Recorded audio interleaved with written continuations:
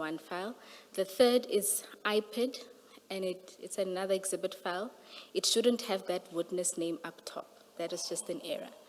And then the third is, it just has a Boyson's case number. It's where the presentation is situated. So those are the files we'll be making use of. Now they are in order. Thank you very much, Ms. Fove. And then for the purposes of going through the supplementary, I'd ask that you take the file with the presentation. We'll be dealing with the supplementary statement alongside that presentation. Colonel, in front of you, Which is the file with the presentation? What is it called? 273. it's the fourth file.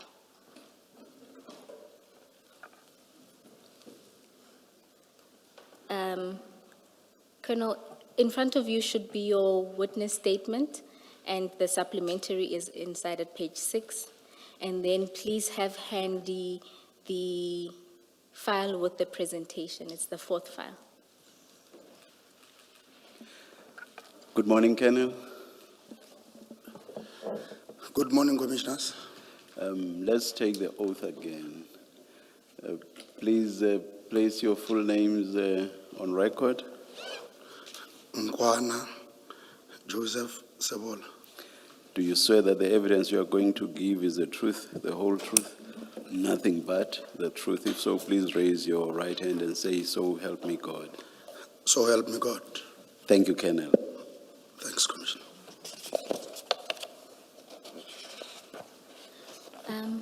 Colonel, can we first confirm your supplementary affidavit? If you go to page 6 in that file, the statement file, can you confirm that this is a statement that you prepared for purposes of your testimony this morning? That is correct, Commissioner. And if you go to page 9, can you confirm that that is your signature at the end of that statement? Indeed, it is mine. And can you confirm that the contents of the statement are true and correct? Yes.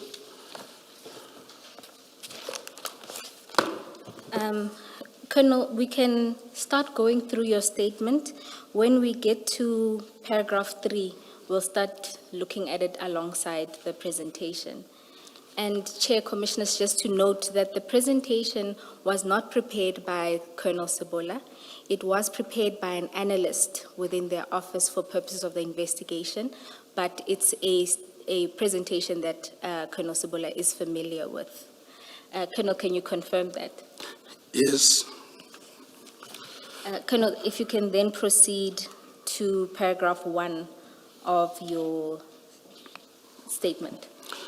On 2021-07-09, during the investigation of Poison Cast 98 of 7-2021, I confiscated the cellular telephones of Marumo Mogana, Boy Steve Pakula, Samuel Mashaba, and Tumelo Nku as part of the investigations. The devices were placed in the following forensic cell bags. PA. Colonel, it's not necessary to read those bag numbers. Thank you. Thanks, Commissioner. You can then proceed to paragraph 2. All the confiscated cellular telephones were subjected to forensic downloading and analysis. Upon receipt of the downloaded data and corresponding forensic report, I, together with my analyst, examined the contents of the devices. During the analysis, it was discovered that one of the screenshots found on the device of the accused person contained the communication between Philip Plain, who was saved in the device as Tumelo Nku, and individuals identified as Alpha. Thank you, Colonel. Commissioners, just to deal with the identity, Philip Plain, if you can go to page 15 of the presentation.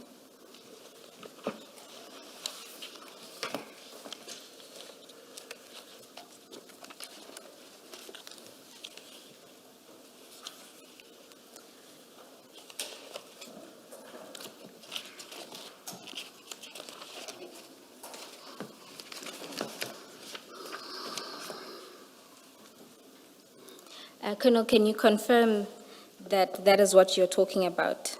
That is correct.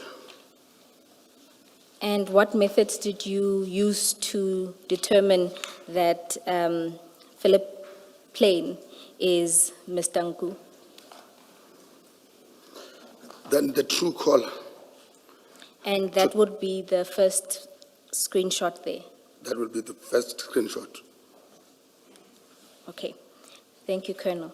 Then you can go to... Subject to necessary redacting, aren't we going to be flighting these? My apologies, Chair, it was just a slight delay. Just before I spoke, it was not up. Yes. Thank you.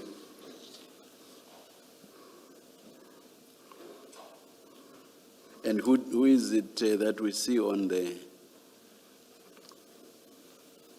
Is it one person or is it two people? The images, Yes. the images do you does know? not reflect to the owner of the Oh, cellular okay. telephone. Okay, Those were part of, that was found inside okay. the screenshots. Colonel, are you saying that the two pictures of that person is somebody else?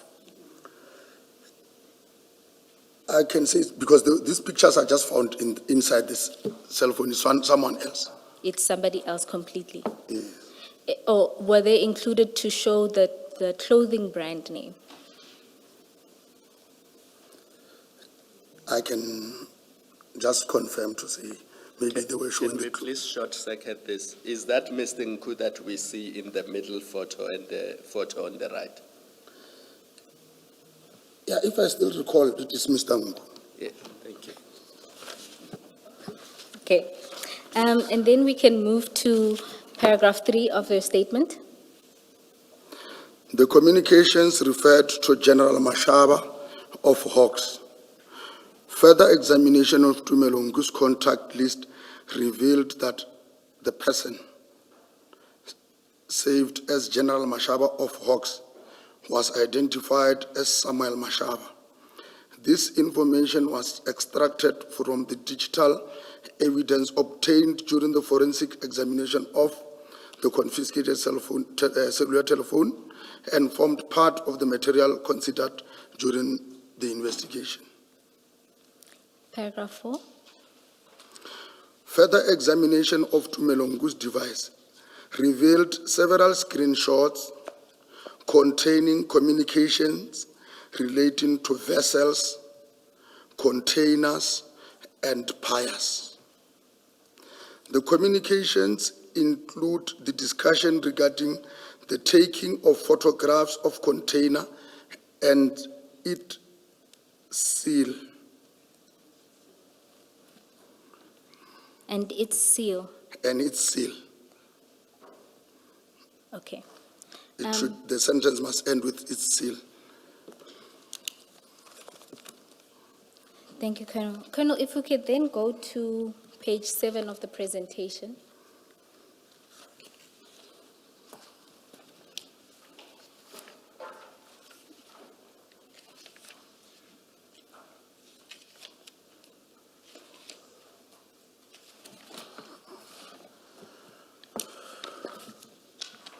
Oh, my apologies, page 6. Page 6. Yes.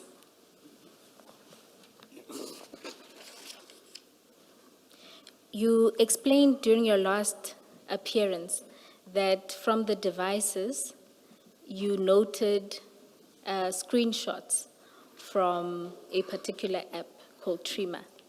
Yes. Is this then what is being referred to on this page? If you look, it says, during the analysis of the images that were saved on the above device, I then discovered the following screenshots of messages saved from an encrypted messaging application. I then searched for keywords which related to shipment of containers in relation to Boyson's Cass, where illicit drugs were found inside a container. That is correct. And can you confirm that those were the words that were searched in the devices? That is correct. And then on page 7, can you confirm that that is what Trima looks like? That is correct. And can you then explain why it is that an individual would rely on screenshots from Trima and not the actual application itself? Can you rephrase that question? You noted in the presentation, you note an explanation that Trima is unique in that it doesn't keep messages. Correct. Is that then the reason why you rely on screenshots? That will be the reason. Thank you. Let's check at page 6. Is that you who's giving a description, or is it the analyst? Who's speaking at page 6? This is what we are doing with the analyst, Commissioner. Okay. Maybe Ms. Bawe, if we could just get a fuller explanation of this Trima app, because there is an explanation at that end paragraph at page 6. We are not all familiar with it, so maybe how it works and why we've got the kind of screenshots we have on page 7. All right. Colonel, if we can then take a step back and maybe let's start here. You noted that there were different messaging applications that were used by the individuals, Yes, one of which was Trima. that is correct. Can you explain to the commissioners what Trima is? Can I just go through the Yes, description as and when we are doing the analysis, because it will be. Yes. Maybe, Colonel, to During- assist you, look at the last paragraph on that page, on page 6. Yeah, Yeah. Thank you. the messaging app, which most of the screenshots were taken from, okay, not this one. Trima messaging application uses encryption, open source technology, and doesn't require an email or phone number to sign up. It protects your metadata and permanently deletes messages after they are sent. The images below are from the application Trima with ID, as it does not use phone number.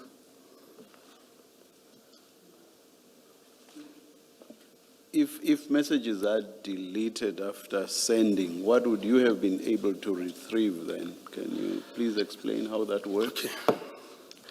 That is why they are captured on, he might be using, In fact, not just deleted, it says permanently. one will need to either save it on its screenshot so that he can forward it to the next person. So that is why it was saved on Mashaba, on Tumelongu's phone, because he wanted to relate what is in the message to the other person. So all that you retrieved were those texts in respect of which screenshots were taken. Screenshots were taken. So if there had been no screenshots, you would have found nothing. Nothing. on That is Trima. correct, Commissioner. All right, okay. Okay, Colonel, let's just take a step back. It can be that they disappear after they are sent, because then the person they are sent to won't see them. Surely the proper explanation must be after the recipient has read it, then it disappears. That is Because correct. the recipient must at least read it. Because if it disappears when it's sent, then the recipient can't read it. I understand it to be that it disappears automatically after it is opened and read. so that when you look at it again, it's not there. And the only way you can keep it is if you use another phone and you take the screenshot of the very first message. That is correct, Commissioner. Perhaps more clarity on that. The reference to deletion after sending, that's about the sender, is it not? It's about On the sender's device. It's just like And- it's just like a view once, Commissioner. No, I want to take it step by step. So on the sender's device, it disappears or gets deleted. So on the recipient's side, it is, as you say, like a view once. Correct. So it gets killed on both sides. Not definitely sure about the sender. But what I'm sure of, once I have read it, then it's done. It's no longer appearing on me. But with regard to the sender, that one I won't confirm, Commissioner. Then the statement that it's what, it protects your metadata and permanently deletes messages after they are sent. So the reference to sending does not make much sense then, if you are not able to comment on that side, that is the sending side. Yes, on the Do sending you get side. what I mean? Do you get what I mean? Because I read this to suggest that it disappears after it has been sent. It has been I'm not mindful of the point Commissioner Kumalo made, but there seems to be something that's sought to be made out of the reference to sent, which to my mind suggests that it disappears on the side of the sender as well. So it's not just a question of the view once on the recipient's side. Am I making sense? No, Commissioner. Otherwise it wouldn't make sense to refer to sending or sent. You want me to start again? No, Commissioner, I think what I will state, Yes. I'm saying, I am the sender. Yes. I'm saying it to the Commissioner. Yes. The Commissioner must read it and it's gone with him. It must not link the Commissioner with me. Yes. In fact, it creates a state wherein, But and I've heard that. And what happens on your side, you the sender? What happens on your side? Does it remain on your device? Commissioner, this one, I think it will depend because we don't know the sender to how many people is he sending. No, Because- let's just assume because the it's example. photos- No. Let's just assume the example you have given, which is just two people you have sent to me. Correct. What happens on your side? Does it disappear or not? That one, it has not yet been tested, but the belief is it can't disappear. It must still remain with me. Yeah. The only thing, it delete the connection between me Okay. and the person who's receiving. I'll step off this, but I will again make a point that I've made already, which is that because your focus here in this report is on sent or sending, so I thought the permanent disappearance is on the sender's side. So I'm surprised that you now say... No, it's on the receiver side, Okay. Commissioner. That is why the receiver... All right, thank you. Thanks, Commissioner. Thank you. Chair, if it's of any assistance, we can ask our analysts to have a look at it. But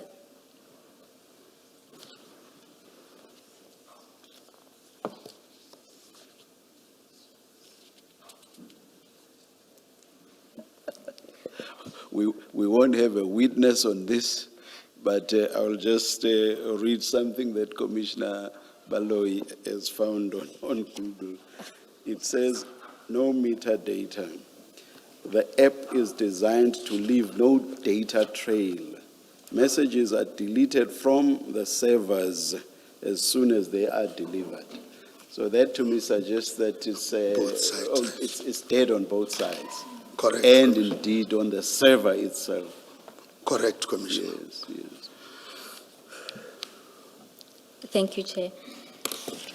Then, I'm sure a number of people in the country, in the country are going to rush for 3 months. Yes, Chair, you have created a problem after you clarified the disappearance on both sides. Colonel, and then just to confirm on page 7 that that's what TRIMA looks like and it creates IDs. Yes. On page 7, yes, this is what looked like in TRIMA. And then on page 8 is another example of what those screenshots look like. Yes. And just to confirm, the first screenshot comes from which application?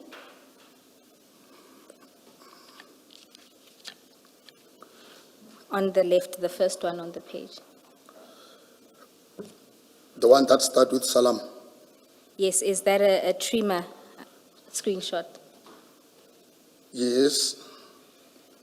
No. And-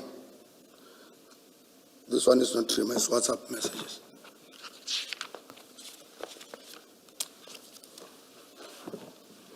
Colonel, if you look at there are two sets, right? The far left is one, and you can see the colors are different from the second and third one, which appear to be from WhatsApp. Or am I misreading that? The one that starts with EB. The middle one Yes. says EB, and the The first one starts at the top, it says alpha. Can you see that? yes, I'm asking, is that a screenshot from TRIMA?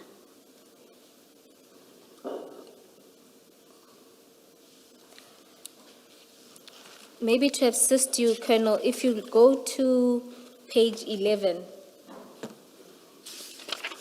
there are other screenshots that, according to the presentation, are from TRIMA. Can you see that it looks like the first one? A. Yes. The page 8 one and the page 11 one are the same. Yes, so those are from? They are from TRIMA. And then the second and the third, those ones are from? WhatsApp.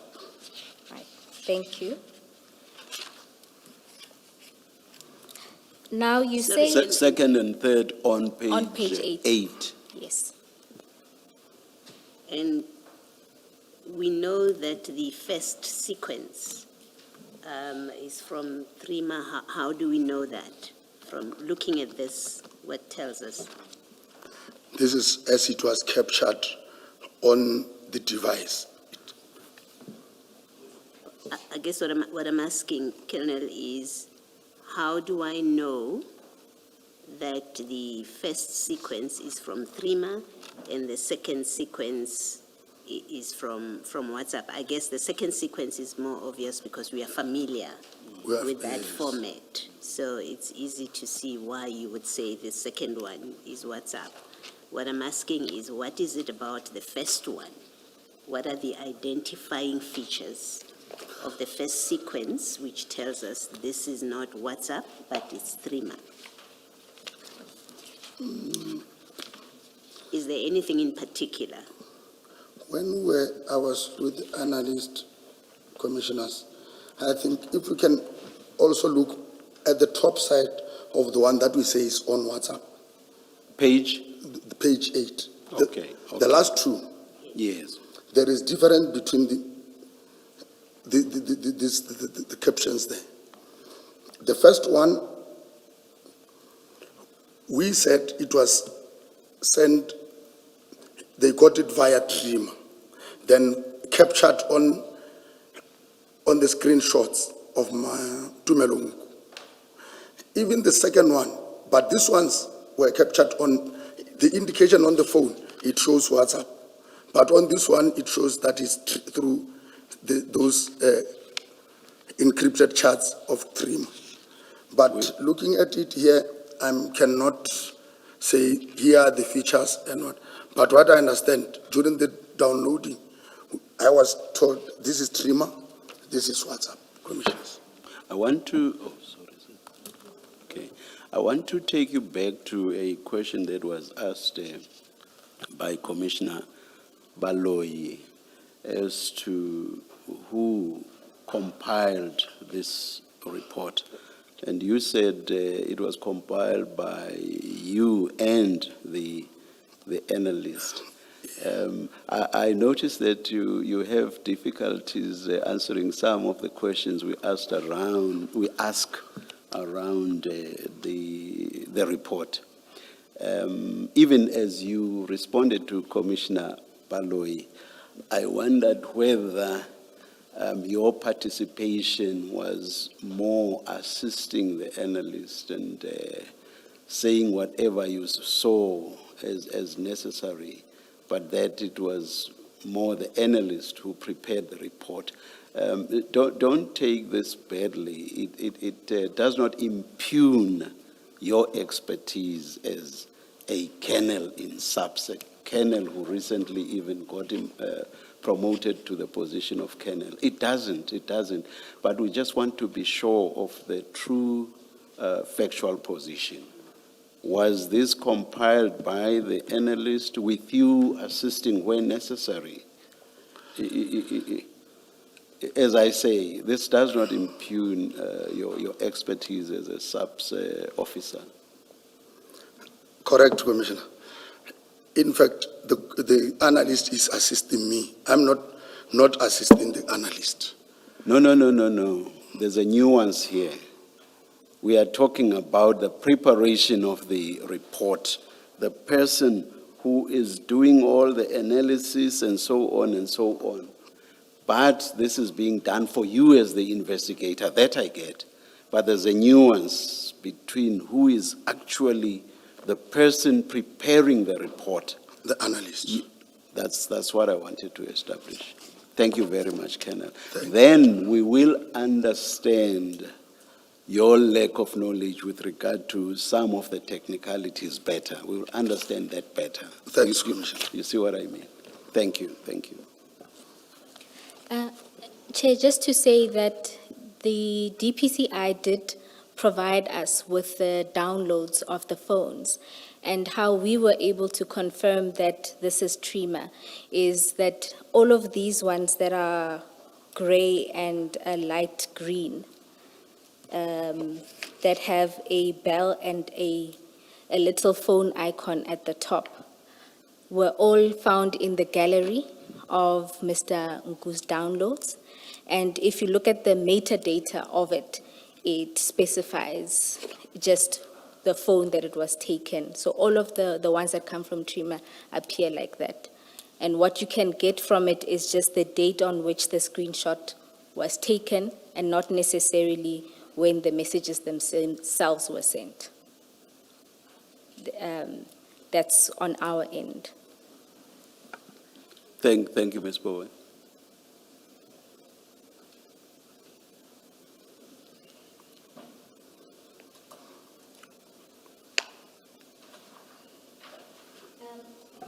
Colonel, Just a minute.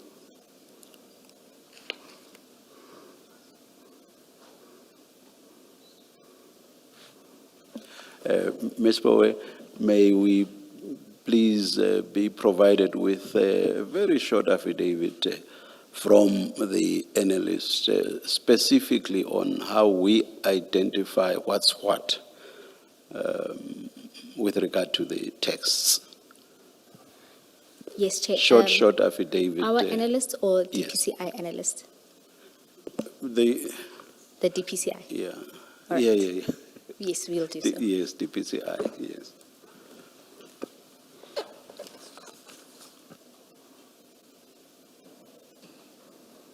Yes, you may continue, Ms. Bowe. Colonel, you then say in paragraph 3 that you were able to ascertain that the individual saved as General Mashaba of Hawks was Mr. Mashaba, who was one of the suspects in this case.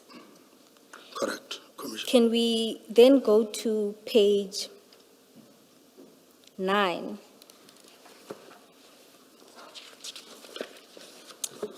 My apologies, actually, page 10 of the presentation where you explain how this determination was made. Can you explain briefly how you were able to match Mr. Mashaba, that this was indeed the person who was one of your suspects? Okay, page 10 says, the following conversation was extracted from WhatsApp conversation saved as chat 168 on 2021-03-04 at about 04:19. TN Tumelongu says the following. Salam boss, may I please come through at 9 a.m.? The general just asked me to pass by him at 7 a.m. Then he says, see page 2 Yes. of 72. Colonel, just a reminder, on the second bullet point, please don't read out the name. Okay, right. On 2021-04-02 at 13:03, EB boss, there are the names, says the following. Where is General? Then on 2021-06-21, 09:57, Tumelongu is quoted as saying, sorry boss, been busy with Mashaba. The above quoted message confirmed that the two individuals are the same on the above and on many screenshots saved on the devices as they both addresses Samuel Mashaba as General. There is also a voice note on the audio of Samuel Mashaba's device where an individual is mentioning the name General. There is the So in the purpose of your analysis, your conclusion was that where EB Boss and Mr. Nku talk about General or General Mashaba, that it is a reference to the suspect in your It case? is referred to the suspect in the Boysen case, 9/8 of 7/2021.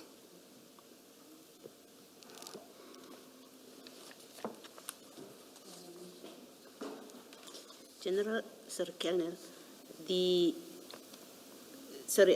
I'm struggling to see how you connect this Mashaba, this General Mashaba that is referred to in the WhatsApp messages to your suspect.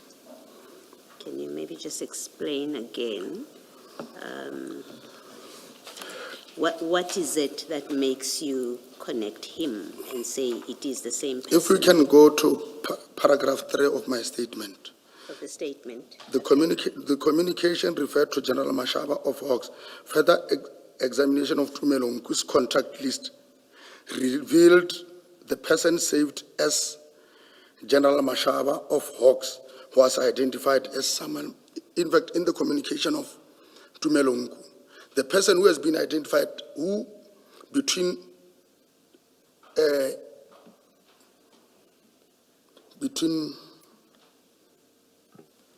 Mr. Nku and EB Mr. Boss. Ngu and EB?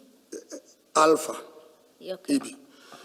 It shows that the person is saved in Nku's phone as Samuel Mashaba. That is what we have picked up on this communication. That when they are talking about the General of Hawks, they are referring to the person who's saved as who's Samuel Mashaba, but the communication indicates the other names. Okay, so Thanks. just to be clear, in Mr. Nku's phone, you have Samuel Mashaba, a contact, as one of the contacts. Is that? No. In Mr. Ngu's phone, he's saved as General. Then that number that is saved as General belongs to Samuel Mashaba.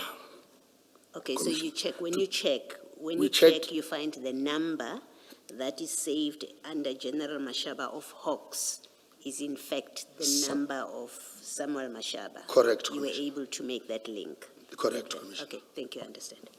Just to be clear, without reading it out, That number is the one we see on page 4 of the presentation.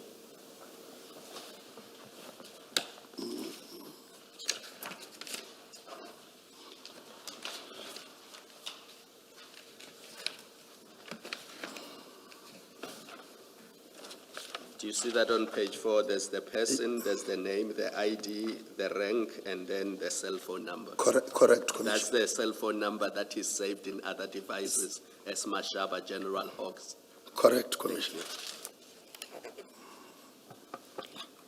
Colonel, if we can then go to paragraph 4 of your statement. Further examination of Tumelongu's device revealed several screenshots containing communications relating to vessels, containers, and piers. The communications include the discussion regarding the taking of photographs of a container and its seal.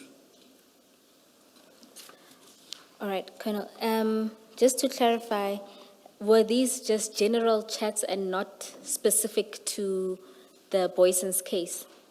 The ones that you're referring to in this paragraph? Commissioners, if I may state, because this communication date back to May 2021, which clearly indicates that these people have been monitoring certain containers before the Boyson's one. There is communication, they date back to 21 May 2021, which also, upon discovery, we realized that their operation was successful on that day. And just to go through some of those examples, Colonel, can we go to page 11 of the presentation? Correct. So if you look at the first screenshot, can you explain to the commissioners what we see there? The first screenshot, it starts by saying, can you get the pics of the container and seal? The longer you take with it, the more nervous they get. And sorry, Chair. And you say this is communication between who and whom? Who are the people talking here? This is a screenshot found in Tumelongu, which indicates that the communication is between him and Alpha. And just to clarify that, if you look at message number, the third one, perhaps at the top, the first participant is Alpha, and then if you look at the third message, The one that starts with Adam.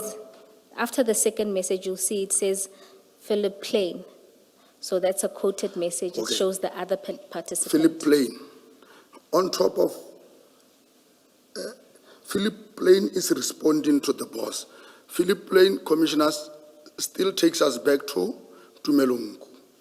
Now he's communicating with to the bosses. So it is not going to happen today. So the boss quotes a message from Philip Plain saying, so it's not going to happen today, right? Can you see the message Yes, the from boss, Philip yeah. Plain is, boss, Boss, the message of Philip Plain is a boss, the driver details, and then, which means Philip Plain now says, it's not going to happen today. No, it's the boss. The boss, sorry, the boss It's the commissioner. boss saying so.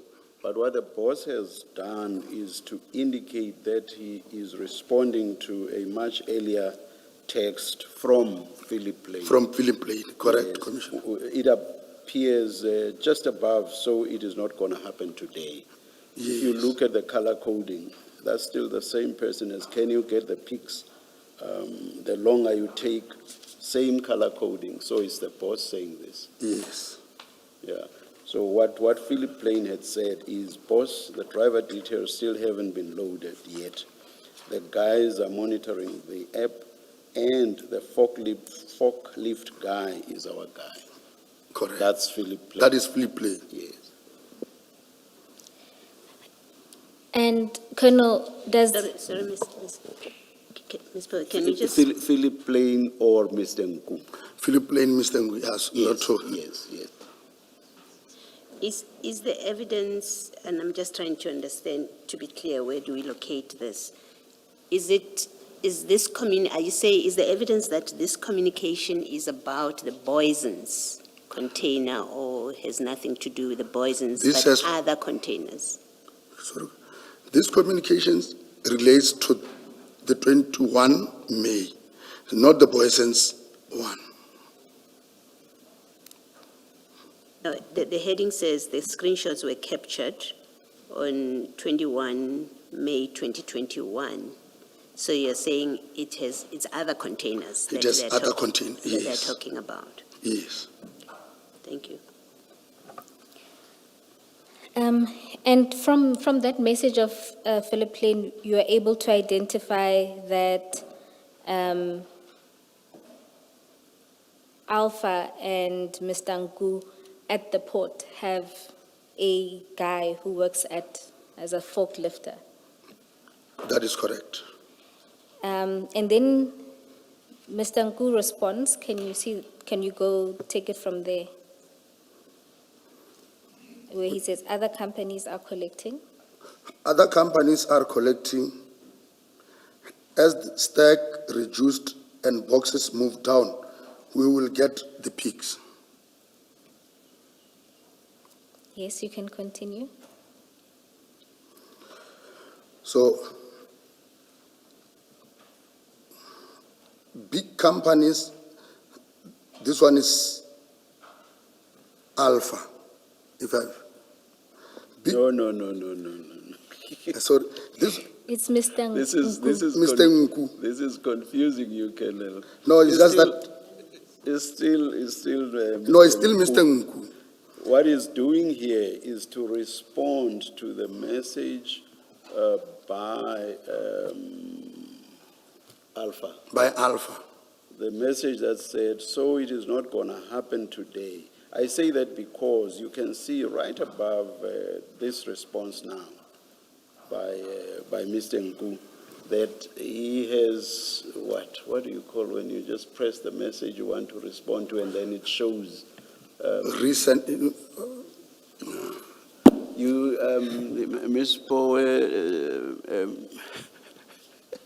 Mr. Musigidi, you are younger and more tech savvy, but at least I do follow the conversations. What do you call it when you press a message to which you are responding and then it reflects just above your message? Yeah, What's it's the like a- technical term for It's a that? quoted text. So the one that you're Yeah. responding to appears in small, and your yes. response then appears bigger Yes. below it. Do you get my point? I get it. Yes. I'm with you, So the Commissioner. response now is so it is not going to happen today. That's what he's responding to. So please read then, big companies don't. big companies don't usually, that is Mr. Nku. Big companies don't usually want to incur unnecessary costs. It will probably be a bit later. Don't Barlow run 24. Don't Barlow run 24-hour logistics, which means Service desk. Service desk. service desk. Yes. They should be able to upload the driver details at any moment. And in response to that, Alpha also takes back to note that it is important for them to get pictures. It is very important we get that pics ASAP.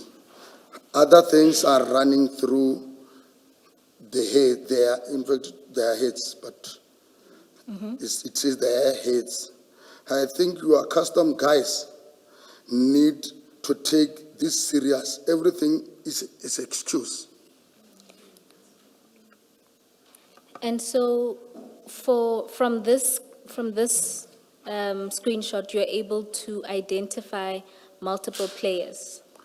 Then we have the custom guys that is now being introduced on these chats, commissioners.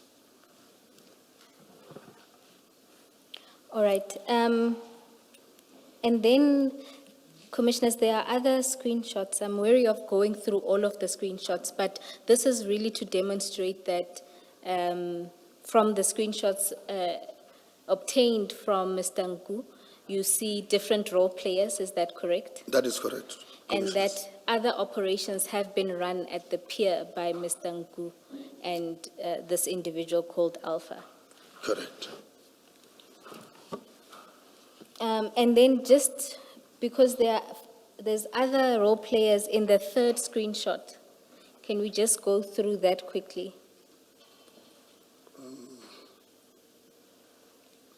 The third one. Yes. Our guys cannot, That's Alpha writing. Please read then. Am I correct? yes, Alpha. Yes, yes. Our guys cannot even give us pics of the container and seal. I'm starting not believe anything anymore. There's supposed to be, no, Yes. It's still Alpha. I yeah, know. there's supposed to be. The bosses? They're supposed to be the bosses or Yes. the bosses at customs. Here, it's still custom. Then, Just sorry, on that, Colonel, does that then suggest that it's not just ordinary custom officials, the bosses, it appears to be senior, yes. okay? And then, Ms. Bowe, it will probably be quicker if you read and you ask the Colonel to confirm. And of course, in respect of each, you indicate who's speaking, who's writing, rather. all right, and the last screenshot, Commissioners, that I'd want us to note is on page 12. And which one of the three? The first one.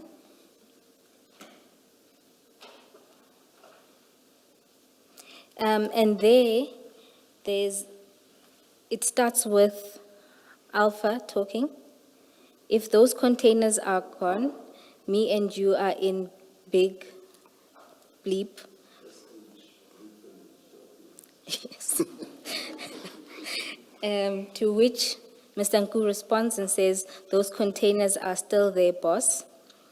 Alpha responds and says, then send the pics with the seal so I can show the people I'm getting heavy threats.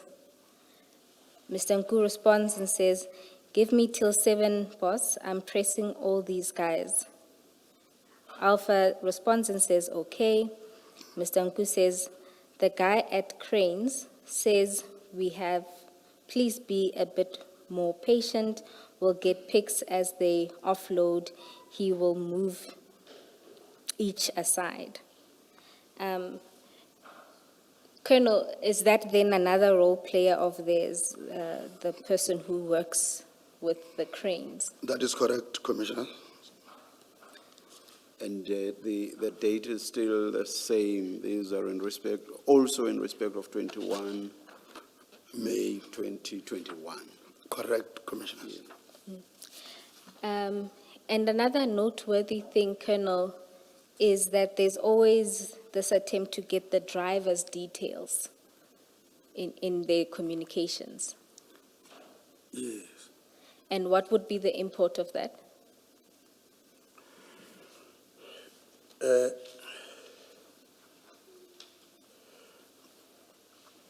Even though I cannot say that much, but the thing is, if we will go further, we will see when the details of the truck and its registration number was also found on the same pics.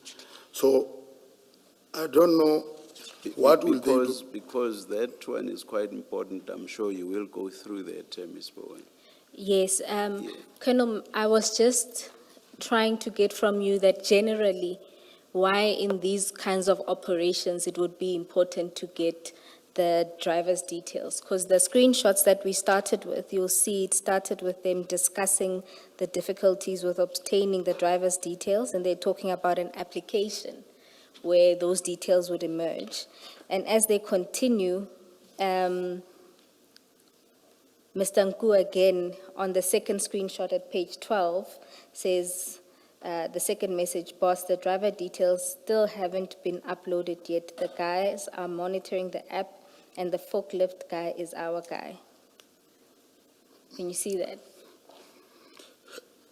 Where I'm seated, when they were discussing about the driver commissioners, it seems they will want to acquaint themselves with the person that maybe they can easily manipulate along the way, commissioners. All right, thank you. And then in relation to this incident, the May incident, on page 13 of the presentation, you include there a map. Can you explain the significance of this? The map with Mr. Nku's whereabouts. And remember, Colonel, Okay. this is still in May.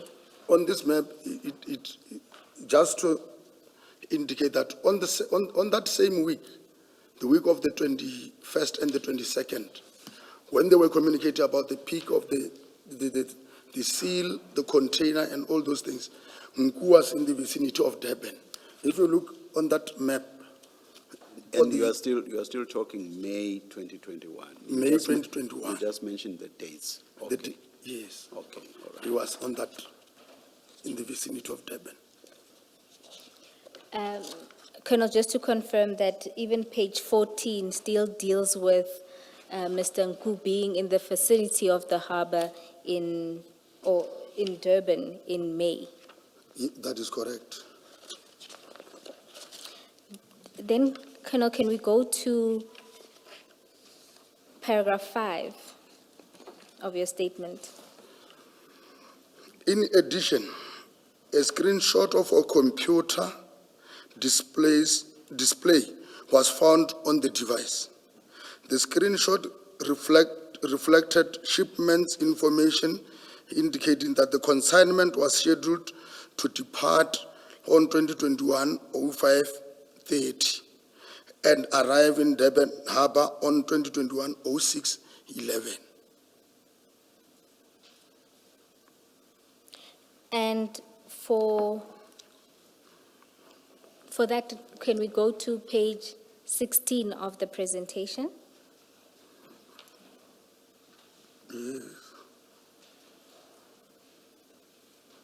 And there it's another screenshot depicting a conversation between Alpha and Mr. Nku. Is that correct? That is correct.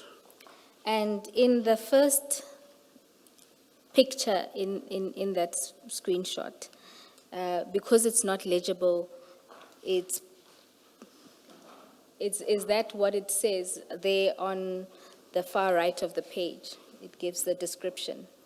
It's like a shipping manifest. There's a computer screenshot that indicates the departure time of the vessel from coast West Africa. And then it indicates where it will arrive and when it will arrive. It will arrive in Durban Terminal Pier 1.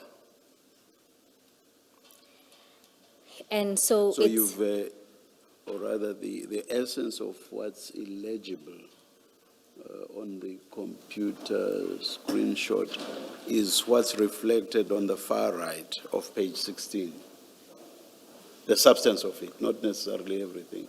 Is that it or not? That is correct. Okay.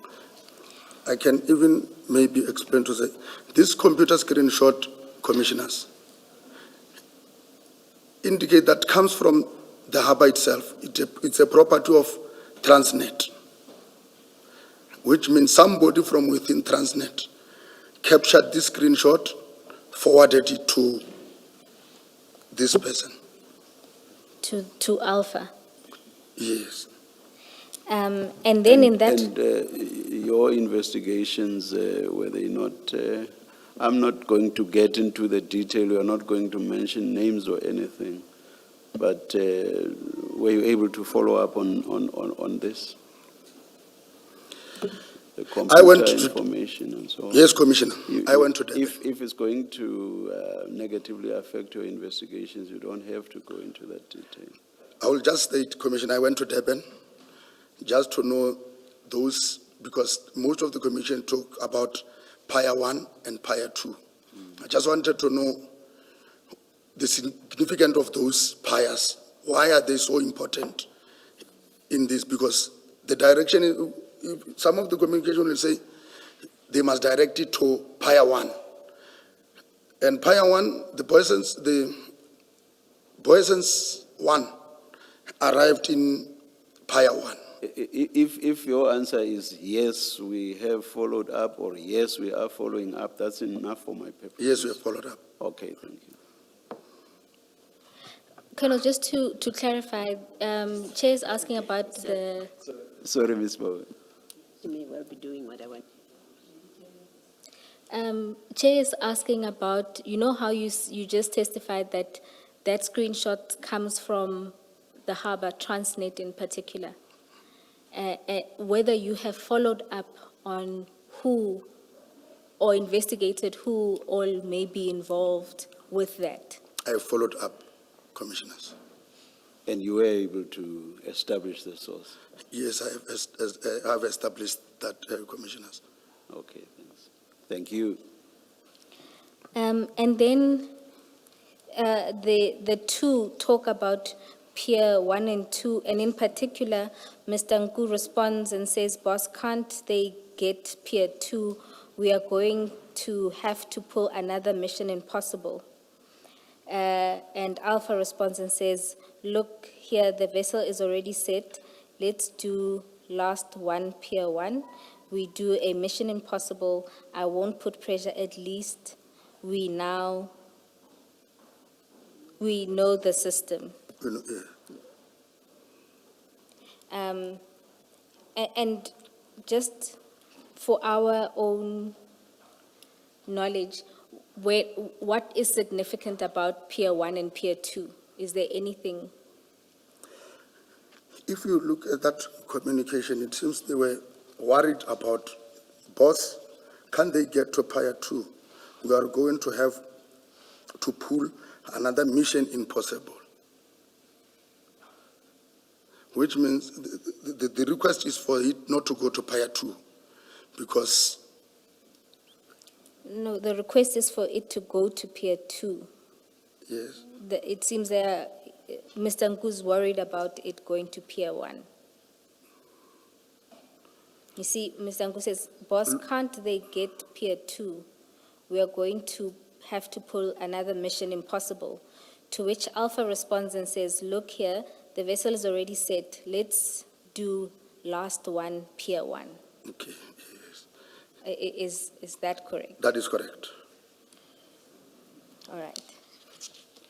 Can I just check, without you giving detail that concerns your investigations, I just want to understand what this seems to suggest.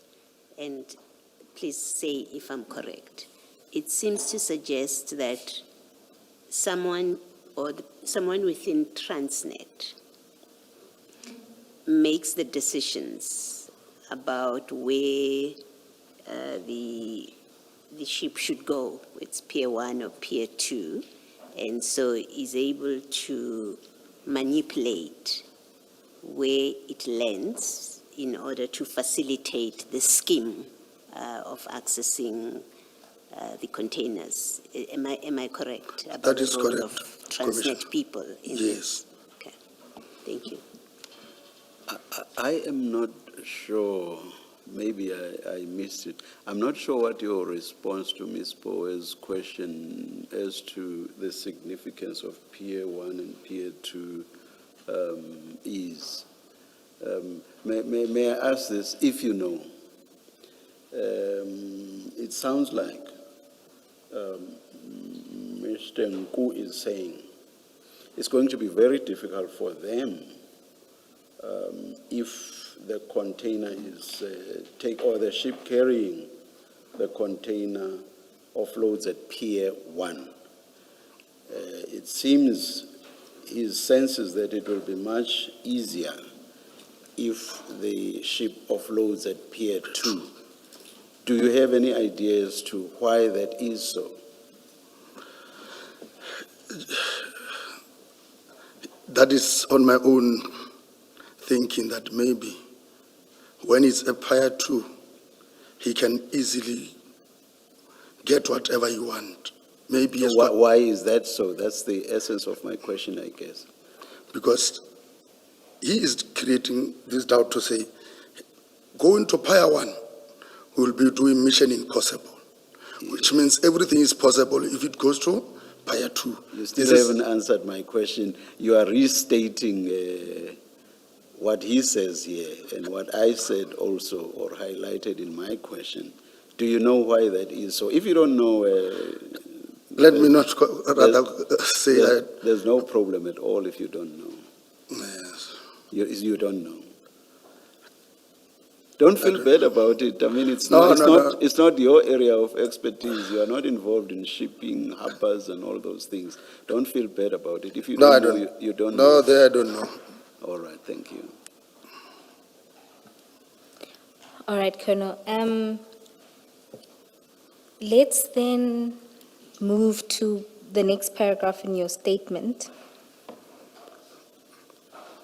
It's, yes. Further screenshot dated 2021-0701 were also identified on the device. Based on their content, this screenshot appeared to relate to incident that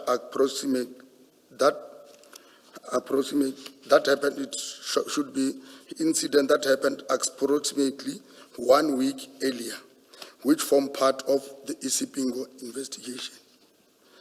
The screenshots contained communication and information relating to drug prices. For this paragraph, Commissioners, if you can go to page 18 of the presentation.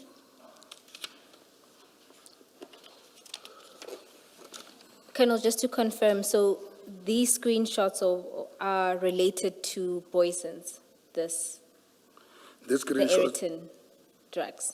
it relates to the Eriton drugs, this one, screenshots. And the first screenshot there, again, it's a conversation between Alpha and Mr. Nku. It begins with a message from Alpha, who says, "I only got to know now." Mr. Nku responds and says, "But what is that container carrying?" Alpha responds, "No idea," and says, "Behind door." Mr. Nku responds and says, "Boss, these people are really making our jobs impossible by the day." And he also responds to the message of Alpha that said "behind the door" and says, "Please ask them, because if they load it on a car or anything that can be mobile from the container, it will be a bust." That's followed by another message from Mr. Nku to Alpha saying, "Boss, please tell the people that avoid any containers with metal or anything automobile. Only load goods or sugar.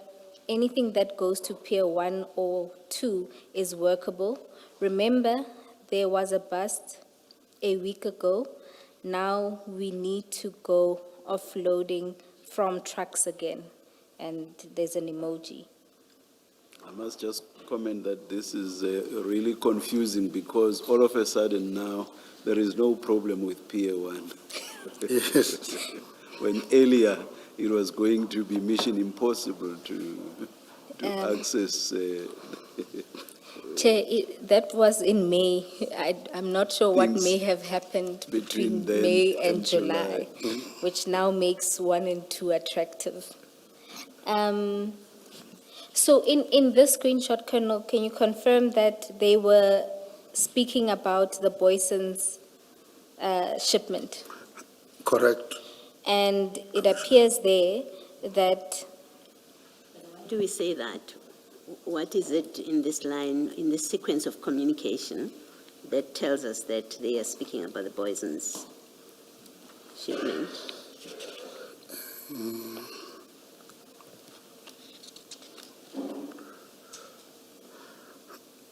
Commissioners, it's just that these screenshots, as I've indicated, not everything it's in here. Because there were a lot of communications that was also, so this was done for the purpose of presentations. But for the investigation, but there were a lot of communications between the 1st of July up until the 8th, when the consignment arrived in Ireton. So, but in this instance that we are with here, that this screenshot does not say anything, I will agree. I cannot definitely, based on this, I cannot definitely say it relates to voices. But based on the investigation that we have done, I know what was communicated in here, Commissioners. So is that based on texts that either followed or preceded what we see here? Is that what makes you to come up with that connection or to make that connection? That is correct. Did you actually see those? Yeah, because I remember there were communications that shows that even on the 4th, because I don't have them here, between the 1st and up until this 8th, there were a lot of, there were something that was happening. Are you able to explain why those would not have been included? I do hear you that you say that this was a presentation and so on, but I understand it to be a presentation that's capturing everything that was important. So I would imagine to make the connection that this is about Ireton,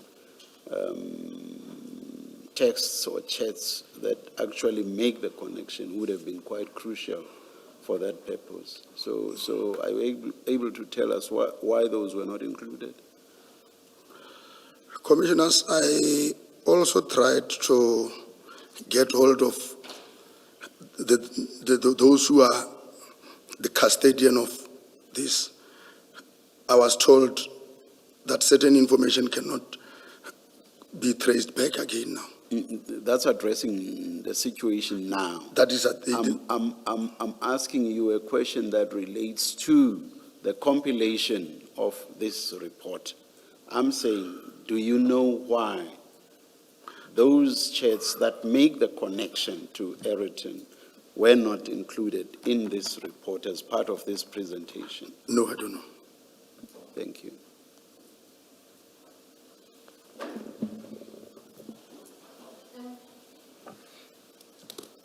Colonel, would you be able to get us some of those chats or that information that links these conversations better to Ireton so that we can see those links? Commissioners, I don't want to commit myself on that because I was trying to say, I tried to make follow-ups. Because after even seeing these presentations, I found it necessary that I must also get the full information and in as to what was happening during the time I was investigating, Commissioners. So I don't want to commit myself to say. Can I ask you this question, Colonel? What in these chats, especially the ones on page 18, leads you to believe that they are connected to the drugs that were discovered, I believe it was on the 9th of July 2021 at Ireton? What in these chats leads you to believe that they are connected to that? Commissioner, in this chart, none.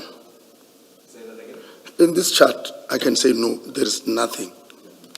I don't have anything to back what I was saying up. Is it fair to say the best that you can do is that the suspects that were identified on that day were communicating in chats and they were communicating about drugs and their shipment into the country? And that's as far as you can go. Looking at these chats, there may be other chats somewhere that are not with us now.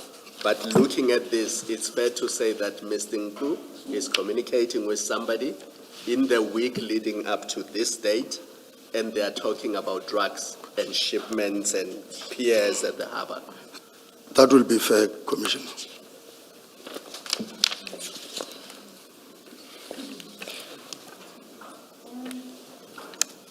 Commissioners, maybe just to say, it may get better once we deal with the other pictures that were retrieved around the same time, because if you read those messages with the pictures that were shared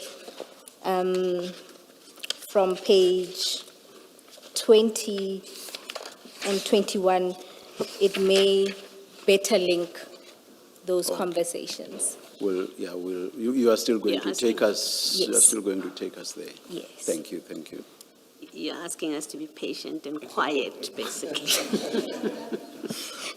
Commissioners, I dare not ask anyone to remain quiet. And then, Colonel, what is the significance of then the other picture on page 18, the one that was in blue? Where was it? Where did you find that, and what's its significance? This picture was on the screenshot of Mr. Nku. And was this on the same day as the screenshot of the Trima conversation with Alpha? This screenshot indicates that it was only taken on the 1st of July.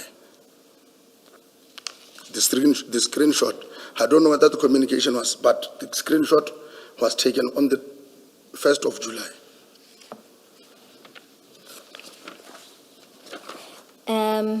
And what is the significance?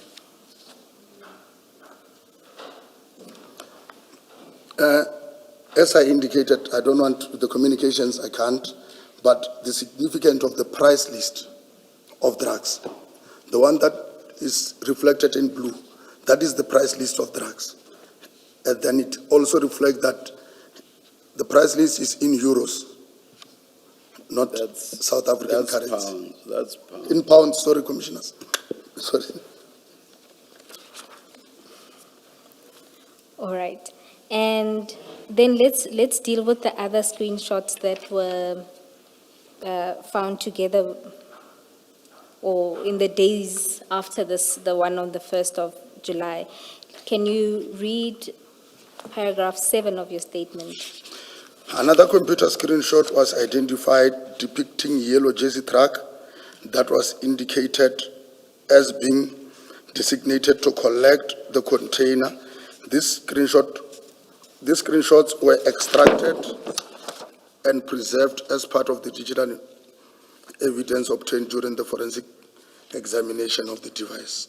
Commissioners. And to explain this, can we go to page 20 of the presentation? Yes. Colonel, the first picture, what is that? That is the screenshot of the computer. And that computer, is it the same one that we saw earlier? Yes, we can see at the bottom there, it will also indicate Transnet. At the bottom of the picture. And then in the screenshot itself, No. Where about is Transnet? I don't see. There is something written in red, commissioners. yes, can you, there at the bottom?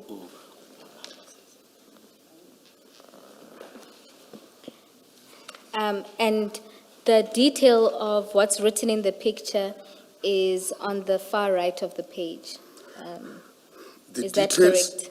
Yes, the details on the screenshot, on the computer, is the details of this truck that is found in I-10, commissioners. And the picture on the right is what's that picture? The picture on the right is the truck at Ireton. And from that, you can see that it corresponds with the picture from Ye- Mr. Nku's phone. It corresponds with the picture from Mr. Ngu's phone, correct, Commissioners? Sorry, what features of it correspond? The picture, the screenshot of the computer on the left, it has got the details of this truck, The registration number? the registration number, and if, No, sorry, I'm asking, Colonel, because this screenshot is, it's not, I can't quite see the detail of it. So when you say they correspond, I don't know what the reference is to.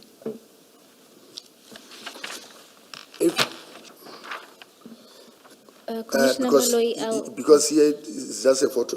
What is written on the far right? It, It on the far refle- right, it's the details of, The details of what is happening on this computer, Commissioner. I see. It shows the gate, tracking company, the license. Yes. Yes, Okay, thank you. I see that. this is what is reflected on this, Commissioners. and this picture was retrieved from, well, the metadata of it shows that this picture was taken on the 8th. That would be the day before the Ayrton bust. That was the date before the Ireton bust. And then the next picture is on page 21. Just to confirm, Colonel, what's on the left is what was found on Mr. Nku's phone. This is what was found on Mr. Ngu's phone, Commissioners. And again, this is a screenshot from Transnet. That is correct, Commissioners. And Oh, to the left, on To the the- left. yes, On the left. and on the right is a picture of the truck that was involved in the Ayrton scene. Correct, Commissioner. And And it's already in a return. Yes, this was taken when it was in Ireton. Is this on the left? Let's just focus on the left. The heading says track and trace. I'm assuming this is how Transnet tracks this truck from Durban to Johannesburg, That might be correct, Commissioner. because it has the details of the registration number, the time in, time out, and then it has details of where it stops and stuff like that. Even on the top, Commissioner, is the registration number of that one that starts with BEA, Yes, is the registration number of the container. of the container itself. Thank Correct. you.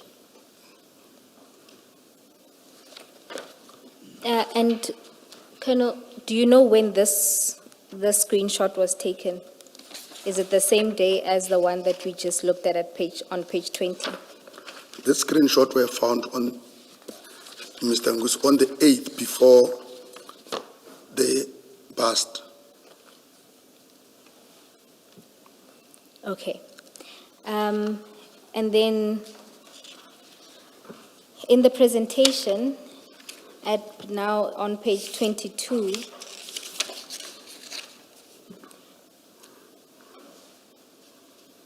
you also did a tracking exercise. Can you explain what we're seeing there?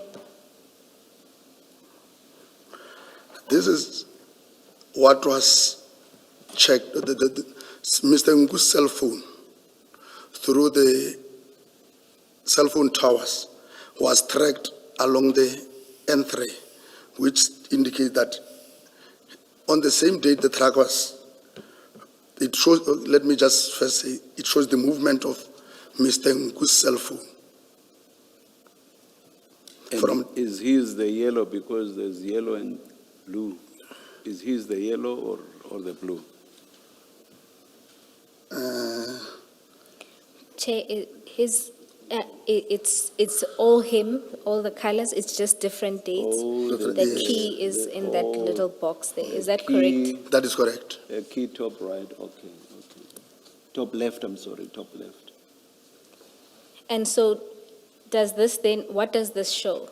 What was Mr. Nku doing? This movement was on the same, some of the movement was on the same date. This tracking company was from Durban. And it also shows that on the same date, Mr. Nku was from Durban, either following the track or because he was on the same route as the track. So you're saying that it showed that he was either following the truck or moving alongside it? Oh. That can be the No, I'm asking what. Following it can be, Following it. yes. Do we have the movement of the truck itself that corresponds to this at page 22?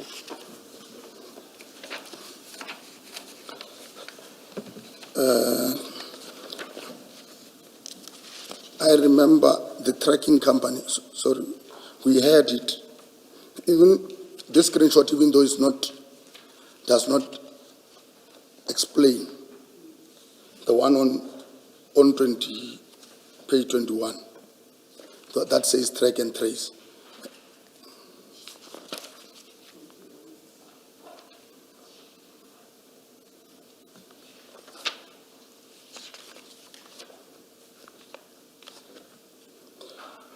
Sorry, so you're saying that page 21 is the movement of the truck? But it's not that much explanatory as the one that appears on Mr. Nku's cell phone data. But that one I can definitely confirm to say the truck was on the N3 and arrived in Ayrton on the 8th around, if I can still remember, it arrived around 8 in the evening on the 8th. But for now, I don't have anything to back that which I'm saying. But on the day of the investigation, I tracked the movement, which is not attached in here. Commissioners.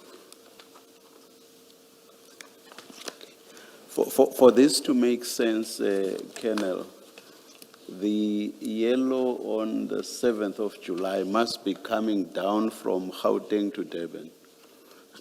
The yellow. The yes. yellow. Yellow the truck. No, I'm not talking about the truck. I'm talking about Mr. Nku's telephone. Commissioner, I could not. If we say the blue, maroon, and yellow, if we say that's Mr. Nku, what I'm saying is, for this to make sense, then on the yellow, Mr. Nku must have been coming down from Gauteng to Durban. That will be correct. The date being the 7th of July. If and we look. Then the blue must be Mr. Nku moving from Durban back to Gauteng. Correct. That's the date is the 8th of July there. It is even shown on the left corner. Then the maroon is the date of the past. Correct. Thank you.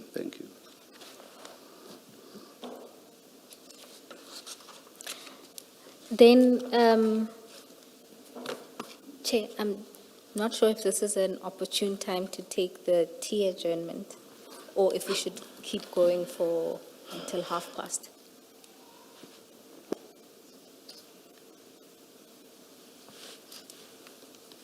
Let's continue until past. All right. And then, Colonel, if you can then go to paragraph 8 of your statement. Before that, I might have missed the explanation. At page 22, you confirmed to the chair that this is Mr. Nku's movements. The yellow indicates Mr. Nku's movements on the 7th. From the 7th? From Gauteng to KZN. To KZN. Okay. And then page 23 is the 8th. Okay. So at page 23, the blue is the 8th. Him going, does that mean going back from, I suppose, from Durban to Gauteng? If I look on the top left-hand side, the blue is reflected on top, Yes. dated 2021, 0708. And is this when the truck came up? That is when the Yes. truck was coming from Durban to Gauteng. Okay, we know that for a fact. That's when We- it came up. from That is Durban. correct. Okay. All right, thank you. It must have stopped for quite some time in the Free State. I'm just noting that if you look at the maroons, there's a lot of circling around the Free State on the 9th. So 9/07/2021, if you look at that maroon. Because anything below Vanderbijl Park is the Free State. And then once you get into Gauteng, that's where you are. But you see there's the three, I don't know what you call them, circles Yeah. in the Free State, and it appears to be on the 9th. So I'm assuming there's a truck stop somewhere in the Free State where they spent some time before they got into the Gauteng province. On which page are we, Commissioner? 22. 2. Look at where the blue and the yellow and the red converge. Do you see that? Yes. And that's before Vanderbijl Park and slightly before Sasolburg, so it must be the Free State. And then but it's usually a case of if there's a truck stop there, then maybe the truck stopped for quite some time before it moved into the Gauteng province. Commissioner, sorry, on page 22 Yes, is the movement of Nku, not of the truck. yes. No, yeah, so let's focus on Nku's movement. As Chair has said, on the 7th, he appears to have gone to Durban. On the 8th, he was coming back, and that's the blue circles. And then the red is now the 9th. Yes. And you see that there's a lot of movement in that part where red and blue and yellow converge. And then we see later on, if you look at now Aeroton or Johannesburg, there's another, a lot of movement there where you see a lot of red circles next to a lot of yellow circles. Yes. But nothing turns on it. It was just a sequence of how they appear to have moved.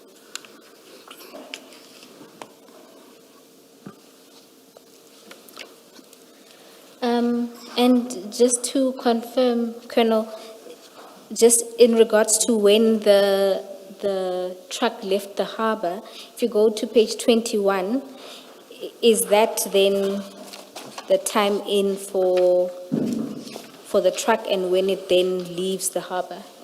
Can you see that Transnet track and trace? Is that how we know that it left on the 8th, the truck? Correct. Okay. Now you can go to paragraph 8 of your statement. On 2021-0709, Tumelo Nku, No, sorry, you say time in is when it left the harbor. What does time out mean? When the truck, There's a time in and a time out. Yes, So if we are accounting for time in, we have to account for time out as well to Oh. complete. Colonel, I was just clarifying that time in would have been when the truck gets to the harbor and time out being when the truck departs from the harbor. departed from the harbor. Correct. Then you can go to paragraph 8. On 2021-0709, Tumelo Nku sent Samuel Mashaba location through telegram. The location happens to be Rodicop, Yellow Jersey Logistics. On the same date, Samuel Mashaba called Warrant Officer Pakula from Alberton SAPS. Pukungwana, sorry.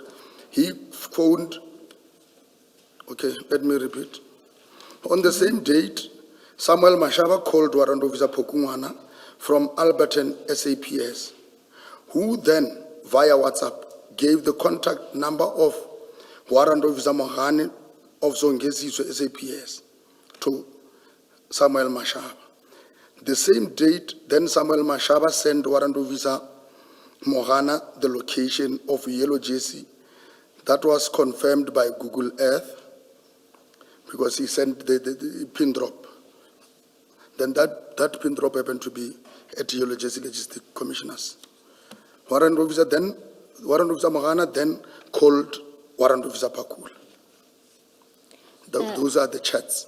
Thanks, Colonel. Then I let's, know you'll still go to the pictures, but maybe let me just make sure that I'm not making mistake in my assumptions. This Samuel Mashaba that is saved is Samuel Mashaba of the Hawks, and you say it is the suspect in Boisons.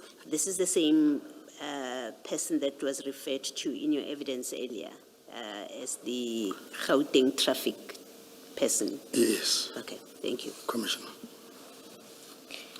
And Telegram is a social media app similar to WhatsApp and others similar to that, correct? That is correct, Commissioner. then let's go to page 26 of the presentation. And can you confirm, Colonel, that that was what was retrieved from Telegram? 26 of the presentation. Yes. It is, Colonel, sometimes your yes is so soft that I'm not sure if... yes, Commissioner, Yes. sorry. Okay, and there you detail the 3 messages, right? So the first one is Mr. Nku sending to Mr. Mashaba the coordinates of Yellow Jersey. Is that correct? That is correct. And then there's also a message that's sent by Mr. Nku, and the body of the message says we need to go. Yes. And then there's a third message that was also retrieved, which is before 6:30. That's the last one. Can you see that? Yes, And this happens on the 8th, the day before, the day before. at 22, well, between 22:25 That is correct. and 22:28.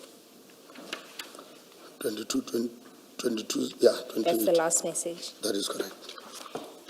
And And- why do we not have the communications themselves? Communications. Why do we have somewhat of a narrative about them? Why do we not have the communications themselves? This is what was From Telegram itself, in the same way you've been showing us what comes from Threema and also what comes from WhatsApp. Here we are having a narration or narrative or explanation. Why do we not have the chats or communications themselves on Telegram?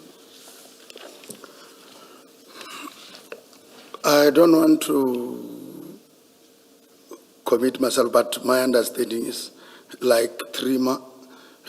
Also, my understanding is this Telegram is sometimes encrypted. But the line of communication, Ms. Boy, am I making sense, or is it I who's not understanding this?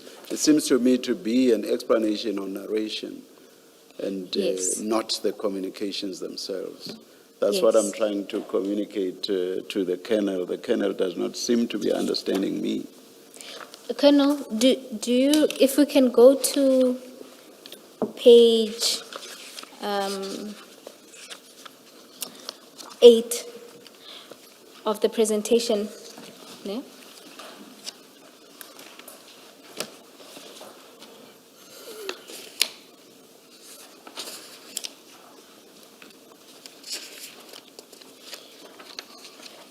Remember, you told us that for Trima, we would see these kind of screenshots, so Correct. that's from the app. And then from WhatsApp, because we're familiar with it, it's the two on that page. Correct. You see.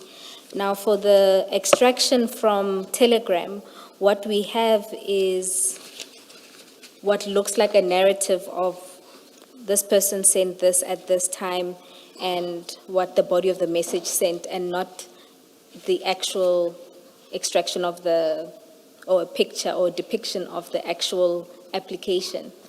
Chair is asking why this is. I can't explain, Commissioners. And then, Colonel, on page 27, we see there the calls that Chief Mashaba makes to Warrant Officer Pokungwane, Yes, and then the call that's then made to Warrant Officer Mahan. correct. So that's just a representation of what you said in paragraph 8. Yes. Okay. Just to You say clarify, it is calls made by? calls made by Mr. Mashaba. What does it mean that the first part of it shows the name of Pukungwane and then Mashaba follows after that and then Mahano? If you look at the arrow, if you see the second one, the one that says Mashaba, Samuel Yeah. Mashaba, you see the arrow goes up to Pokungwan to depict the call. Is that correct, Colonel? It shows, in fact, what happened here. Mashaba phoned Pokungwan. And you say we see that on this depiction by what? By the arrow facing up from Mashaba, it goes up to Pukungwane. Is that what tells us that Mashaba called Pukungwane on the day? Then Mashaba, Pokungwan is on top. Yes, Then in the middle is Mashaba. yes. At the bottom is Mohana. Yes. So we just The need Greek- confirmation that it's Mashaba who calls Pokungwan. How do we see that? Is it the arrow?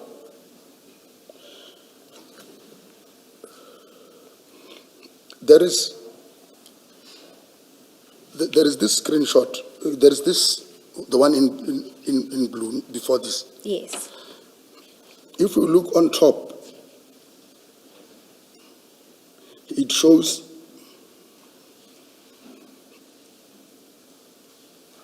this one of Albert. The first one I think is for Pokungwana. Let me check. I do not see any names that I recognize there. You are referring to the one right at the top. That's blue and light blue. If we You are can, referring to that. okay, Commissioner, let me just I make don't it see simple. any, I do not see any names that I recognize. The first one on this arrows, on this one. Yes, If yes, we- bottom. Let's look at the number. That will end with 794. Yes, I see that, just above the On name. top of that screen, there is the 714 number, 2794.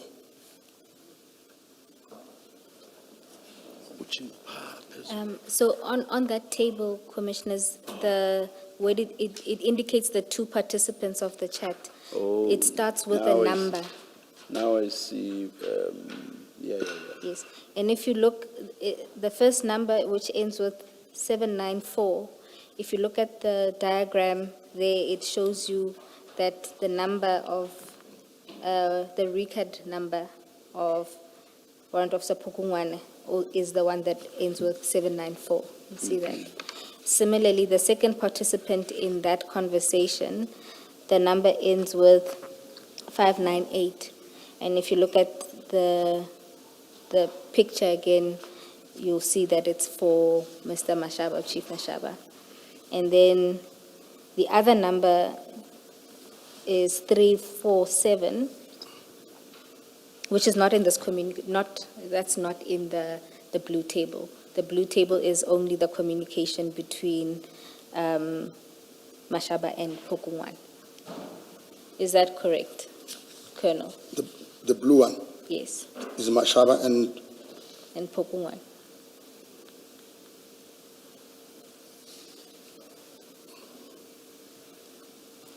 yeah, it's Mashaba and Poku. It seems it's Pokungwan and Mohana. But I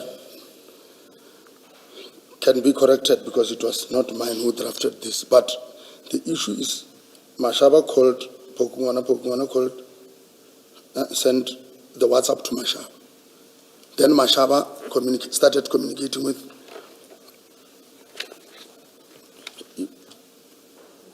Mahan. Mahan. If we can also, I don't know as to whether maybe I will be jumping. Can I just try to, in fact, I would like to have your confirmation. Does this suggest that Chief Mashaba called Pokungwana, thus the first raid going up towards Pokungwana? Am I correct? That is correct. And then there's the blue far right going down. So Pukungwana called Mohano, correct? Let me just say it can be correct, Commissioner. You are supposed to be interpreting this for us. I'm following the arrow. Yes, I'm also following, but I cannot commit myself because I did not, but what I know on the If we chart. do a correlation with your confirmation with regard to the first rate going up, then it's only logical that the blue coming from the line where Pukungwane is must mean that Pukungwane called Mohano. Correct. And then Mohano called Pukungwane. That's the long red going up from the line where Mohano is. There's a long red going all the way up to where Pukungwane is. Correct? So so Mohano also called Pukungwane. It is reflecting like See, I that. seem to understand your graph or whatever this thing is. Not a graph. Your figure, I seem to understand it better than you do. Correct. You are correct, Commissioner. And then, Sorry, Ms. Bill. I'm anxious that we get a proper explanation of these graphics. The Colonel has just agreed with the chairperson that Mahano speaks to Pukungwana, calls Pukungwana, but paragraph 8 of the statement doesn't say that. So I'm just anxious that we end with evidence that is questioned on the basis that it's not reliable because of the witness uncertainty. Is there a reason that we can't get a proper explanation from the analyst what all of this mean? there is no reason that we can't get the analyst, and we will get the analyst. Yeah, and our focus earlier was on the one aspect we were dealing with then. So, yeah, the analyst must just cover everything because the witness testifying on these things does not seem to understand them perfectly himself. We are trying to make sense of what we see. Yes, Chair. Yeah. No, we appreciate that. For purposes of proceeding, Chair, my proposal is that we focus largely on the statement and complete, and then we call or obtain a comprehensive statement from the analyst. That way Yes. we can avoid confusion. Yes. So basically, they must explain everything. And Chair, we went beyond 11:30. Might this be an opportune time to take the tea Let's agenda? adjourn and resume at 12 o'clock.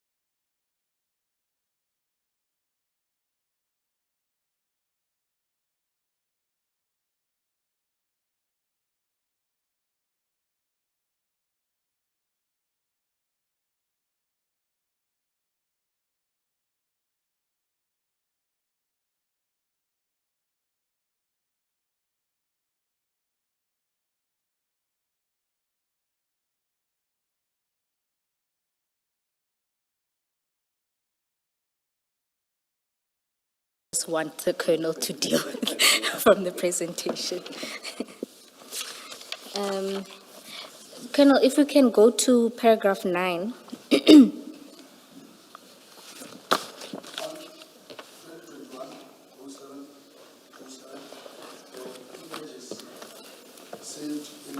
Oh, my apologies, Colonel, can you switch on your mics and then we can start again? Sorry. Thank you. Okay, thanks. Sorry. On 2021-07-07, there were images saved in the gallery of Tumelo Mku of 3 black bags which looked similar to the one found in the black baggie at Ireton. On 2021-07-07, Tumelo Mku was in Durban. The cell phone towers placed him that he was in Durban and the container was still in Durban. And then just to give a visual representation of that, Commissioners, we can go to page 30 of the presentation.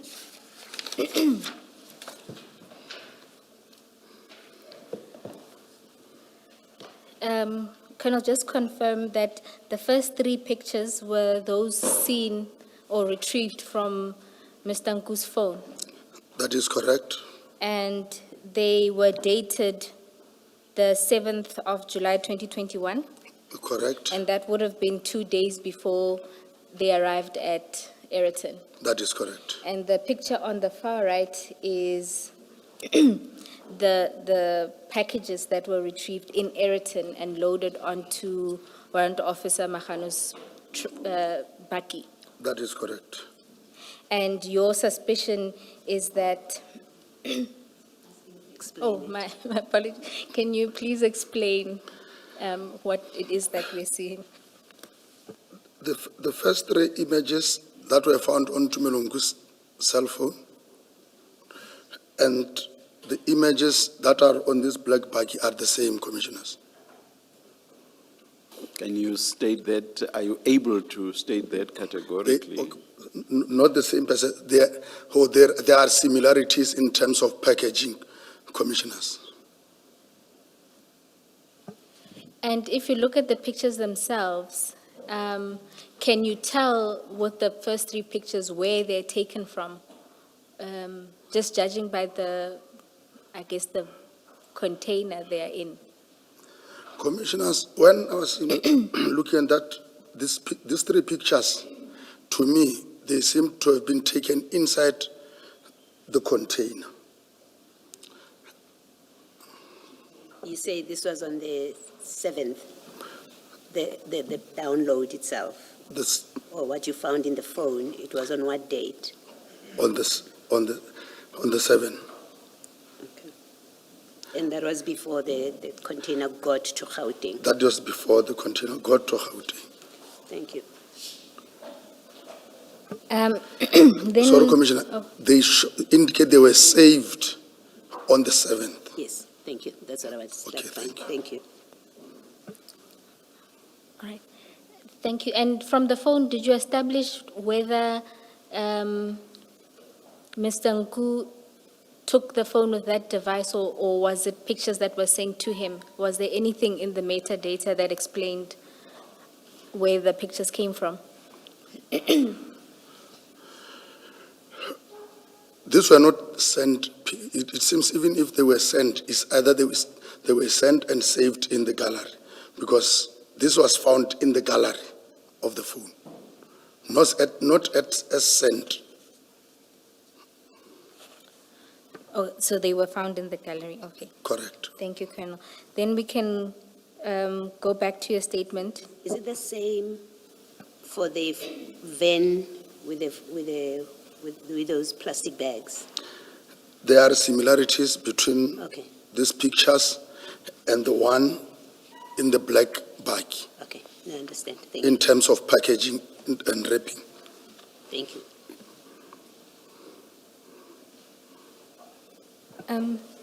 Commissioners, I don't think the picture here is the best. Perhaps if we can check the stain exhibit bundle.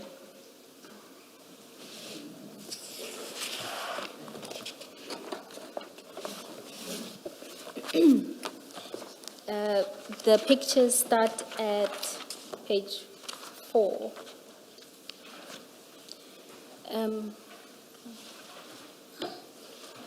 Sorry, Kana, did you find it? Page 4. Yes.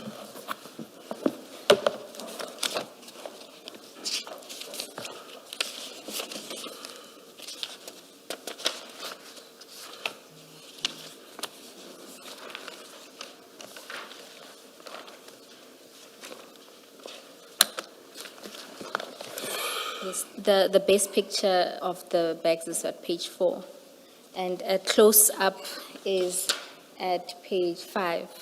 Yes. I think at the corner there you can see that the duct tape that was used has particular markings. Is that the similarity you're referring to? Or what is the similarity that you say exists between the two pictures? I'm referring to the same, to say there are similarities in terms of wrapping. Okay. Let's also confirm that what is the picture on page 4? Where is it taken? Page 4 of the stained bundle, if you would just explain. These pictures reflect the one at Ireton, Okay, the one that I was investigating. thank you. Thank you, Colonel. If we can then return to your statement from paragraph 10. On 2021-07-08, the truck was released from the port of Durban to Gauteng. The same day, Tumelongu traveled to Gauteng.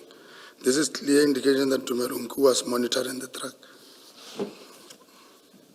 Colonel, you can continue. We've already dealt with these aspects earlier. Analysis of the location data associated with Tumelongu's cellular telephone indicated that on 2021-05-21 to 2021-05-22, the device was in the same vicinity in Durban.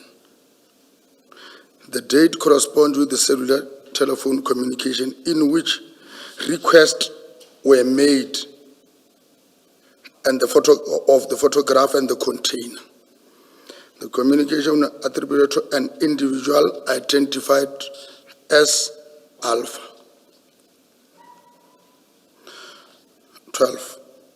Further analysis of the extracted data revealed that on 2021-05-25, a screenshot was found in which the individual identified as Alpha requested Tumelongu to pick him up, and analysis of cellular telephone record and associated cellular tower data for Tumelongu's device indicated that on the same day, the device was located in the vicinity of Bedfordview. Yes, you can continue. Analysis of the cellular data records revealed communication and contact information indicated that Tumelongu and Samuel Mashaba were acquainted with one another. The record reflects the interactions between the two individuals date back to 2019. I have carefully reviewed IP report concerning the investigation conducted against myself and my colleagues. Upon the consideration of the report, it appears that the recommendations therein were based primarily on complaint by Mashaba, Mohana, and Pakula. Furthermore, the allegation and complaint appear to have supported by statement of information provided by Lieutenant Colonel Maluleke, Sergeant Pakula, and Sergeant Sapi. The recommendation do not appear to have adequately considered the objective evidence obtained during the investigations, including the digital forensic investigation and the cellular telephone data records. It is my view that a proper assessment of all available evidence should have been undertaken before any conclusion or recommendations are made. Colonel, before you move on to deal with the next report, at paragraph 16, you indicate that had there been adequate consideration of objective evidence obtained during the investigation? Did you provide the docket to IPID? As I indicated, the last time I indicated that the only communication I got from IPID, it was at the initial stage of my investigation into the matter. From there on, I have never received any communication from IPID up until the date I was made to submit a warning statement. Perhaps a more direct question, did IPID request the docket from you? The caller was requesting the docket, yes. And your response was? Can that communication be on emails or be directed to my office, not me? According to the IPID investigator, they did send a request to your supervisors and they refused to provide the docket.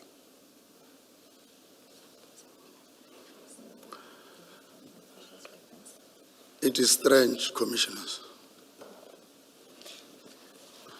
That will be strange to me because I've never get that communication. My apologies, Colonel, you said?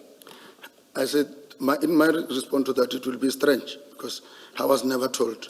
The only time I heard of IPID was when I was submitting the warning statement. So what, you're saying that it is strange that they wouldn't have been provided with the docket? Strange or that what I was is strange? Strange that my supervisors that you are mentioning never communicated such to me. All right. If my recollection is correct, I think Director Maposho. Yes. Is it Maposho? No.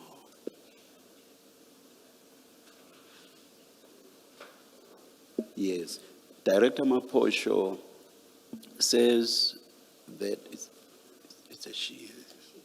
Says that she contacted you directly, that she asked for the docket.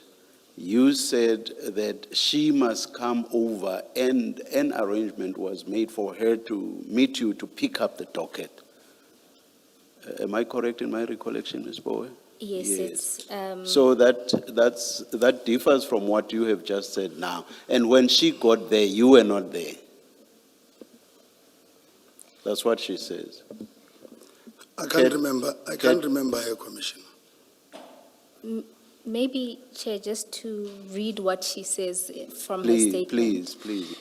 She says, on 21 October 2021, I made contact with the investigating officer of DPCI, Captain Sabola, requesting the copy of the docket. He said we must come to his office at Germiston on the 22nd to collect it. My colleague and I went to Germiston as agreed, but to our surprise on arrival, Captain Sabola was not in the office. He was contacted on his cell phone and he indicated that he was not going to give IPID copy of the docket. The matter was escalated to Brigadier Sekhobela, Captain Sabola's commander, and she said she will talk to Captain Sabola and she will give us feedback. A follow-up was made with Brigadier Sekhobela on her cell phone, but was always on voicemail, and she never returned the call. See, that differs altogether from what you are saying. I received only one call requesting the docket. I gave the direction, but on the appointment, I can't remember making any appointment. There's a difference between not remembering and not ever having made the arrangement. Which is which? I've never made any arrangement with them. All right. How does it normally work, Colonel? And my question assumes that you've had before this, you had previous engagements with IPID about other cases.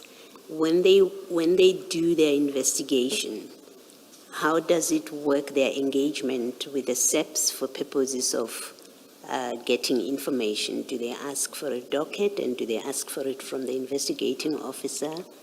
What are those processes, if you know? In this instance, I think what they are saying there, that is the correct procedure, that they communicate with the office. The office referring to the office of the provisional commander, which is, in this case, Brigadier Schobel. Or they should have communicated with the unit commander, which in that case was Colonel Zondi, who will then call me to the office to say, come with this docket, there is something that is needed. Because if that cannot happen that way, I will share information in the docket with each and everyone that comes to the office. And they should have, at least communication should have be done not telephonically. They should have write to the office that this is the matter we are investigating. We understand your office is investigating the same. We have got a complaint on the matter. Can we meet? That is what was supposed to happen. But that wasn't, I was never informed that there is a letter or communication of that. Before this Boyson's case, have you personally been involved with this process of IPID, where you were the investigating officer and they required information? Yes. And how did that process go? How, to get your access to your information, how did it play out? Access to information must just follow through the correct procedure, not to the IO direct. So in previous case that you've done, is that what happened? It happens like that way. Okay, they communicated No formally. cell phone contact, commissioners. Yes. So there should be a paper trail to say there was this communication. Yes. Because we sometimes, as investigating officer, we get strange calls that seek information in our dockets. Okay, thank you. Just to say, Colonel, IPID did send formal communication. Ms. Maposho indicated that on the 28th, an email was sent to General Kadwa seeking his intervention, and a meeting was arranged between IPID and DPCI for the 5th of November 2011. And on the 4th of November, at 1500 hours, the staff officer of General Kadwa called and said the meeting was cancelled due to unavailability of General Kadwa and legal services. However, there was no other date provided. IPID also sought intervention from General Libya and requested assistance there. A letter was drafted on the 24th of November.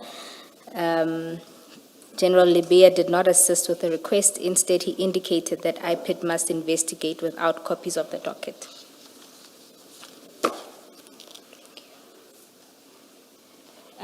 So they did follow procedure in trying to obtain copies of the docket, but That is ultimately correct. didn't succeed. And do you have any observations why it would be that DPCI at all its ranks refused to assist IPID? I can't respond for General Kadwa for not adhering to the request, and also for General Libya for not, but I think the direction to General Libya was for IPID to investigate, of which I don't know how they communicated, commissioners. So I can't comment on. And so you're saying that neither General Brigadier Sekgobela or General Kadwa or even General Libya at any point talked to you about IPID's communication? Commissioners, the only time I got a call from General Libya was when I was in Limpopo to sign the letter for misconduct, nothing else. The letter for misconduct related to this investigation? To this investigation. Oh. So that would have been at the point that IPID had made the recommendation? That is maybe correct. That may be correct. I don't know what Okay. made them come to that decision, commissioners, but indeed there is a communication between them and the office. Maybe they were aggrieved by the outcome of their meetings with my bosses, then they ended up reaching that conclusion. All right. You can continue with the statement. Let's deal with what Major General Gerber had to say. Paragraph 18. I have also reviewed the findings of Major General Gerber. According to his finding, he was unable to identify any evidence that would warrant the findings of misconduct against against any DPCI members implicated in the IPT report. The findings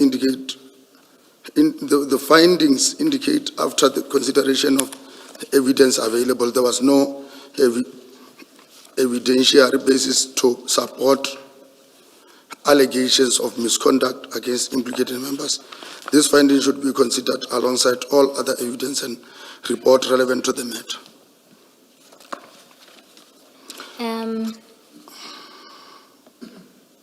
Now, if you go to Major General Gerber's report, let's go to the stain exhibit file.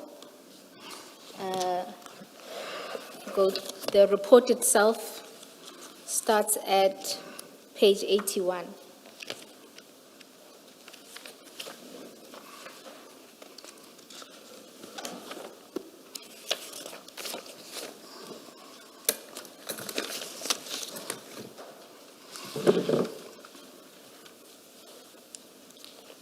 Have you found it? Yes, Commissioner.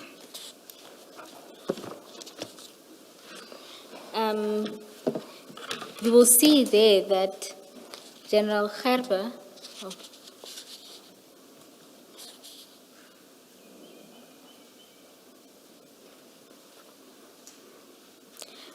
General Gerber found, my apologies, if we can go to page 106, that's where the findings are.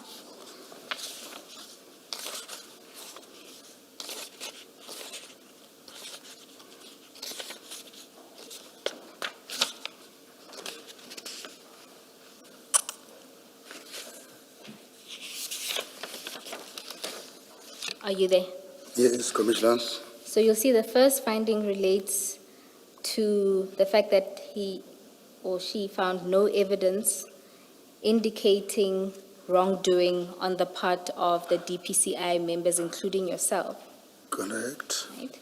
And the findings also that you acted bona fide within the scope of your mandate of the DPCI. However, she goes on to say that there were fundamental administrative errors made by the investigators assigned to the team and highlighted. Sorry, which paragraph is that? It's just after the list of names. Can you see that? After? After the list of names, so Okay, lists yes. you, Lieutenant Colonel Sebola, and then Yes, says, okay. in any wrongdoing. So the sentence starts with, I could find no evidence implicating any of the following members, list the members in any wrongdoing.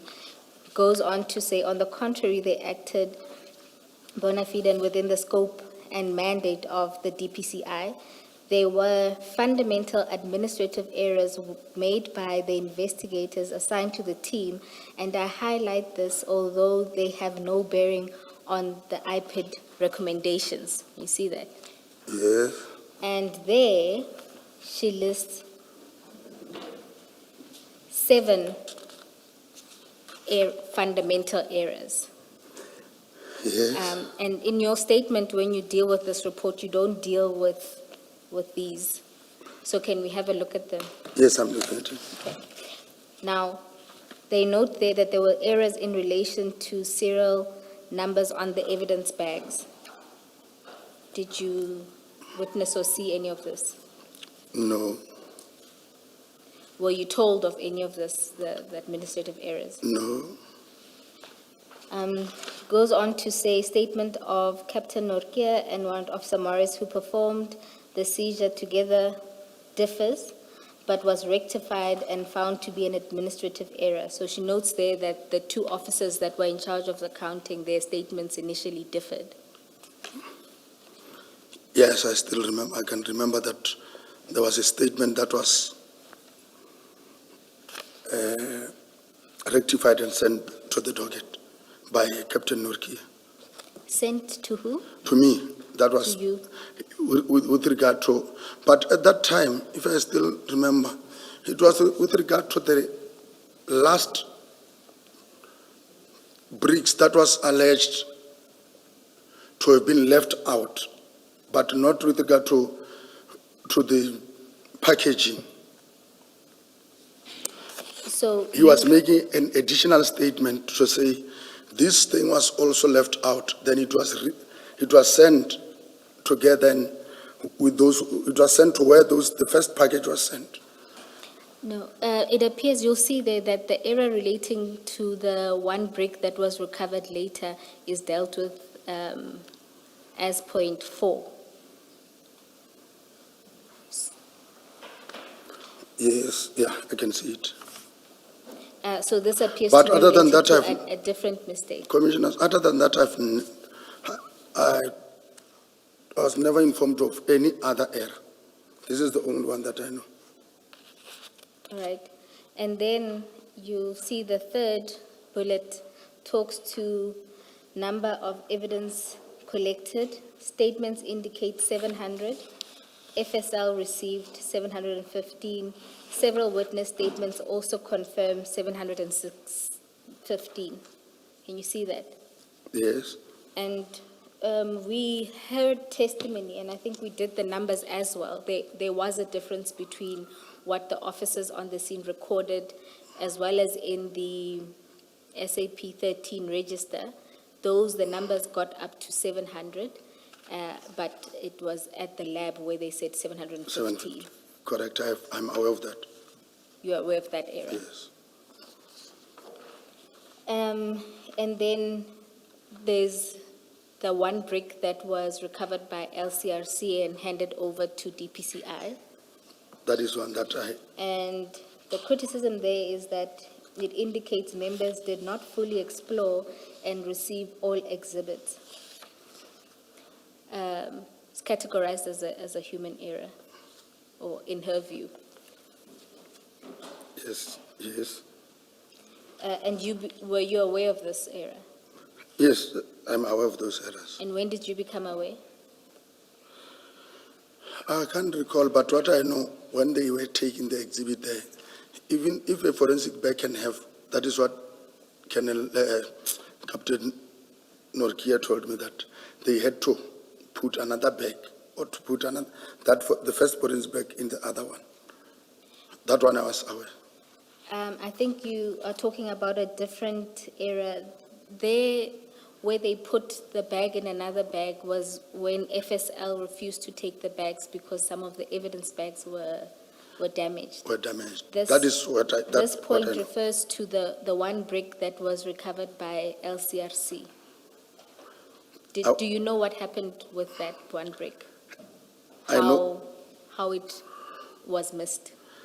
I know when Captain Norkia said he was called to come and collect that brick, and he sent it to FSL. I'm asking if you know how that happened. I think that can be contained in Captain Norkia's statement, Commissioners. Okay. And when Captain Norkia informed you of this, you didn't ask how it happened, why exhibits were missed? The only thing that I can remember is that it was left in one of those bags. How? When you say one of those bags, what bags? The bricks were taken out of the black sports bags. Yes. Then the indication, even though I'm speaking on what I was told by Captain Norkia and what should be, I think it should be covered by his own statement, because he submitted the statement of sending late the other exhibit.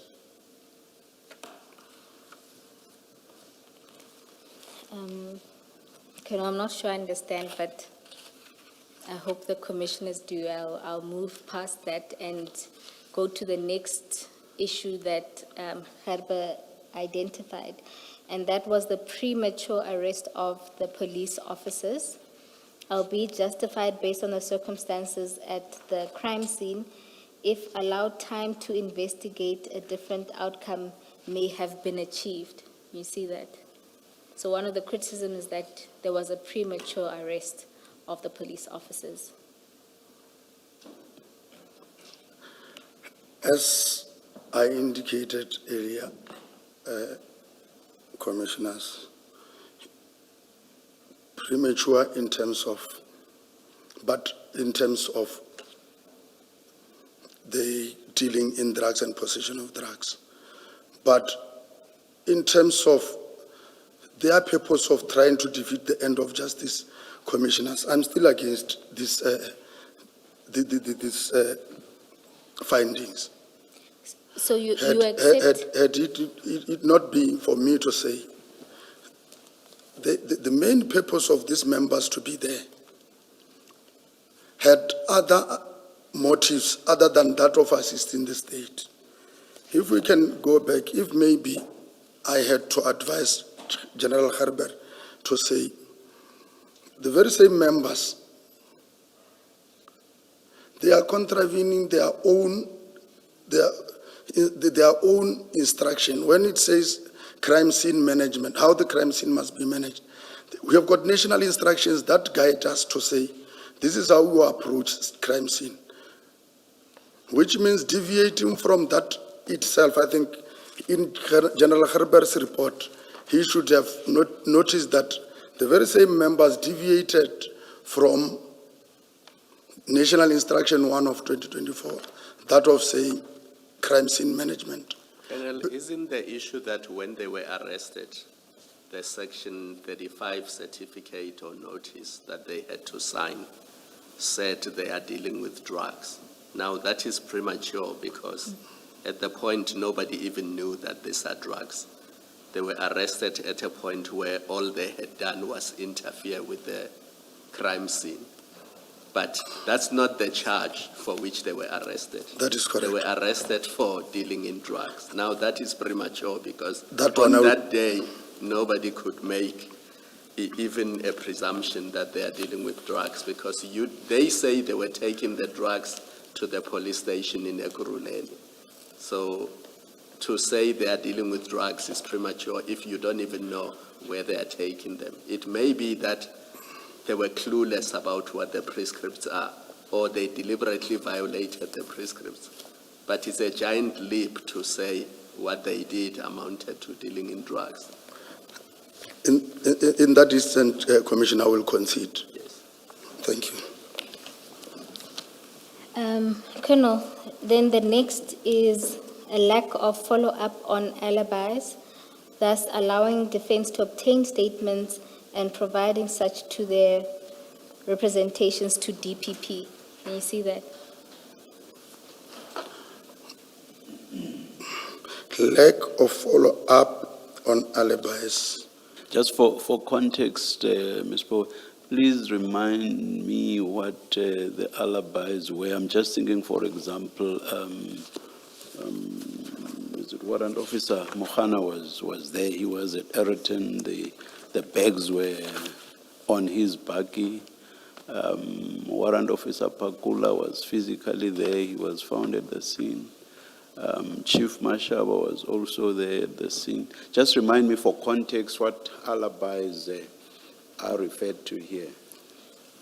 Chair, I'm not saying there aren't any. I've just forgotten From- the context altogether. From the context, my understanding of this criticism relates to calling the supervisors of the various officers at the scene, because from the interviews at the scene or the calls made, they were informed that commanders didn't know where these officers were. But subsequently, the statements that were filed by the various officers indicated, at least in the case of Officer Mahano and Pakula, that they were aware of the members' operations. So perhaps it's not worded. Or then it's probably a wrong use of the term alibis, because I understand it to refer to, I was not there, I was elsewhere. Yes, Yeah. I discerned it from the context. But what you say makes sense in the context, yeah. Yes, because if you So it's, also, is the person who wrote this that used the alibi wrongly, it seems. General Yes. Gerber. Yeah. Thank you, Ms. Bowe. Please repeat your question. Chair, I even forgot what the question was. No, Colonel, I was asking for your comment regarding the lack of following up with the supervisors, because it's from the criticism, and I mean, it's apparent from how the case then proceeded, that that delay in talking to the supervisors resulted in the statements coming up much later, where those supervisors then said that their members did inform them of this operation. And just to say that it's this criticism is also shared by the NPA in their report. Isn't maybe the first question to ask whether, Colonel Sibula, you know what alibis are referred to here? Who are the alibis? Do you know who the author of the report would have been referring to as alibis that should have been followed up? Commissioners, it's just that maybe I know what alibis are. I know for sure it's Section 36 and 37 of the Amendment Act with regard to certain properties. Then one, if I found somebody in possession of something, he gave me certain information to say, yes, I'm in possession of this. I got it from this person. That is the alibi that I can follow. But having somebody coming from somewhere, I can even state in this instant, I know Lieutenant Colonel Maluleka, who's one of the people who wrote this statement. His commander was Colonel Sohove. I phoned Colonel Sohove. Do you know where? Because we are from the same division. He is not working narcotics. He is working EPR. So if maybe if what he was saying is alibi to say he was there at the scene, the question is, what was his purpose? What did he do at the scene? No, my question, maybe to go back to my question, Colonel, that so there's a criticism here that you failed to follow up on alibis. So my question is, go back to the scene. Who were the alibis here that you should have spoken to, that it is said you failed to follow up on? Do you know who they are referring to? No. Okay. All right. Yeah, I can't do more than that. Okay. That's fine. Maybe let's then deal with the last, well, I think it coincides, statements from commanders, but initially indicated telephonically they were not aware of what their members were doing, but later changed their versions, should have been obtained immediately. What is your response to that criticism? Which paragraph? It's the last bullet point. Statement from commanders. Commissioners, it's me who called the station commander of Zongesiswe. It's me who sent warrant officer, I think it's Mbawani, to obtain the very same statement and to get the job description of warrant officer Mohani. So I can't understand this bullet point, commissioners. Maybe just to remind you that if we start with Warrant Officer Mahan, the statement is, if you can go to page 196 of the exhibit file that has the docket and disciplinary papers.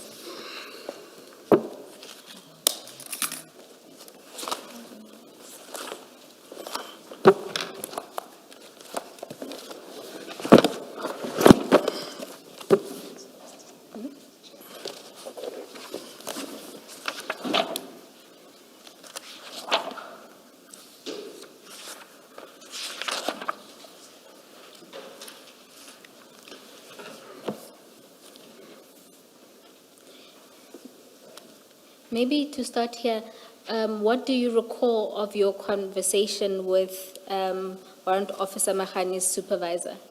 What did he say? Did he indicate that he was aware of his whereabouts or not on the phone?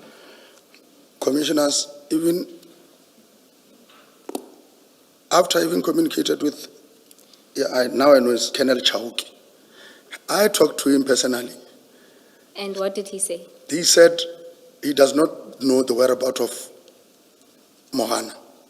But Mohana is supposed to be in the office because he's performing these duties, which is SIMEC.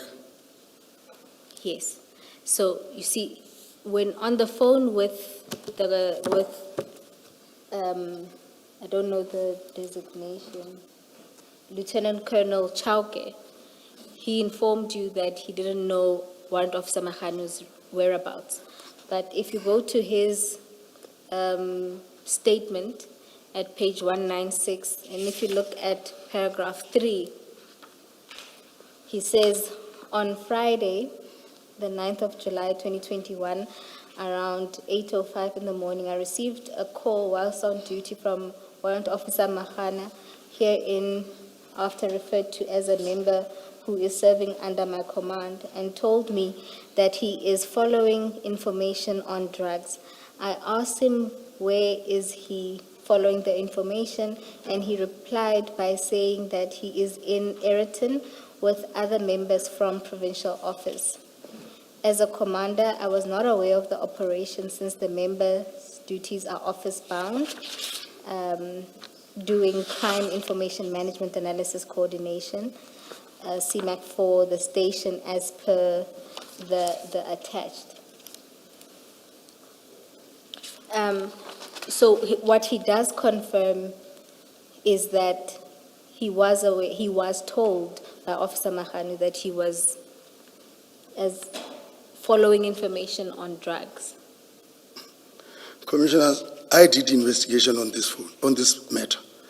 I know the communication charts of Warrant Officer Mahana in the first place. The only office people that he called, the very same child was never called on that day. So if he is telling, on his statement, he is saying he was called by Mohana, that I will say he was definitely lying, because the same, I think the same numbers, if they are there, investigation could be done to those to indicate that he never received call from Mohana. Who did Warrant Officer Mohana call? Because I think he went so far as to say even before he actually got to Yellow Jersey, he called as a superior. I don't know, maybe my memory is failing me. He did not just drive and only call someone when he was already at Ayrton, which is what this paragraph 3 suggests. After having been called After having been called by one of his colleagues, he called a superior. That's what he suggested.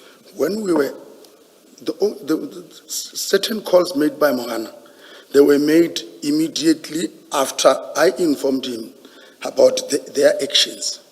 He called by then one member from our office, which is Captain Cry, but the call could not go through. As I can remember, he tried to call Brigadier Loela. At that time, Brigadier Loela was approaching the scene. The call also could not go through. The only calls that were made on the 9th, that started around 6. It was between him, Pokungwana, and Mashar. By saying he called these people, I still maintain he will be lying. So this is the alibi that I could not fall, because yes, at the initial stage, but during the investigation, I did not have anything to obtain from or to get except for the station commander to say where was his memo. I communicated with, I even informed my superior, who was Brigadier Skhwabela to say, we need to get somebody to obtain the statement of Colonel Chauke. He is stating this way, but seeing his statement this way, it seems I can't understand what he's trying to hide. And Pugungwana, which section does he work for? I know it's somewhere here, but They are not working together. they're not working together. Pokungwana is So- Albert and that one is Songesizwe. Okay, okay. So Mohana could not have gotten an instruction from Pugungwana? No. All right, all right. Just say, my understanding of this criticism, if you like, it's that you delayed getting written statements, which and these statements contradict what you were told on the phone. That's really the criticism, as I understand it. It's about the time lapse between your call on the scene, where the commander said to you, they don't know where their people are. And then in their later statements, now when they do written statements, they say different, they speak differently, they contradict what they told you on the phone. So the criticism is really about between the day of the operation itself, the 9th of July, and the date of the statements, there was a delay, which allowed for people to change what they told you on the phone. So the statement of Chauke, for example, of Makhano's superior, is dated the 19th of July. The operation was on the 9th of July, so there's a good 10 days in between, and you're being criticized for failing to take a statement. The writer says immediately, you should have taken the statement immediately. So the criticism is that really. It's not whether it's true or not, what they told you on the phone or what you say they told you on the phone and what they said in the statement. It is the passage of time. And the suggestion, as I understand it, is had you taken Chauke's statement immediately after you spoke to him on the phone, then you wouldn't have had that contradiction or his changed position where he now says in writing he knew where Makhano was. Do you have any comment to that? Why you did not take the statement? Why you took the statement only 10 days later? Commissioners, that criticism, first of all, I can say is not fair to me. We did not take months to obtain this statement. In the process, when we are dealing with this, there are certain things that we have to give priority. Here, I got confirmation from the station commander that I believe there should have been no change in what he told me on the 9th, and that he's stating on the 19th. Even if I delayed, Commissioner, I think that does not give him the right to change what he told me, even if I delayed. But the delay is only for 10 days. That is why I'm saying this comment to me, based on the volume of work that we had to do on the day in question, it was not fair. It's not a fair criticism, Commissioner. Thank you. And Colonel, does your answer also then extend to the delays with warrant officers, Phakula's supervisor? That will be the same. But you'll recall that, I don't know his designation, but Sipungu was at the scene.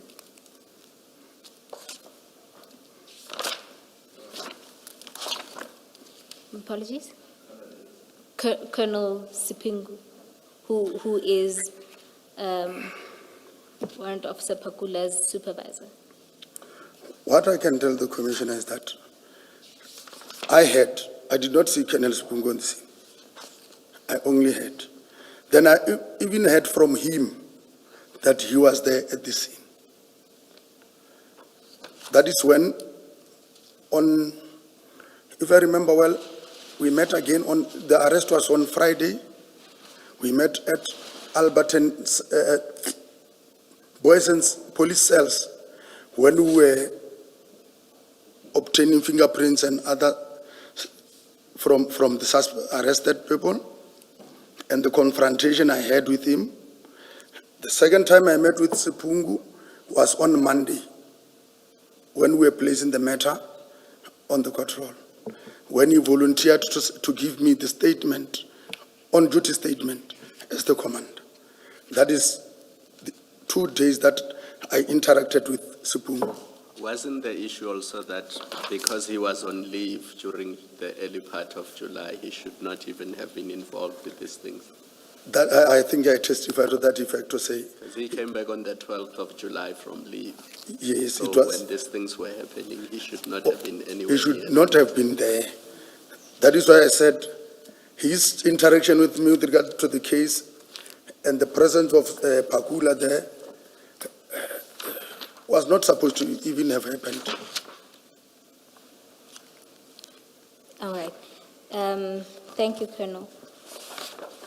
If we can then move to what the NPA said. You were at paragraph 20. I have also considered the decision made taken by the National Prosecuting Authority in relation to the matter. Following the representation submitted by the BTK attorneys, the Director of Public Prosecution for Gauteng Local Division, Advocate J.M. Serepo, ruled on 2022-06-23 that the representations were unsuccessful and prosecution should proceed. Subsequently, on 2024-01-29, the Deputy National Director of Public Prosecution, Advocate R.J. de Kock, considered the matter and decided not to pursue the prosecution. I further considered the correspondence from the Director of Public Prosecution, Gauteng, Advocate J.M. Serepo, in a letter dated 2025-02-14, addressed to the provincial head of DPCI in Gauteng. Advocate Serepo confirmed that there was, in his view, a prima facie case relating to the alleged contravention of Drugs and Drug Trafficking Act. This is a clear indication that there was sufficient grounds for me to believe that the 4 accused should have been charged in dealing in drugs, alternatively possession of drugs. Thank you, Colonel. Maybe, oh, my apologies. Are you done with that? Yes, paragraph 22, I'm done. If we go, just to remind me, when did you stop being involved in the investigation? When you moved to Limpopo?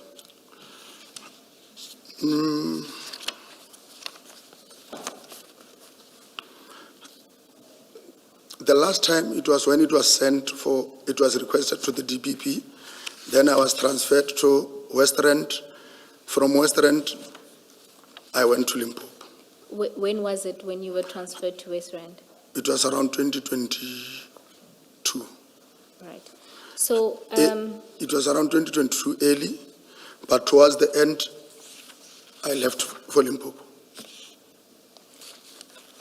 so In your earlier statement, you said in November 2022, you were promoted to Limpopo. Yes. Does it sound right? In late, yeah. Colonel, if you look at the reasons, so just to recall the history, initially the matter was going to proceed, and then the prosecutor decided not to proceed with the prosecution. This was in 2022, recall that? Yes, And this was a decision taken by Advocate de Kock. in 2022. Yes, in 2022. No, my apologies, 2024. Maybe let's just go to page 1 of what's this one? The exhibit file with Boysons and Khan disciplinary, Page, page 1.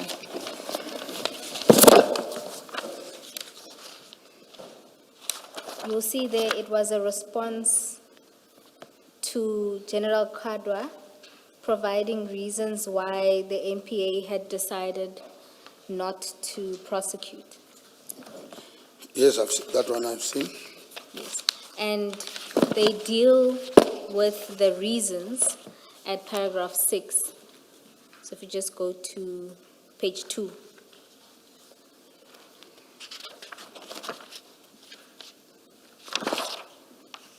Yes, You'll see there that the prosecutor lists a number of reasons why they decided not to prosecute. And a lot of them relate to this issue relating to supervisor's knowledge. So if you look at the first one, at 6.1, there was a statement from General Khan stating that he contacted Warrant Officer Pakula's supervisor, Colonel Sipungu, who informed him that he didn't know that Pakula was involved in the operation. And it says materially contradicts the statement of Detective Sipungu, who states that Pakula did inform him of the operation. yes, I'm seeing that. Yes. Do you want to comment on this criticism? Or you still maintain that it was because, I think it's Commissioners, Commissioner if I had to, Khumalo with the assist regarding Colonel Sipungu's role.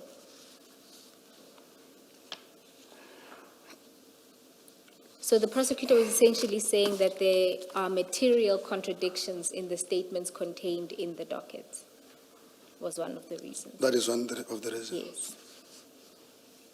Okay. The second relates to, again, that if you consider Warrant Officer Pakula's role in particular, that he was invited by Warrant Officer Mahane to assist, and he only arrived at the scene after the drugs were loaded onto the truck. I could see that reason. Yeah, so that essentially that he wasn't involved in that part. Yet he's equally charged with the same offense.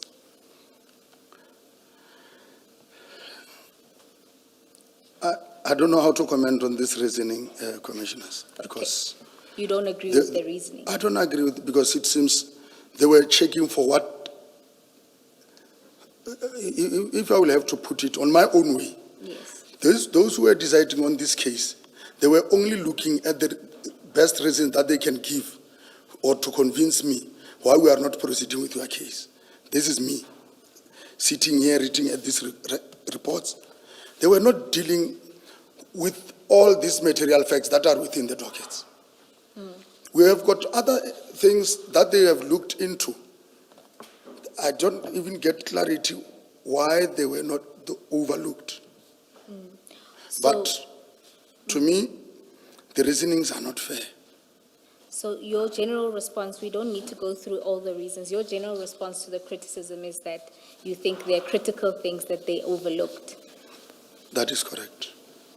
and that the criticism is unfair. Very unfair.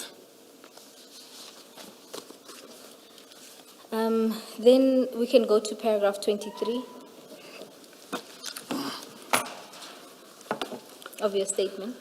I was concerned by the conduct of certain senior police officers and the role they played in the crime scene. Based on the information that I have reviewed, certain actions and decisions taken at the scene raised questions that, in my view, warrant further scrutiny and further investigation.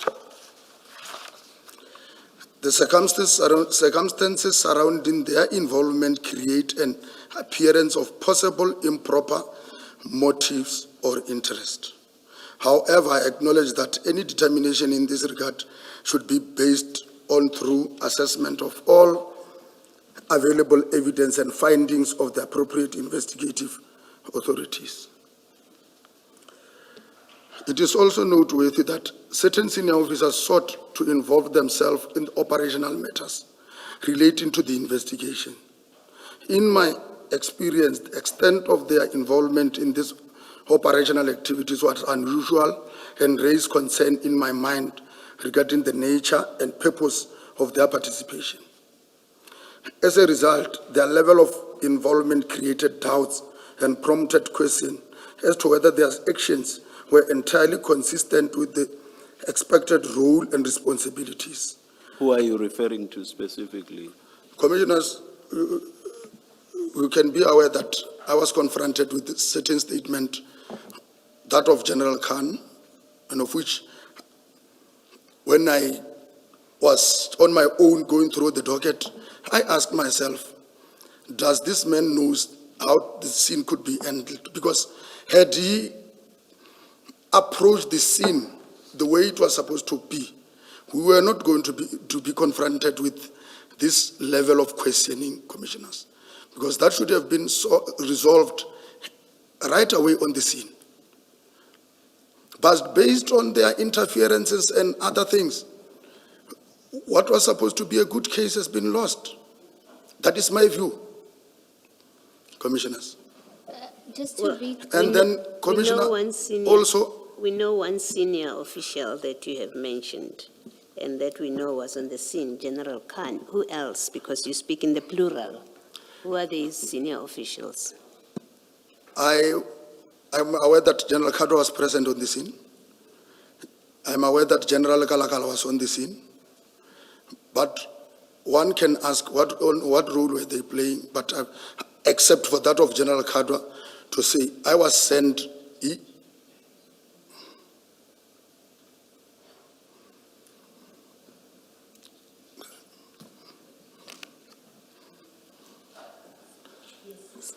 Colonel? And then also to the fact that I got instructed, because I'm investigating the matter, then I'm referred to obtain certain statements from the accused person, more in particular, the one of Pakula. Just for clarity, Colonel, that instruction was from General Kadwa. I am sent by General Kadwa, who is informed by General Khan, go and obtain the statement of Pakula in prison. Then I interviewed Pakula. Pakula came up with certain allegations also. Then I've related the same allegation to the person who sent me to prison. You So I'm saying, based on... Sorry, Commissioner, I'm listening. Now, I was going to say, you've given us 3 names of senior officials, and then you have now given us one instance that you consider or considered to be interference where you get instructions from Kadwa, from General Kadwa, who is giving you instructions obtained from General Khan to go and speak with I think it's Warrant Officer Pakula, if I'm not mistaken. What other instances of interference are you referring to? Let me just refrain as I'm dealing with this one. Not to mention any other thing that I still have to, I cannot, but I understand what was happening on that day. Rather leave any other thing that I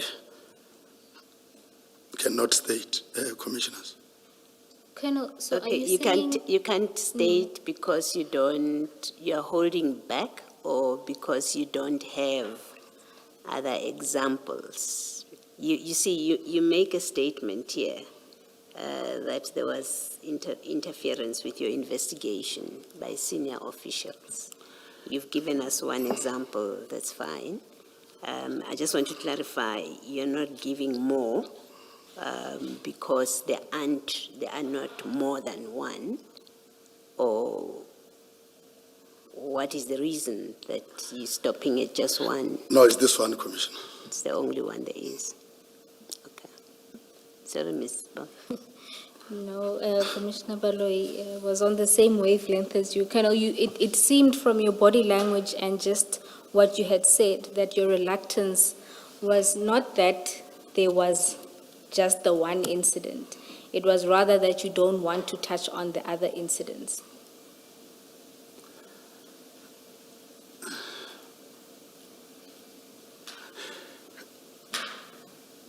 I think, let me touch on this one only, Commissioners. No, Colonel, I don't mind you touching on only the one. I'm saying, just to clarify, that you have other examples, but you are not comfortable to deal with them. Is that the case?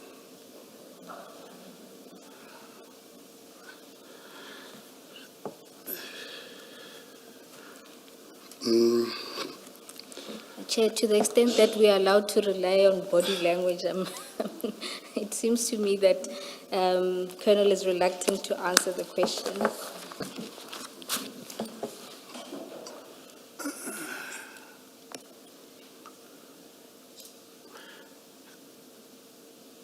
So, Colonel, not to put you in a spot, but it is a serious allegation to make that there was interference in the investigation by senior officials, and you probably have seen with other witnesses that we do probe the role of police officers in matters not being handled in certain ways, which is such a case with Ayrton. We're looking at the role of police officers on the scene.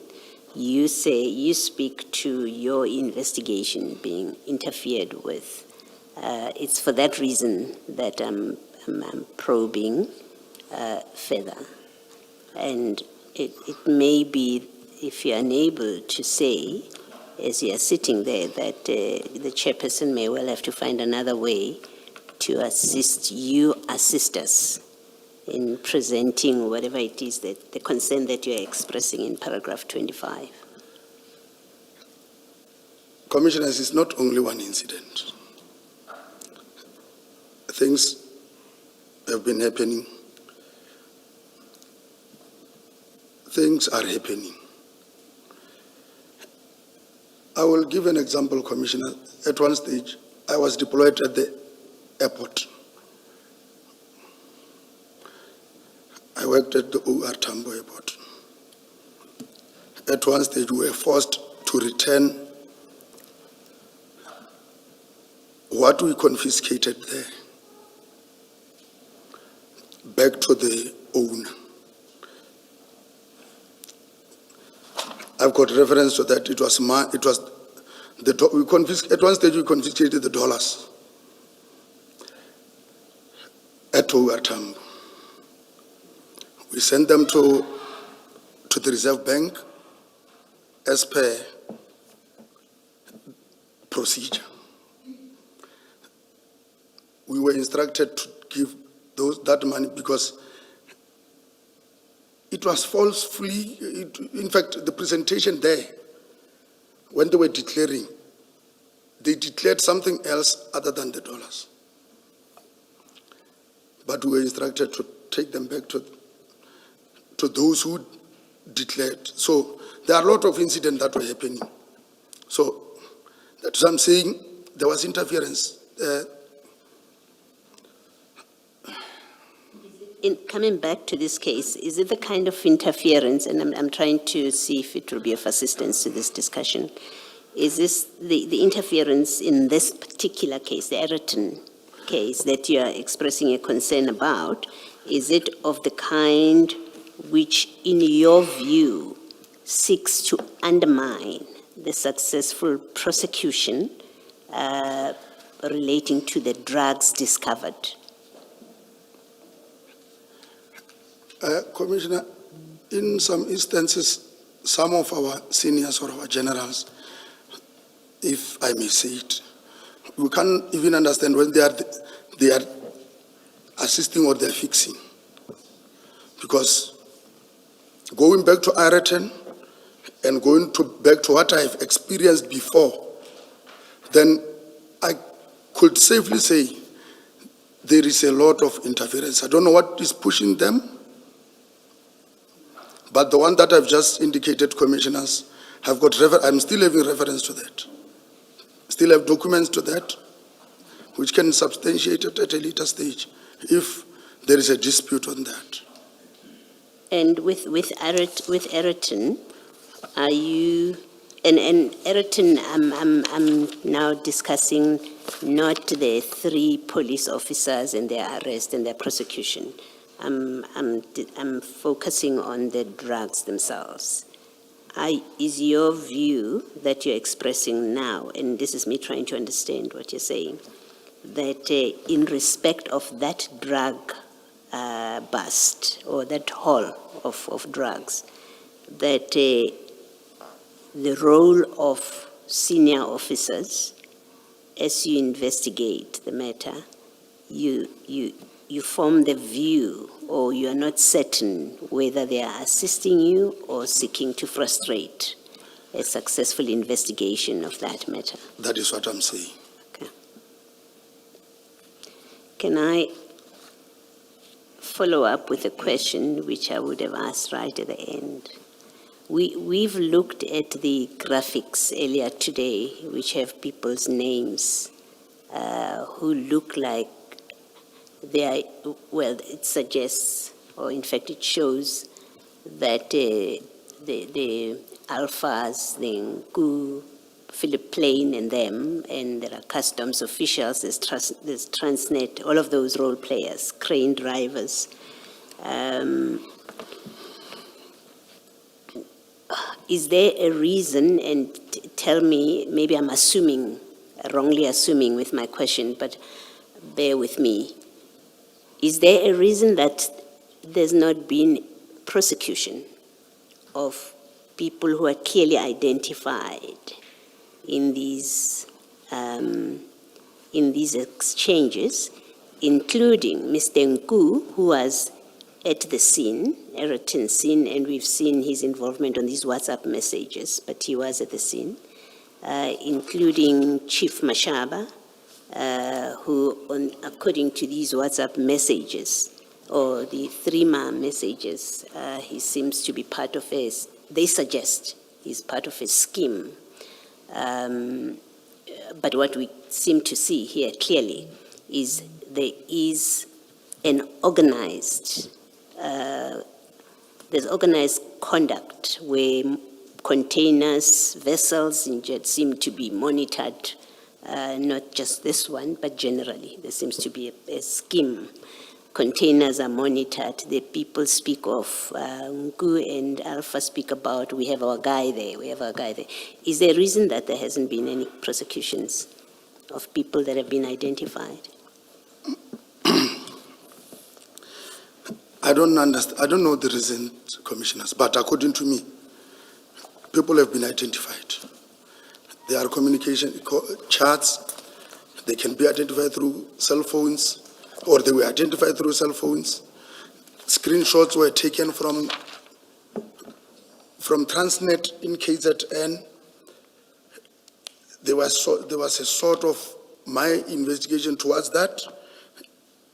Since then, it has stopped. One can ask questions, why?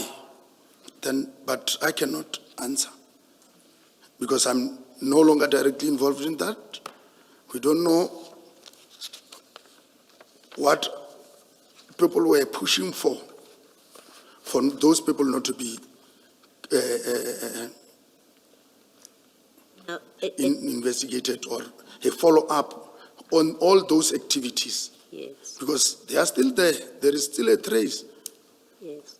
Now, just drawing from what I have learned through this process, it seems this is a typical case that falls within SANEB, right? Correct. It seems that.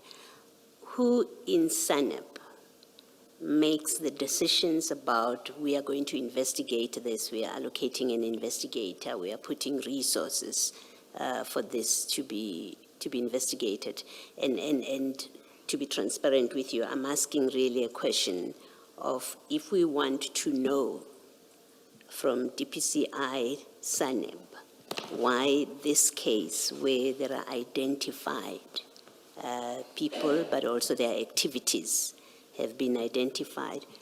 If we want to know why is there no investigation going, or where is the investigation? Has an investigating officer been allocated? Who's doing what? Who do we ask that question of? Commissioners, in essence, SANEP form part of the section within organized crime investigations. There is a unit commander. In this instance, there was Colonel Zondi. He was never informed about this. That is the person that we are... You say he was never informed about? He was not involved in Okay. this. You can see a lot of names keep on coming, but there is no unit command.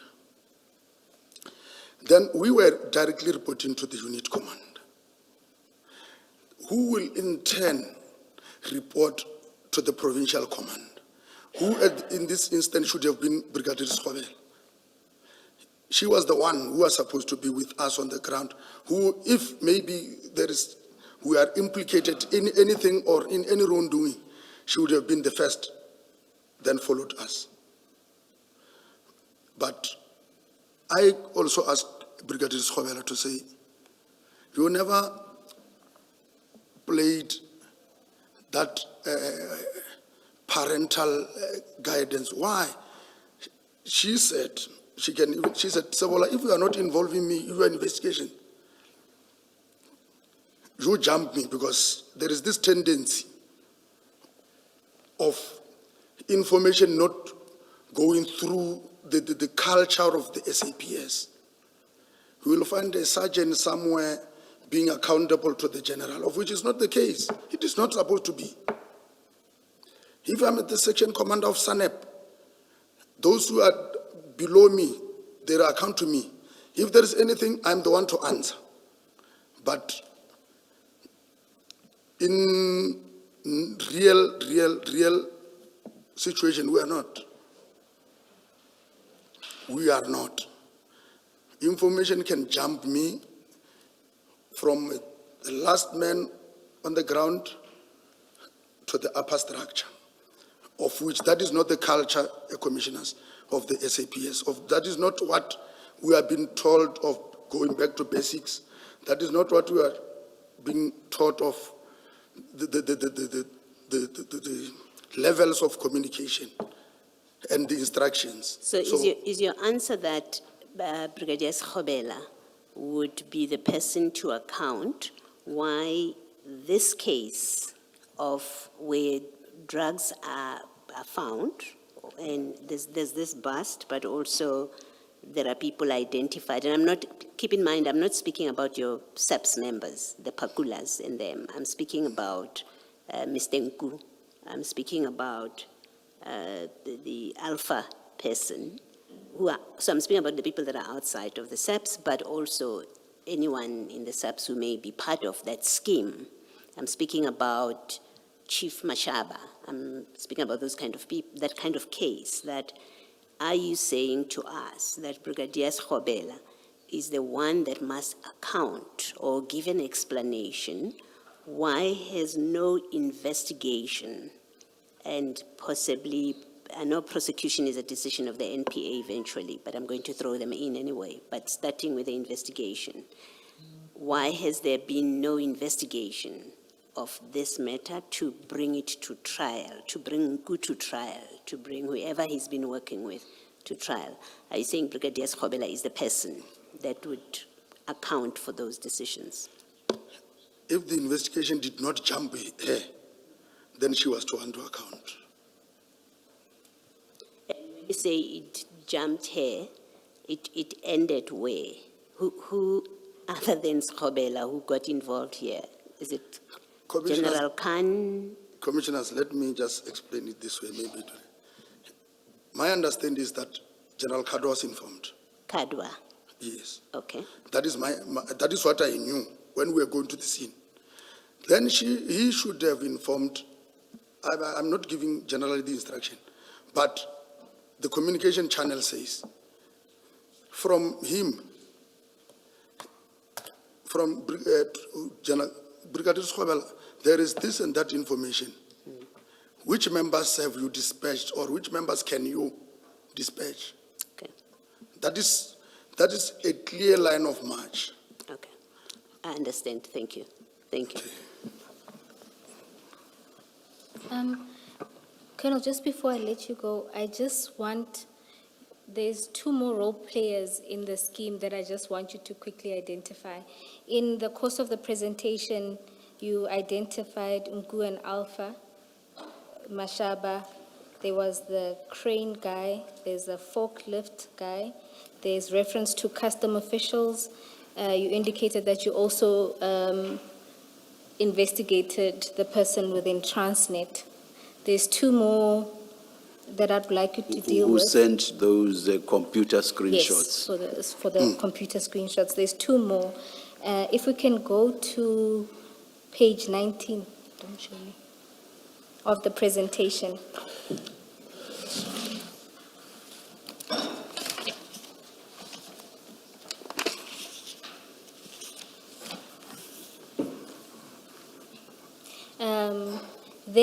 I won't mention the name just for fear of maybe still part of your ongoing investigations, but it seems that you found evidence of communication between Mr. Nku and someone within Yellow Jersey.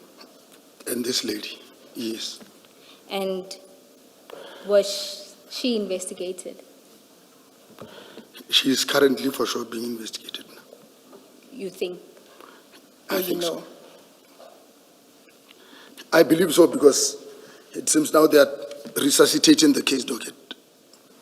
All right, so that's within Yellow Jersey. And then within Scania itself, have you identified any links that side? There was somebody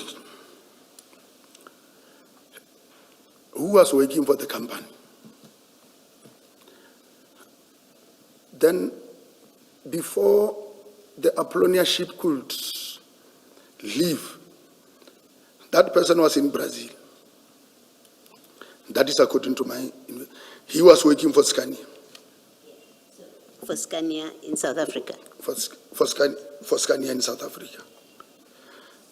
But at the time, so I was trying to link the dot to say, this person was in Brazil weeks before this could leave. Then he was in here when it arrived. Commissioners, through my investigations when I was communicating, it seems other people were getting or sourcing information from me. The person resigned. Other people resourcing information. No, in I'm saying SAPS. it seems the information reached, because I was informed by one of the employees of Scania that you were asking us about this person. Then he resigned. Who gave him the information? Because if this can be followed up, there was somebody who resigned in that Scania during the period of this investigation. I don't know whether he's still back in the country or out. I don't know. So you suspect that somebody within your investigative team, or who are you suspecting told him? It's difficult to can pick up who, because at the level that it was investigated, but my team, I won't say they have, because some of them did not have, they were just going with me to Durban, doing this. Maybe, as and when we were doing the presentations on all those other things, we happened to give information to wrong people, maybe. You think the person, they would have been tipped by SAPS members? Is that your suspicion? That is my suspicion. And just for completeness, you say that you gave presentations about this case to other people. Do you recall which forums or meetings did you give presentations about this case? And who was in attendance? Commissioners, normally, if I can just take you through drug investigation, when I was still here, when there is a bust or something that we discover that deals with drugs, we have our own group chat to check or to investigate those activities. Up until when we were investigating, we know, sitting here now, understand why somebody will request the seal number or the seal, the photo of the seal, because normally they create a false seal. That is what they were doing. And again, they want, normally, there have been some incidences along the entry where they will stop these trucks. People will have their own roadblocks that specifically deals with this. So the question of rip on, rip off, that is where it came from, to say they will find Sebola as the driver of the truck. Like we've seen, they wanted to know the person. When they stop him on the roadblock, they know he's got, normally he will have the invoices of what he's having. He does not know the content. He only have the invoices that he will have to submit. Then the thing is, we want to check inside, you don't worry. They will open, take whatever is theirs, show you that your invoice is still all right, then they lock. They've created that, their own, that seal, a replica seal, so that when it reaches the owner, the consignment is still the same. You look at the seal number, you open, you take what is yours. Never suspect, you even don't know what happened along the route. Because the driver at that time would have cooperated with those who were on the road. That is the study that we were doing when we are investigating, commissioners. I have more questions than where I started. When you say people, just to clarify, who do those roadblocks, you mean police officers or law enforcement officers? Law enforcement officers, commissioners. Okay, so that was the trend that you were seeing. That was the trend. And then using this investigation, you did a presentation to other law enforcement. Then that is correct, commissioners. And your suspicion is that through those presentations, word may have gotten to the wrong officials to leak the information. Correct. Okay. And would you be able to provide us with information of these presentations? When they were done and to whom they were given? It was done to different provincial heads. We did it in here in, what is that hotel? I can't remember, but we did it there. All right. Thank you, Colonel. Commissioners, I have no further questions for this witness. Colonel, I don't want an explanation. I just want a yes and no. And I don't want you to tell me why. I just need clarity on this. Mokhana, Pakula, and Mashaba, as far as you know, were they charged internally for misconduct for their part in interfering with the crime scene at Iroton? I will say I know of Mohana and Pakula. You know they were charged internally? Yes. And the outcome of that internal DC process, do you know? I was of Mohana. The investigation was conducted, but they could not find any wrongdoing. And let's just be clear, I'm not talking about dealing in drugs. Or I'm Yes. talking about interfering with the scene. Yes, Commissioner. They were charged separately. Yes. Mohana, the understanding or the reason what I was given is that they could not find any wrongdoing in him. Pakula, yes, they did. He only came back through arbitration.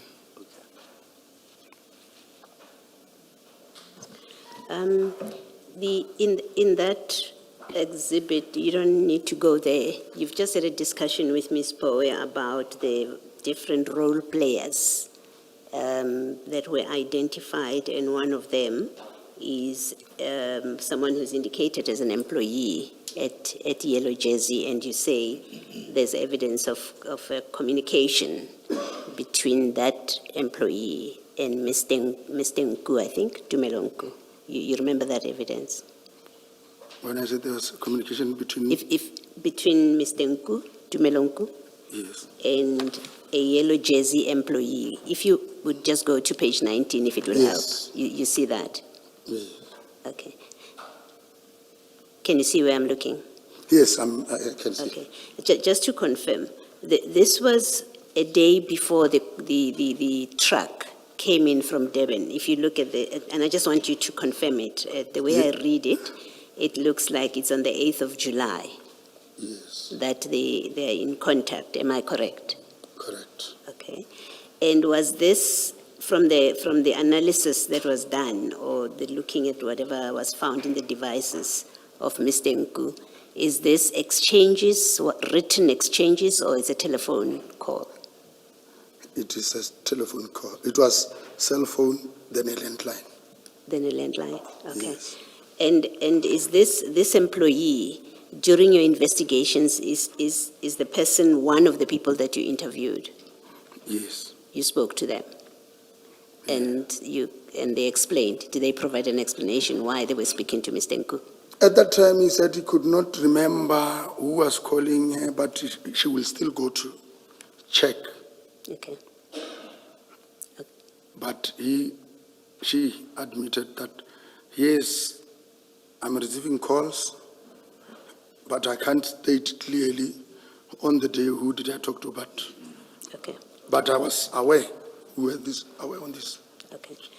Lastly, I think you said earlier in answer to a question that I asked that you've done these kind of operations before where there's been drug busts. I think you said that. Am I correct in that recollection? Operations, yes. Yes. In your experience, the role of crime intelligence, if they happen to be on the scene, do they become involved in the operation?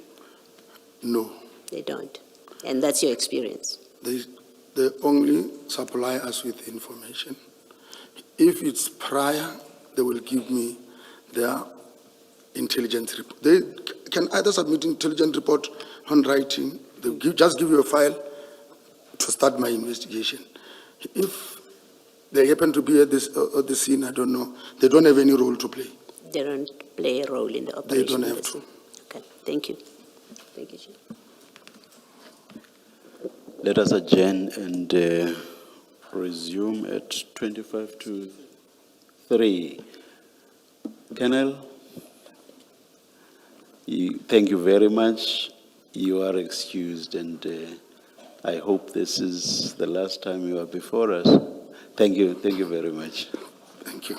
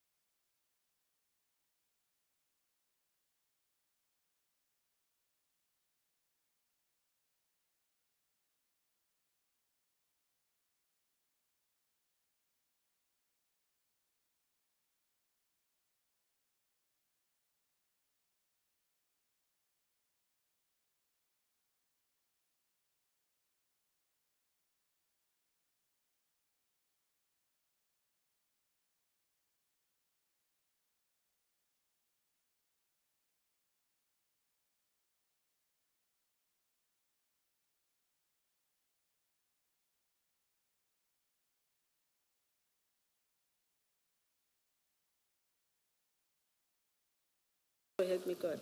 Thank you, Director. Thank you. Director, just to confirm, at least for the purpose of this afternoon, I need you to focus on the file that will say Ms. Maposha's statement and annex trust. Do you have that in front of you? Yes, I do. Thank you. And then if you open that file, you will see that on the first page, it's an index to a statement. And then if you flip over to page 1, it will say witness statement by Takalani Zalda Maposha. Do you see that? Yes, I do. Thank you. And do you confirm that is your statement? I confirm. Okay, if you go to page 20 of that statement, you will see that there is a signature there.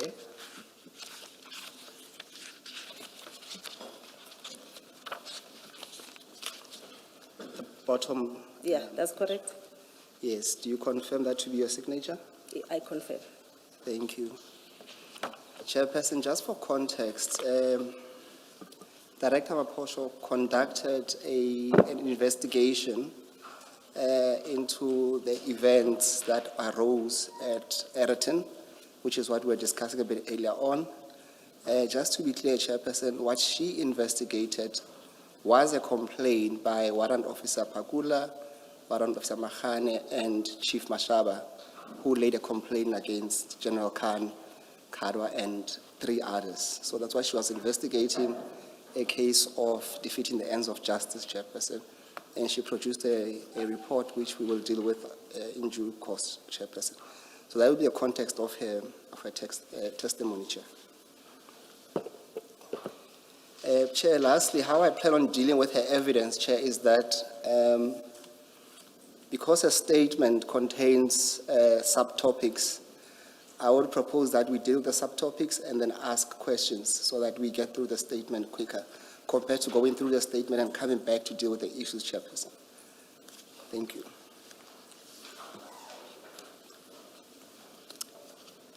Director Maposho, then let's go to page 1 of your statement.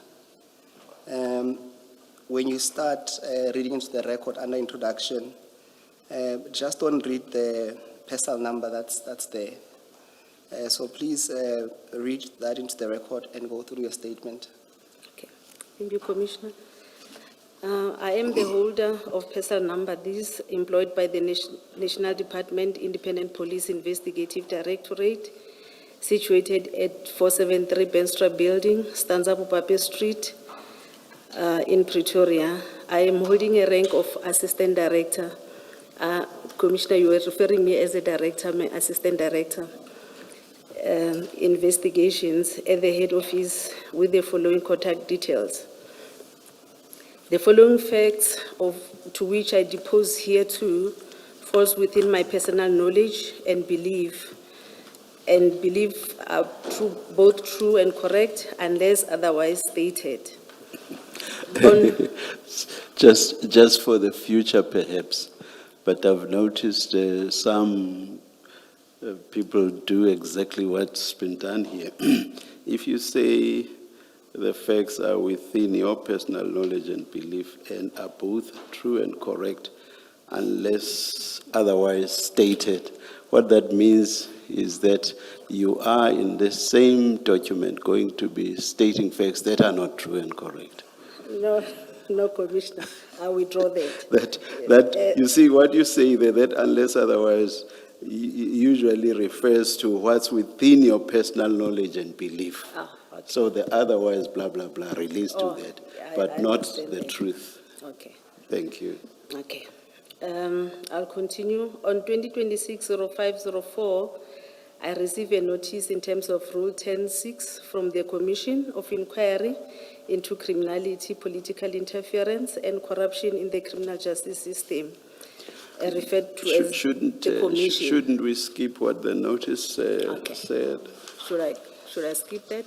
Yes, We can, please. yes. Okay. Yes. Perhaps go to 3.3, then you can go to 4 Okay. on page 2. Thank you. Okay. 3.3, I was also asked to provide the summary of the recommendations made with a focus on recommendation made against the key role players, in particular senior law enforcement officials related to these, an update on the status of the recommendations. Should I go to 4? Yes, let's go to 4 under academic qualifications and Okay. in-house training. Okay. I matriculated at Ranger Secondary School. I have a diploma in policing obtained from UNISA. I also obtained my BTech degree in policing from UNISA, also an LLB degree from UNISA.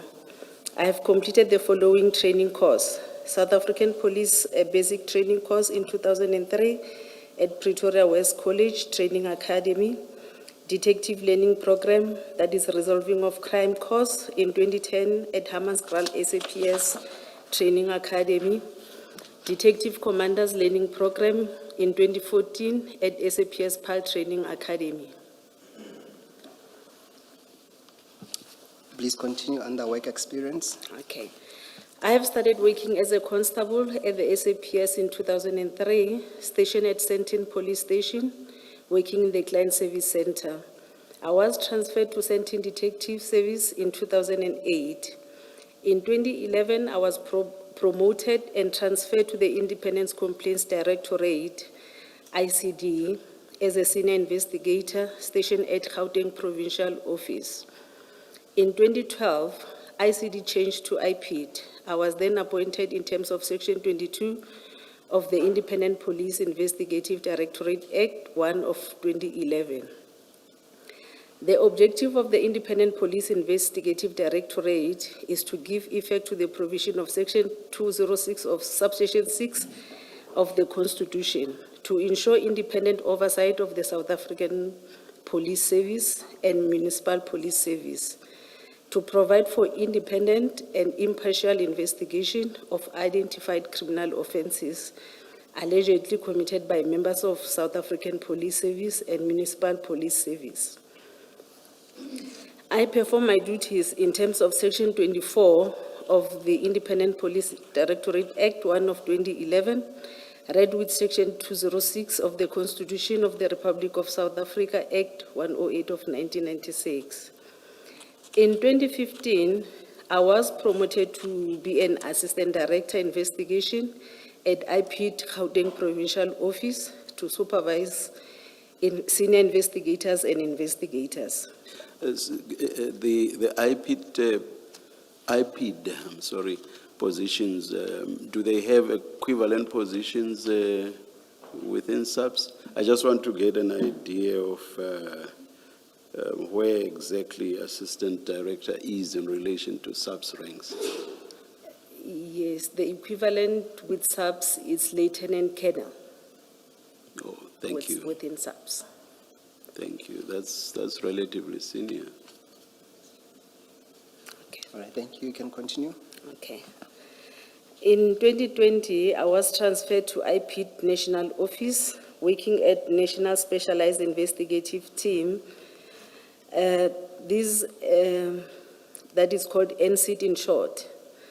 It is a unit within SAPS, within IPID, that deals with the high-profile cases and the complex cases that are reported at IPID. Okay, before you move on, just on that last sentence, Director, what do you mean by high-profile cases? How do you classify that? We classify high-profile cases in terms of the suspects involved, if it's a high-ranking officers, or it is a case that is on the media. Yeah, I can, the rank of the person involved and the media inquiries, we classify those as high-profile cases. Okay, and out of interest, the case that we are concerned with today of Ayrton, would you classify it or consider it to be a high-profile case then? It was a high-profile case. All right, thank you so much. Let's move to the next page, and there we are dealing with the boys and... Maybe before you do that, what makes the Ayrton case a high-profile case? the rank of the people that were involved. Against whom the complaint was laid? Yes. Okay, thank you. Thank you, Commissioner. Can we then move to the next page? We're dealing with the Boyson's CAS 25210 of 2021 investigation. And there we're dealing with the complainant. The complaint. Yes. Okay. The matter was referred from the Office of Executive Director. On 2021-10-13, the complainants, that is Chief Mashaba, Warrant Officer Pakula, and Warrant Officer Makhano, came to IPID National Office to lodge a complaint of defeating the ends of justice. The complainants were interviewed by the members of NCIT, and I was part of the interview. The complainants were advised to open a case at the police station and provide IPID with the case number. The case was opened at Boyson's police station and registered as Boyson Case 252 of 10/2021. After receiving a case number, on 2021-10-19, a referral memorandum was drafted for the approval by the Executive Director or someone delegated by the Executive Director to register a case in terms of Section 28(1)H of IPID Act. This Section 28(1)H of IPID Act, it refers to any other cases that the police officers are involved, but they are not mentioned in terms of the Act between paragraph A to G of the IPID Act. So if it is a case that was referred by the Executive Director, we register that as Section 28(1)H. The referral memorandum was approved, and then I've attached the memo as my TK1, and the file was registered as per CCN number 2021-10-0314 in terms of Section 28(1)H, that was defeating the ends of justice. Paragraph 16, in essence, Section 28(1)H gives IP the authority to investigate the police conduct that acts unlawfully and intentionally obstruct the course of administrative of justice. The case was then assigned to me for further investigation. On 2021-10-28, NCIT members interviewed the informer, Tumelo, who gave the complainant Mashaba information about the drugs. Before we move on, can I just then get a better understanding on, let's go to paragraph 12. You seem to suggest that on the 13th of October 2021, you have the 3 complainants coming to your office. And out of that, you interviewed them, and the question is that you advised them to go and open a case. Yes. Is that the normal standard? It is a normal standard, because when they came to IPID, they were under the impression that they are coming to open a case with IPID, whereas IPID, we investigate cases after they've been opened at the police station. So without which you can't move on? Yes. Okay.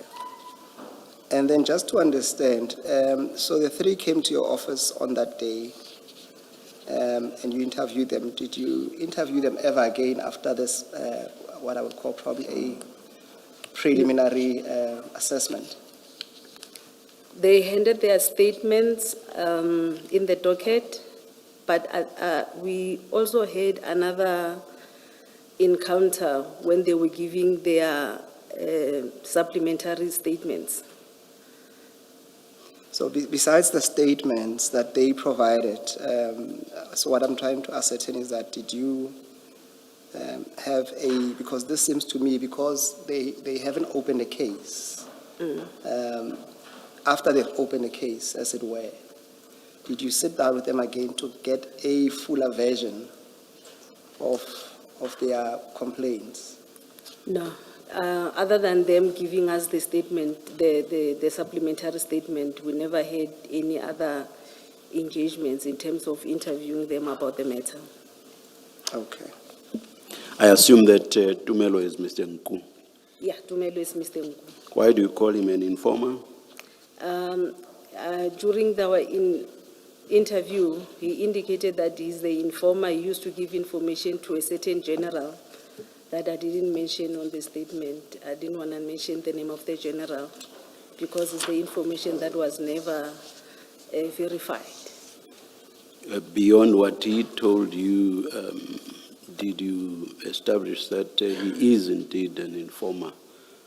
The person that he was and that there wasn't anything beyond him being an informer? The name Let of- me give you the background of why I'm asking this. Okay. Evidence that has been laid before us suggests, and I use suggests advisedly because I'm not in a position to conclude on this aspect. Evidence given before us suggests that he was actually actively involved and complicit in the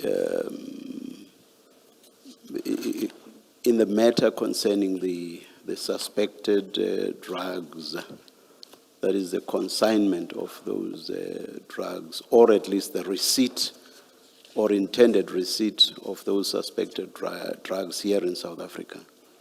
So it's in that context that I'm asking you, why do you call him an informer? Does it mean that you accepted that he was an informer? Because you are stating it as a fact that he's an informer. Yeah, I'm stating this because that is the information that he gave us. However, the information was not verified because he mentioned the handler as a certain general who already passed on. So that is the information that was never verified. Would it not have been more accurate to refer to somebody who was referred to as an informer rather than to state it as a fact that he is or was an informer? Oh, okay. I accept that. Yes. All right, thank you. Please Thank you. continue. Thank you, Chair. Director Maposho, at paragraph 15, you make reference to Annexure TK01. Yes. Chair, just to clarify, the witness makes reference to about 30 documents, or close to 40 in fact. We're not going to go through each and every annexure, but we'll go through some of them, and she's more than welcome as well to point me where she wants to go. But for now, can we then go to TK1? It will be on page 1, Chair, of the same annexures. It's the same bundle, Chair. So you might need to keep one hand on where we are on the file as we go through the annexures, Chair.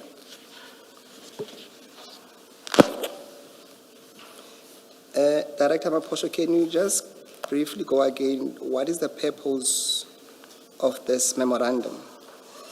The purpose of this memorandum is to seek approval from the executive director or someone delegated by the executive director to give IPID permission to investigate these kind of cases where the SAPS members are involved, but those are not the cases that are mentioned in terms of section 28, 1A to G. Okay, and then you give a brief description of what you call the merits of the complaint. Would that be based on the statements or based on the initial interview, or it's a consideration of both, having met with them and having received their statements when you at least compile this memorandum? It's after we receive their statement. Remember, we only register these after they've already registered the case. So with the statement of the complainant, that's when we can generate this document for approval. All right, can you then, for the record, and because this narrative goes through, even find its way to your final report, can you read through for the record the description you have there in bold? Okay. It is alleged that on Thursday, 8 July 2021, Chief Mashaba received an information about the suspected drugs that were to be transported from Durban to Alberton. The following day, on the 9th, the information was followed, and indeed the truck was followed to the depot where it was parked. Chief Mashaba asked for assistance, and he was assisted by Warrant Officer Mkhana and Warrant Officer Pakula. The truck was then escorted to its destination at Aretin, where it was opened by the owner. The police searched the container, and drugs were found in the container. The driver of the truck and the person who were to receive the whole cargo were placed under arrest. However, the Hawks members arrived at the scene, and the member who recovered the drugs were later arrested. The driver and the owner of the cargo were then released. All right. I will raise my concern with you with this description, and then you can comment if you want. Okay. And my concern really is that it does not seem to capture the heart of the case. I know it's a brief summary, but it seems to be omitting at least very crucial information. For example, I'll mention to you that it says nothing about the informer, Mr. Nku. It says nothing about Warrant Officer Mahane's designation. It says nothing about people from Pretoria attending to an incident in Soweto. It says nothing about the drugs allegedly being solicited to be moved to Germiston. And it certainly says nothing about the loading of the drugs by the very same complainants into the what they call Mr. Mahane's baggie.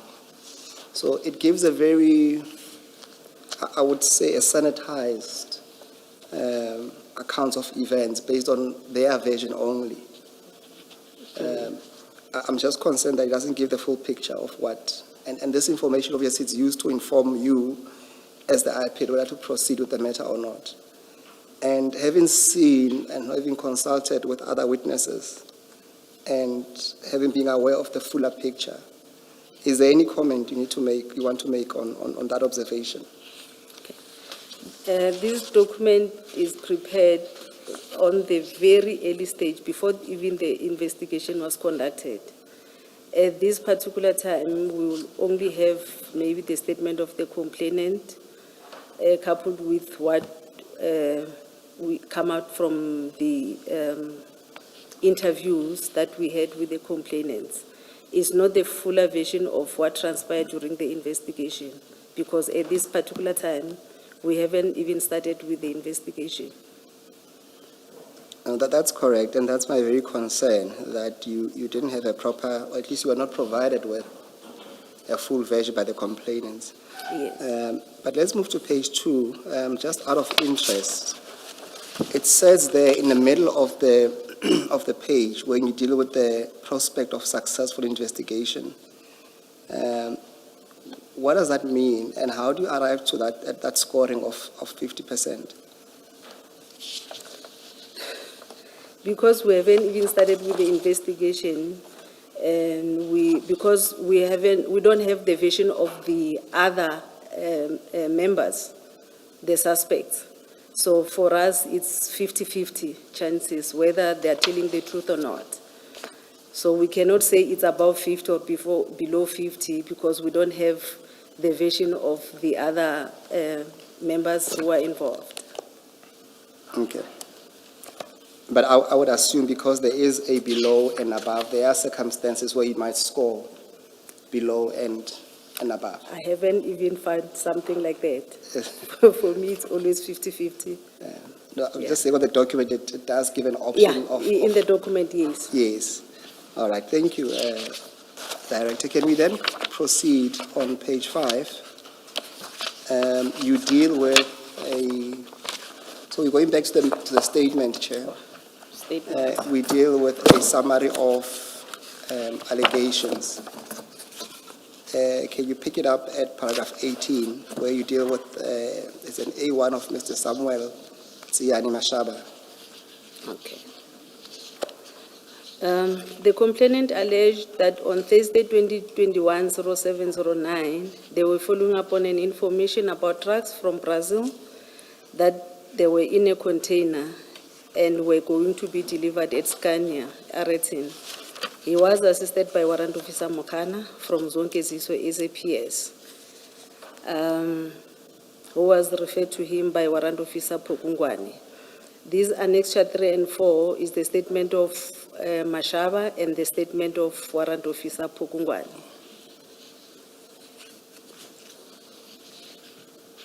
Yeah, you can proceed. Okay. They arrived at Aratin at about 8 o'clock. The information was positive and the drugs were found inside the container. The driver of the truck, the lady who was about to receive the goods and the manager was present were placed under arrest by Warrant Officer Pakula. I've attached Warrant Officer Pakula's statement as an annexure as well. While the police officer were busy at the crime scene, opening the case and waiting for relevant role players to come, 2 police officers from Boysens arrived and inquired about what was happening, and they explained to them about the drug bust. The police officer from Boysens SAPS were satisfied and were willing to assist them. They even gave feedback to radio control 10111, indicating that all was in order, and then I've attached the report from 10111 as TK6. A police officer who was later known to them as Warrant Officer Rikoto arrived and had an argument with Warrant Officer Pakula. Warrant Officer Rikoto did not want them to open a case, but to open an inquiry file. Warrant Officer Pakula refused, and he was then told that General Khan was on his way. Members of the Provincial Dog Unit, Captain Mudupi, Lieutenant Colonel Maluleke from Technical Operation Management Section, Tom's Hawks also arrived at the crime scene. Lieutenant Colonel Maluleke wanted to take over the crime scene as the drug was part of his mandate. Sergeant Pakula and Warrant Officer Sape from Dog Unit arrived, followed by General Khan. General Khan then said he was taking over the crime scene. Without getting the information from the officers who recovered the drugs, he then instructed Warrant Officer Makhano to sit in his buggy. He instructed Chief Mashaba to go to his car and took his firearm and cell phone. At about 13:30, the members of DPCI, amongst others, General Kadwa, Brigadier Sokobela, Colonel Stein, Captain Svula, arrived at the crime scene, and they arrested the police officer who made the drug bust. That is Warrant Officer Makanu, Warrant Officer Pakula, Chief Mashaba, and Tumelo. They were charged with dealing in drugs and possession of drugs, stroke use of drugs. The truck driver, the person who was receiving the goods, and the manager were released. Additional statement of Samuel Tiani Mashaba was attached as well, indicating that on the day of incident, he contacted General Mawela, informing him that General Khan was busy harassing them at Aratin crime scene. A statement of General Mawela was obtained. I've attached it as TK8, and he indicated that he cannot confirm nor deny receiving a call from Mashaba. A statement of General Mtombeni, attached as TK9. He also stated that he alleges that he remembers speaking to an official attached to Gauteng Traffic Police who introduced himself as Mashaba, who indicated that they were following the information on drugs, and he was complaining that the police were about to arrest them. He referred the complaint to Brigadier Shibiri. The statement of General Shibiri, he was a brigadier by then, was also attached as TK10. He said that he had a conversation with Mashaba relating to the following up on information about drug trafficking at Aratin, and they were accosted by a member of SAPS, Crime Intelligence, Hawks, and want to arrest them. He referred him to General Kadwa of DPCI. They opened a case as per Poison 98 of 7/2021, and it was investigated by DPCI, a member, Captain Svula. I believe now is a lieutenant colonel. Yes. The arrested member were taken to Boyson's police station and detained at about 19:30. Sorry, did you ever look at and compare the statements that were taken in respect of the drug charges or drug-related charges? That is, the statements taken by those investigating those charges. Did you ever do a comparison? We were I'm never asking, for example, because on this aspect, the aspect we've just dealt with, there is a statement that says Brigadier Shibiri, who later became a general, called at the scene and said, isn't there a way in which all of this can be resolved amicably? And I don't know whether he was referred to someone else, and then he said, he basically left it at that and didn't follow up on this amicable resolution. That's why I'm asking whether you ever did any comparison with what was happening on the other side. Did you just run with what you established with regard to the complaint that had been laid by these three people, two of whom were SAPS members and one of whom was a provincial traffic officer? Commissioners, we were never given a chance to check the other case because the DPCI refused with the docket. Oh, yeah, I remember that detail. All right. Thank you. Yes. Director, just to go back on page 5, at paragraph 18.1, maybe we need to correct that the incident occurred it was on a Friday, not Thursday. But- 18.1. Yes, but the substance of my question really is that Oh, you were told, at least from a statement by Mashaba, that they were following up an information, and he doesn't mention Mr. Nku. But you had testified earlier on that you guys had an interview with Mr. Nku. Can you assist us from your recollection? What did you at least ascertain from that interview? Perhaps before you do that, can we accept, at least for now, that there's no statement that you took from Mr. Nku? yeah, Commissioner, there's no statement that we took from Mr. Nku. Yes, can we then maybe, as far as you can recall from that interview, what can you relay? Yeah, as a team, we are concerned about how did they know about the drugs? Because they were just telling us that they were following up on information about the drugs from Brazil to Scania. So the question with us was, how did you know about the drugs? That's when they told us about Tumelo. And when they came to IPID, it was only 3 of them. Tumelo was not part of them. So we asked for the contact details of Tumelo so that we can interview Tumelo. Hence, we interviewed Tumelo at a later stage. And if I understand well, there was no reason stopping him from being part of the complainant, is there? No, there was nothing. And how far did you get in terms of where he received The information. the information? Commissioner, he was not making too much of a sense because he was talking about issue of, what do you call this, hacking and something like that. That is He said cyber hacking or a something. cyber crime hacking, something like that. And he kept on telling us that he is an informer of that, the late general, that he was giving the information to the late general. In your So conversation, was the point that he had hacked onto a system that revealed that there was such a consignment? or what exactly was this hacking about?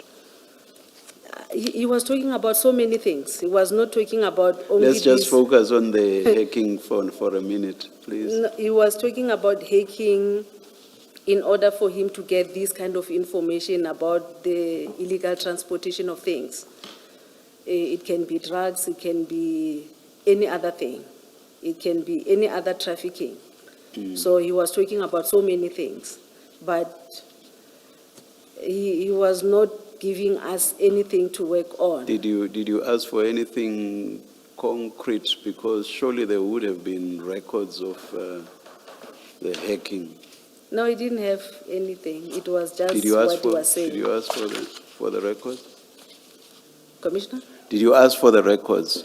Yeah, we asked for the record, but he didn't have anything.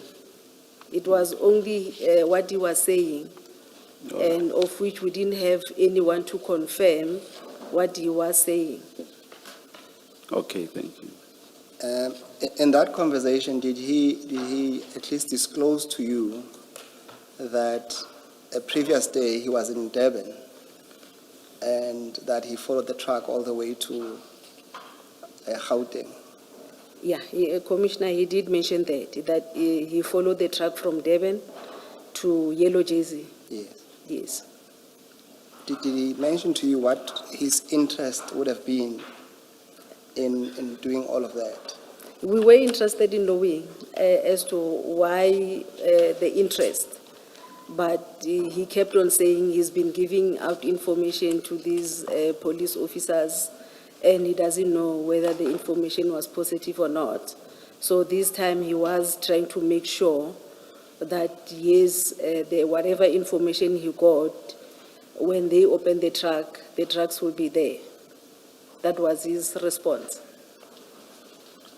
And was your sense that he is an informer/informant registered with SAPS, or was an ad hoc, if I may use that term, an ad hoc informer?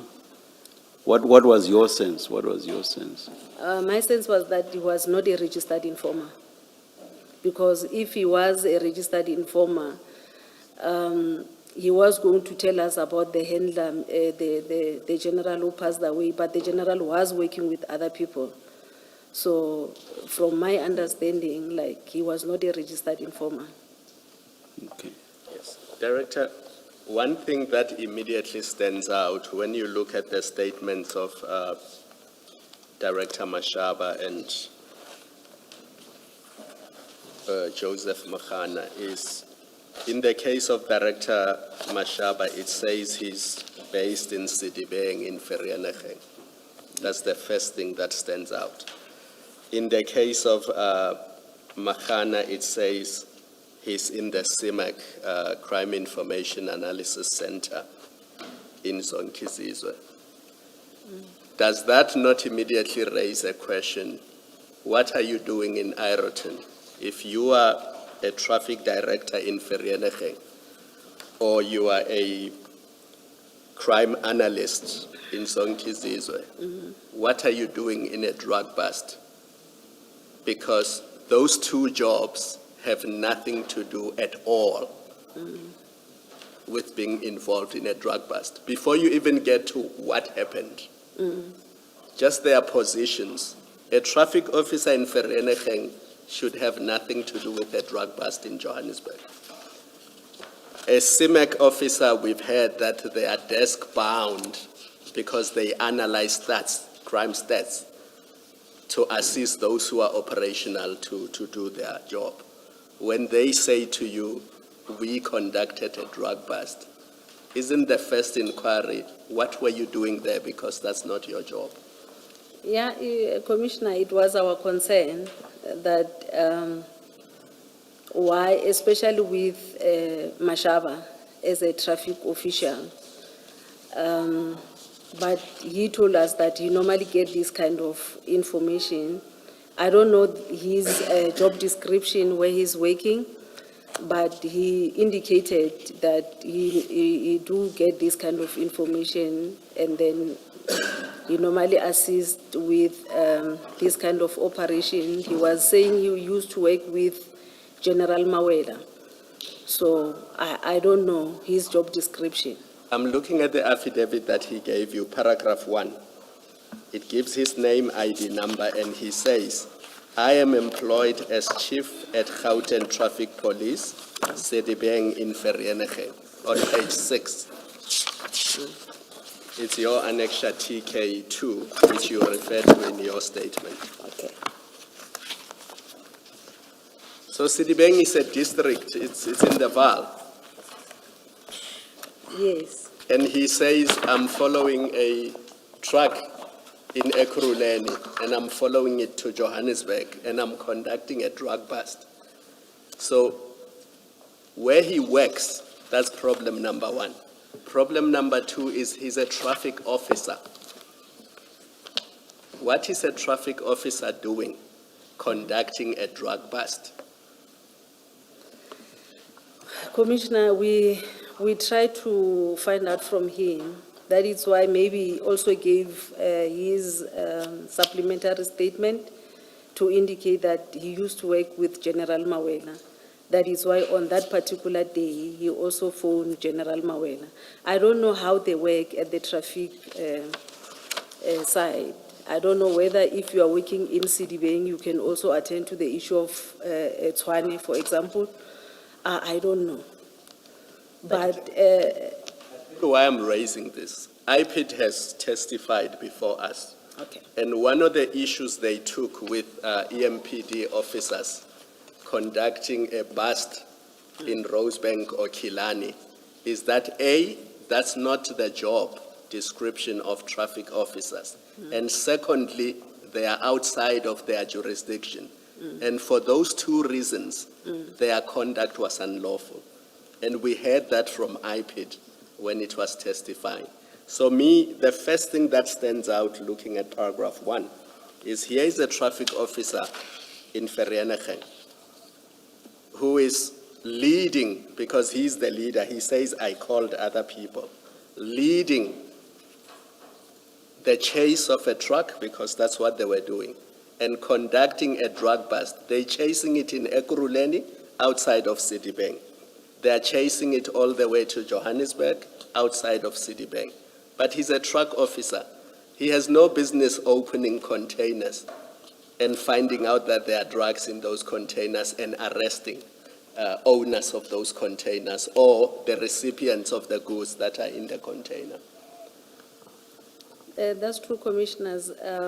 Like I'm saying, we don't investigate the traffic officers. I don't even know their jurisdiction, whether a person from traffic in Sedibeng can also come and work in Tshwane or in Johannesburg. I don't know.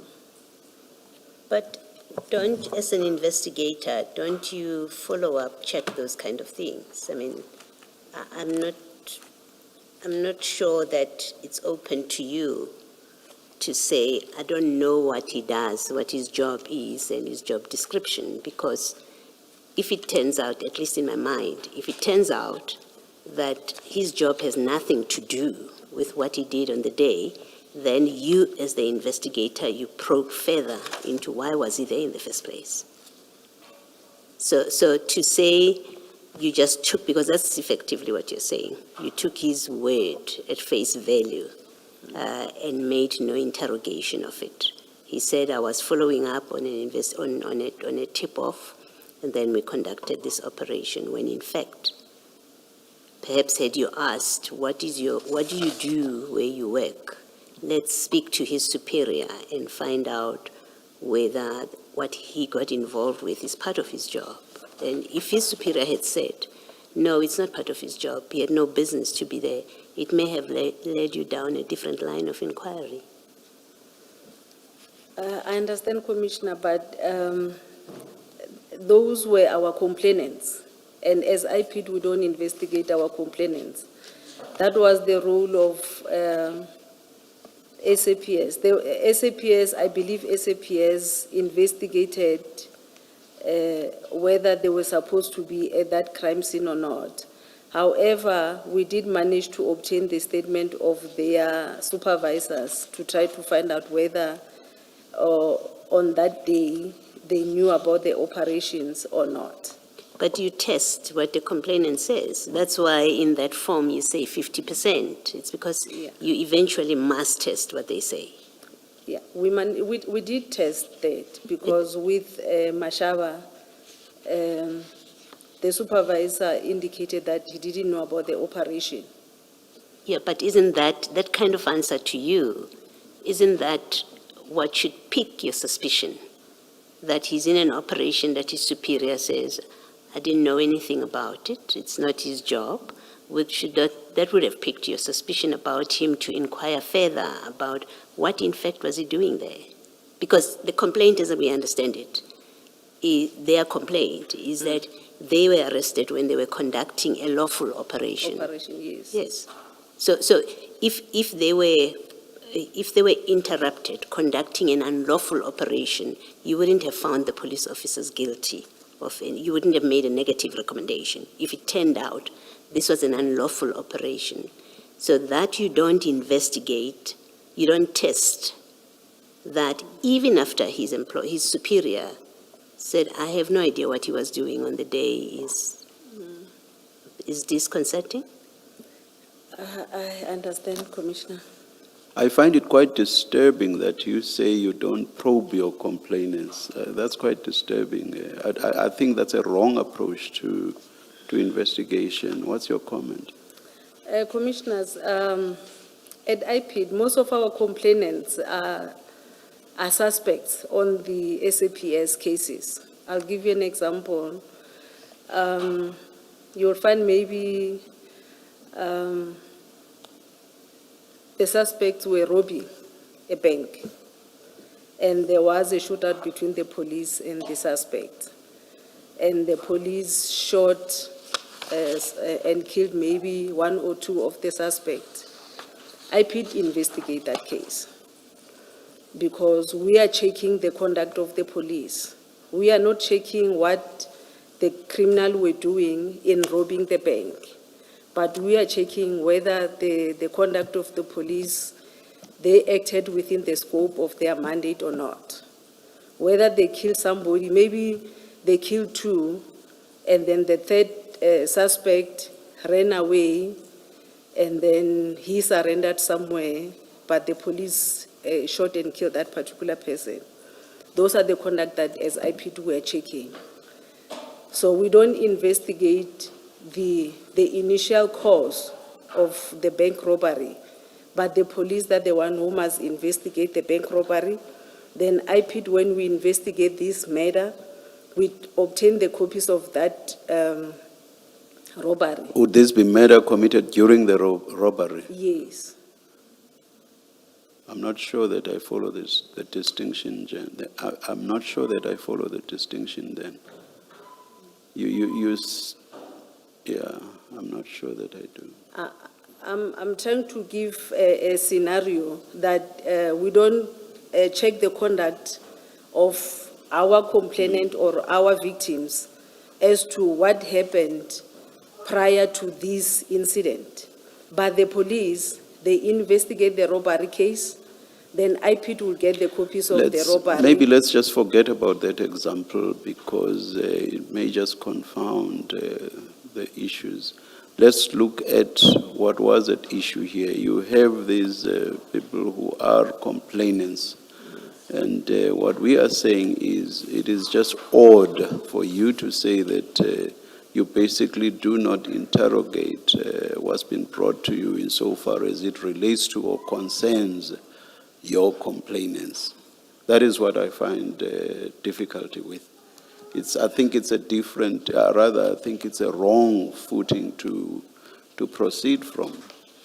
Because ultimately, when you decide that there is a case to be answered, which you should then refer both to the employer and to the NPA, it can only be because you are satisfied that there is indeed a case. And if there are issues that are questionable insofar as your complainants are concerned, it may well be that those issues will point in the opposite direction, which is that there is, how should I put it, You follow me. You follow me. I do, Commissioner. In this case, the commanders of Pakula said he had the knowledge of what Pakula was going to be doing on the day of incident. And also, the commander of Mokano gave a statement saying Mokano called him and informed him about the operation. So for me, it was something that their commanders, because we investigate the police, not the traffic officers. The police commanders knew where their members were doing operation on that particular day. Let me They were take you. informed. Okay, let me. Yeah, you do investigate traffic officers. Yeah. No, not the Gauteng traffic officers, the Metro Police It's metro, officers. or it's metro and subs only? Yes. Okay, anyway, let me go back to the question that triggered the debate that we are having now.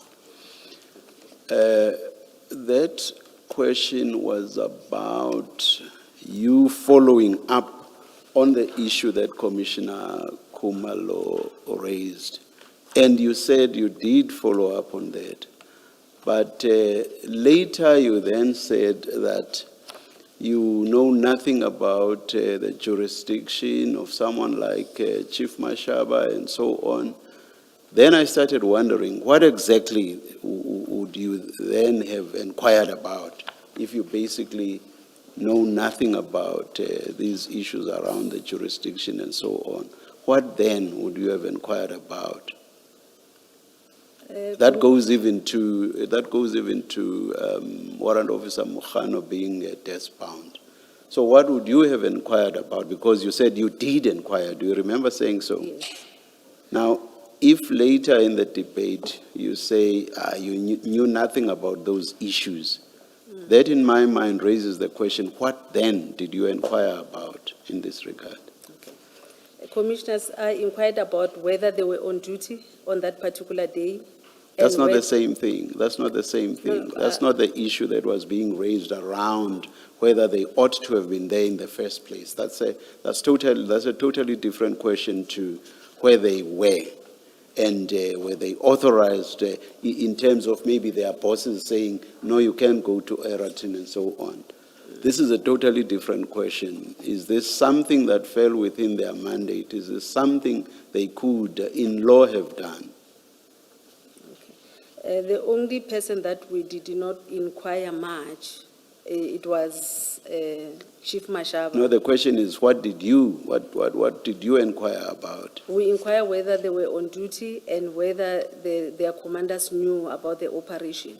I will leave it. That's not the question I'm asking, but I will leave it there. Thank you, Chair. Director, my concern is this. Remember, you guys are policing the police. You're supposed to be the watchdog and ensuring that the police are kept in order.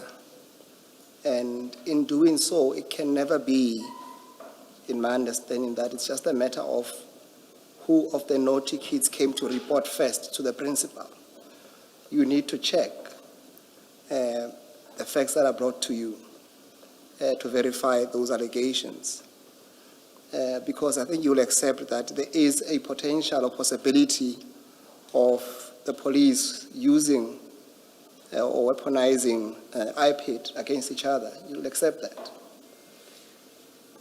I do, Commissioner, but the cases differ. It's just that this one, there are police officers involved as well. But on a normal course of event where it's just a normal member of public, we don't check as to whether this person, what happened prior to whatever that is happening, or the case that the person is reporting happened prior to that. With this one, yes, I understand it was the police officers who reported this matter, However, we have two cases. We've got the case, the 98 case and the 252 case. So we couldn't do what the case 252 was, the case 98, the investigating officer of case 98 was doing, because it will seem as if now we are interfering with their cases. So hence we only dealt with case 252. Let me ask a question that's related to one of the very questions I put to you.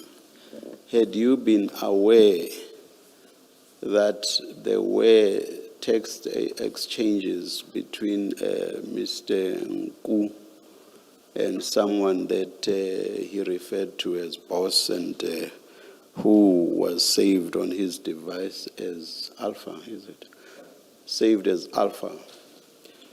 The content of which, that is the content of the text, the content of which was or appears to have been, the ultimate link is still going to be made, hopefully, and we were promised by the evidence leaders that that link will be made. But for argument's sake, let us assume that that link will be made.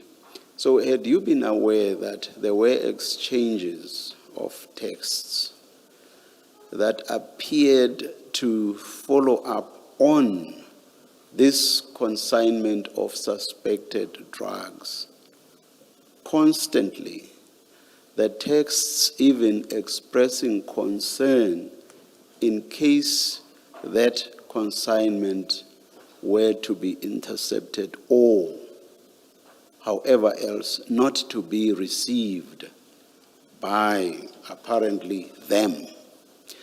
And also, if you had been aware that Mr. Nku drove to Durban a day before the truck that carried this container drove up to Gauteng, which was the 7th of July, 2021, and that on the 8th of July, he drove up, and that was the same day that the truck also drove up to Gauteng. And then on the 9th, that's the day on which he, together with these two, the traffic officer and warrant officer Mohana, then followed the truck to Ayrton from Yellow Jerseys. Had you been aware of all those facts, would you still have made the recommendation that you made? In particular, the very first ones that appear with Nku involved, with someone he calls boss, texts that are concerned about, are we going to get delivery of this? It may be a mission impossible if this gets, was that about another one? The May delivery. Was that about the May delivery? Was it about?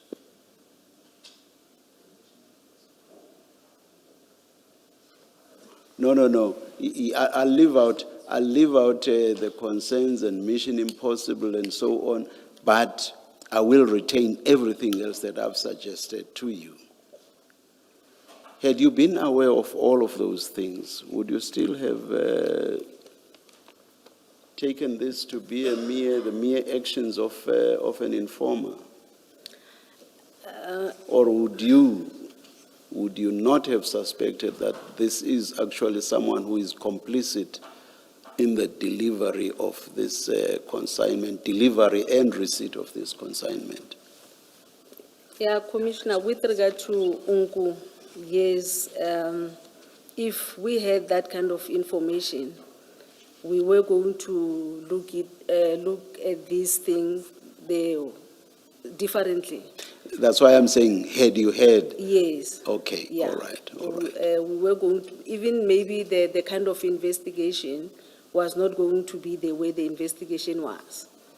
If we had that kind of information, unfortunately, we didn't have. Okay. Just advise me, yes, I know you tried to get hold of the poison docket. Yes. You did not succeed. Just remind me again, how high did that request or inquiry about the docket, how high did it go on the IPID side? Who was the most senior on your side who tried to get hold of the docket after the meeting that you referred to had failed?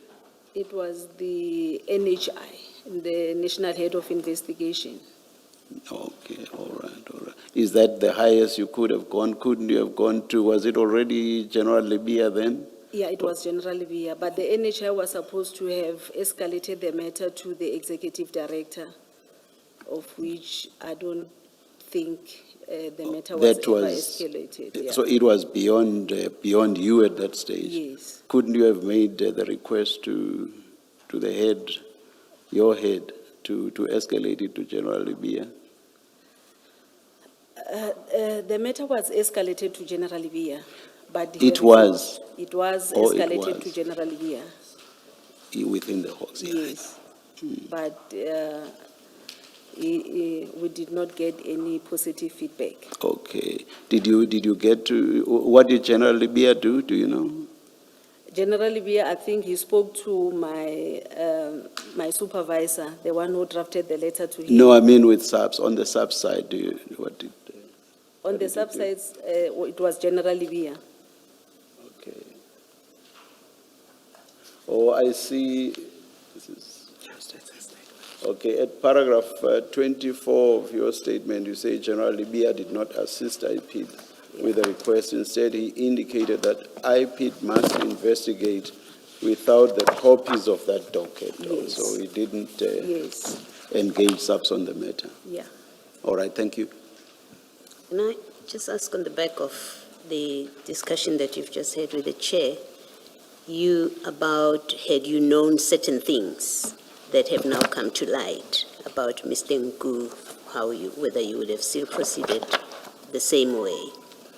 Now, when Mr. Nku says to you that he's an informer, and the other police officers tell you that, this is Mashaba, Chief Mashaba tells you that that's his informer, you don't verify that. No. You've said that he told you that his handler is someone that has passed, but you do know subsystems, that they do have registered informants. I'm sure you have an idea that they don't necessarily work alone, so even if a general has passed on a handler, there may well be somebody. You didn't, and you don't check that to verify who this supposed source is. No, well, we did not verify. You did not do that. No.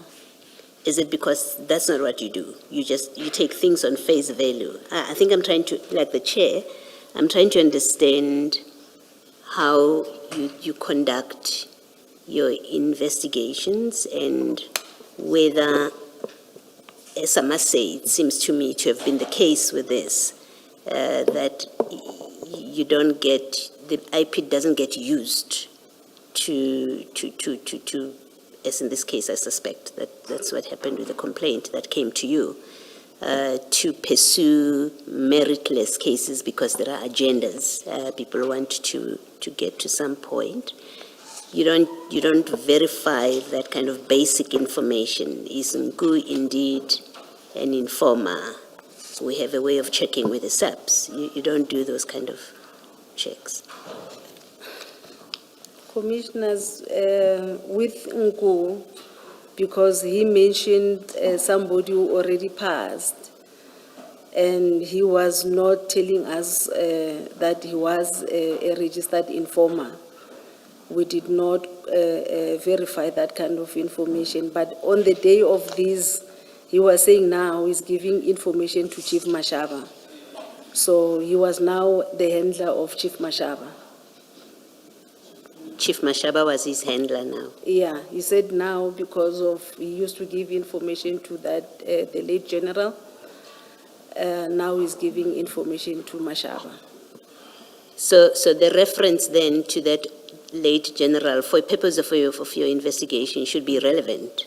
If it meant nothing, if it's someone that you used to share information with, but it has no bearing on this, then it's irrelevant. You proceeded solely on the basis that he is an informer of Mashaba, of Chief Mashaba, who is his handler. That must be the basis on which you proceeded. That's correct, Commissioner. Thank you.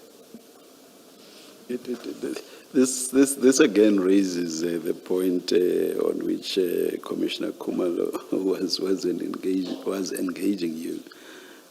He's an informer, informing about drugs, and what's he got to do? What's Mashaba got to do with drugs that he even has this informer who's assisting him about drugs? It just does not make sense.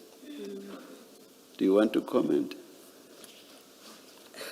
Commissioner, I don't know the job description of Chief Mashaba, but I can confirm, commissioners, that we also have cases where people from the traffic police working with the SAPS members, especially the Hawks, do some operation. I don't know their memorandum of understanding. I don't know whether they do have a memorandum of understanding when it comes to these kind of operations or not. I don't know. Thank you. Perhaps if you had asked the question, and you can answer any way you want, that where does Mashaba come into this, as in jurisdiction and his powers, you may well have come to a different conclusion about the decision to arrest him if you found he was acting out of jurisdiction and outside his powers.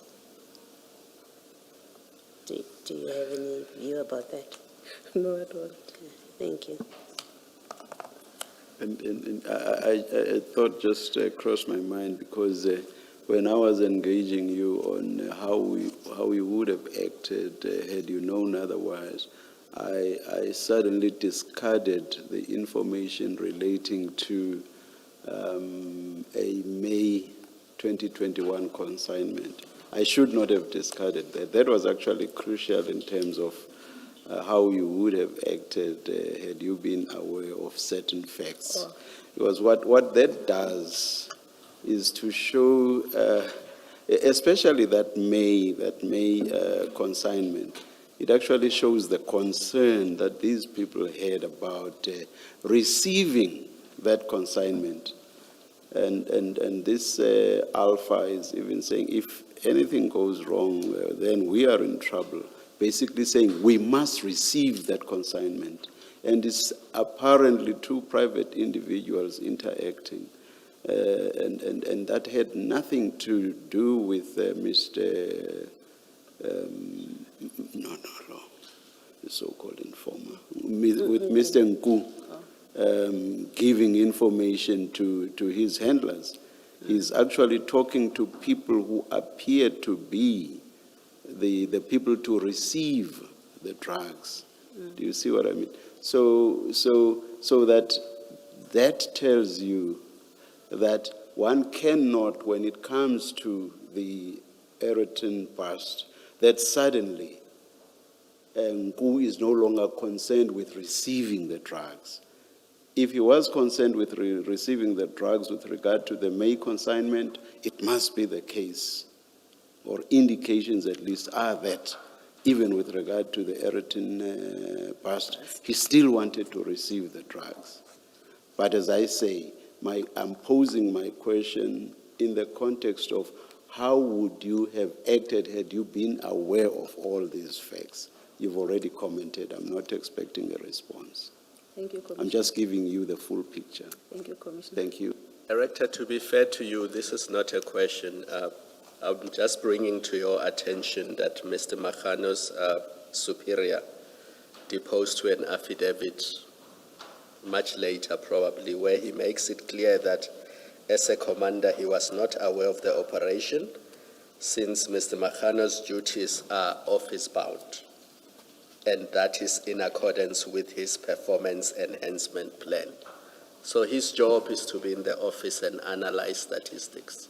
He should not be opening containers outside of jurisdiction. Okay. Director, just to be fair to you, I think through our own engagement, you did at least indicate that even without having the information that was relayed to you about the text, from your own interaction with Mr. Nku, you have some misgivings about him. Is that fair? Yeah, that's fair. Yes. And I think the follow-up question would have been that in that case then, surely you should have treated whatever that he gives you, or at least the people that he feeds information to, perhaps with some element of caution, I suppose, to put it lightly. Commissioner, it was difficult without having to hear the other side of the story. Because if we had the copies of the docket, we were going to know as to what was the other people on the other docket are saying. So we only had one side of the story. Yes, no, I accept that. My question is that if already the source of the information itself is questionable, then the sequence of that information itself should be treated with some level of caution as to how that information is handled going forward, at least from your side, to say, well, Mashaba is receiving this information from someone that I'm already, I want to use the word suspicious of, reservedly so. Surely that should trigger a bit of a red flag in going forward to say the very source that I spoke to, that fed the information to Mashaba, and then he relates to the rest of the guys. I'm saying that kind of information should, I would say, raise a red flag at the very beginning to say the very source of information is questionable. Commissioner, it did, but the thing is, if the police, they don't want with the docket, it's like they were hiding something. So we don't know whether our suspicion by just interviewing this person alone, it was going to be enough. And honestly speaking, 70% of our complainants are always like dodgy at IPID. So most of the complainants, they are dodgy. So, but it doesn't mean we mustn't follow their complaint. We follow their complaint. We can either make negative or positive recommendations, general recommendations, or sometimes even policy recommendations. Hence my earlier statement to you that's the very reason why you should guard against this iPad being used or being weaponized against the police, regardless of the source of the complaint. Yes. Yes. I think we are just wrapping up on a section dealing with the allegations. Okay. So let's wrap that up. My understanding is that at least the three complainants, they raised these allegations against General Kadwa, Brigadier Sekhobela, Colonel Stein, Captain Sebola by then, and General Khan. And they opened a case of defeated the ends of justice. Yes. My question to you is that, in your understanding, were these allegations raised against them individually, or is it something that you approached as a matter of them having acted in concert, or as one would say, in common purpose? How did you understand the charges? I understood that they acted in common purpose, because if you check, the first person who arrived at the crime scene was General Khan, who took over the crime scene and started giving people direction as to what must happen. And then General Khan, in his statement, he indicates that he handed over the scene to General Kadwa. And then from General Kadwa, now the scene was with Colonel Sebola. So, however, Brigadier Sekhobela, Colonel Stein, and were also there at the crime scene. But my understanding is that, for example, they are not from the same unit, are they? General Khan, yes, is from Crime Intelligence, and Yes. the other members, they're from DPCI. Yes. So I'm trying to understand, how did you then arrive, and I'll tell you why I'm asking this question, how did you then arrive to a conclusion to say you were going to investigate this as a common purpose? Because what happened at the crime scene, it was like a chain. After General Khan came and took over the crime scene and did what he did at the crime scene, he said he handed over the crime scene to General Kadwa. After he handed over to General Kadwa, then Captain Sibula, Lieutenant Colonel Sibula took over and arrested those four members. I'll tell you what my difficulty is. For example, an easiest example will be Colonel Steyn. None of the statements implicate him in any form or manner. I'm not certain what his role is to be then put in a situation where he's accused of having acted in concert. Commissioner, is because he was mentioned by the complainants, and when I asked for his explanation as to his role, the question of him explaining what was his role at the crime scene was posed to him. Just that I don't remember what was his response, but it was one of the questions that was posed to him as to what was his role at the crime scene, because the complainants were mentioning them by names. I have gone through their statements, the complainants, and to some extent, the what you call the independent witnesses. I mean, for example, what will be of concern to me is that you will read the statement of Sergeant Pakula and Sergeant Sape, and they say directly so that the person who stopped them from deploying their dog to investigate or to sniff around was, I think, his warrant officer, Rekhozo.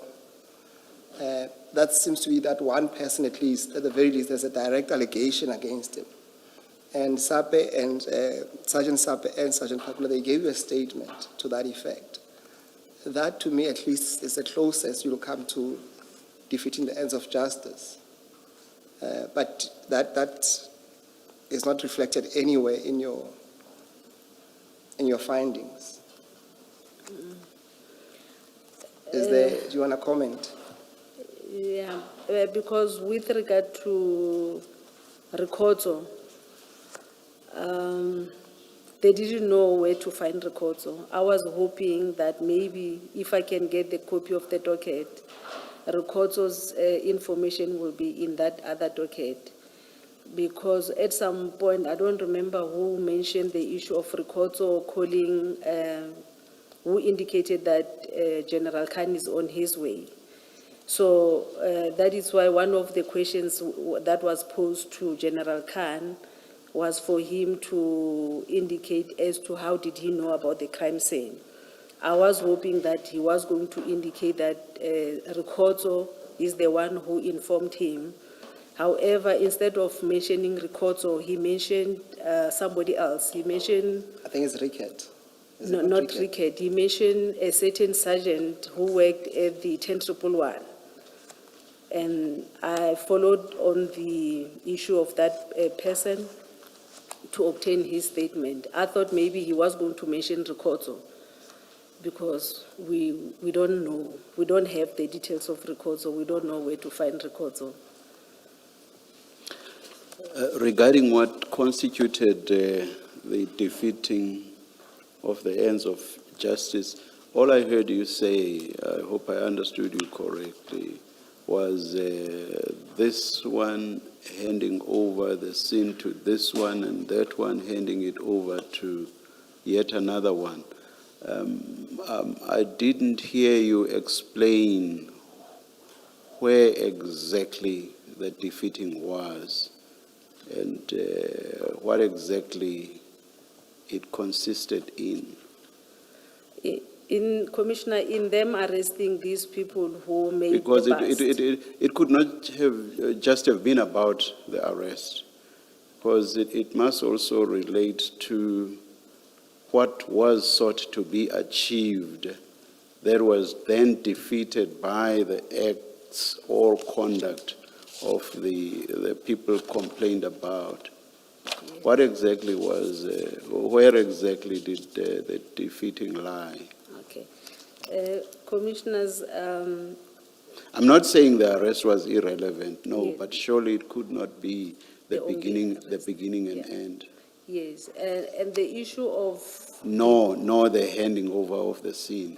yes, there was an issue of the dog unit as well, that the dog unit was called, but they did not do the job at the crime scene. Must you always have a dog at the crime scene? Commissioner? Must you always have dogs at the crime scene for this purpose? Because it was drugs, and the dog that was called was for the narcotics. It was a narcotic dog. I'm saying, is it obligatory that you should always have dogs? And if you do not have them, then where someone felt like they should be called, then the ends of justice have been defeated if somebody else had a different view, for example. But, Commissioner, a narcotic dog was relevant for that particular crime And scene. once you don't have it, defeating. No, but if you call the dog unit and then the dog unit does not do the job because of somebody doesn't want them to do the job, then yes, it is defeating. Or were the dogs going to sniff the container maybe for more bags?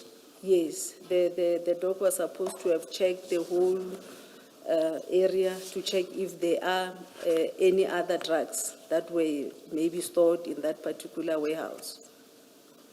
Anything And else? check the container maybe for more drugs. Anything else? That's what I can think of now. Yeah. Because I'm asking, for example, because we know that once other people were involved, the LCRC was called.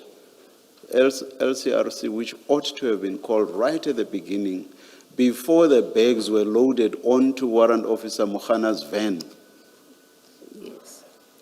And these people that are now supposed to have defeated the ends of justice call the LCRC for the LCRC to do its job. Would people who wanted to defeat the ends of justice have done anything like that? Commissioner, the first people who arrive at the scene, I think it is the statement of Warrant Officer Mahana. It's him, Chief Mashaba and Mr. Nku, whose motor vehicle was parked some distance away. Yes. They were the three who arrived, first to Yes. arrive at the scene. Yes. I'm talking about the LCRC person. I wanted Okay. to talk about All right, the all issue right. of the LCRC All right, person. yes. That they did call the relevant stakeholders to come at the crime scene, whereas the LCRC was one of those. Who of these two called the Is LCRC? Mahana, with the assistant of the Boysen's police. Definitely not Warrant Officer Mohana. It was. Assistant Director, you didn't think anything was wrong with this report or complaint by these three people, that the story included that they got there, the three of them, which is Mr. Nku, Mr. Mahano, Warrant Officer Mahano, and Chief Mashaba. They got there, opened the container, and and then unpacked, took the drugs onto Warrant Officer Magano's van, when there's no LCRC, there's no dog, there's nothing at that point, it's just the three of them with Mr. Nku, that you say you did think something was dodgy about him. You didn't think something about this story is problematic. Not the story per se, but what happened in terms of handling the crime scene was wrong for them to take those bags and load them in the bakkie. And you didn't think that could reasonably find a basis for the other officers to think they are up to mischief? If you want to reduce it to handling of the crime scene, I think in the end we do find out that it was actually much more than just mishandling a crime scene.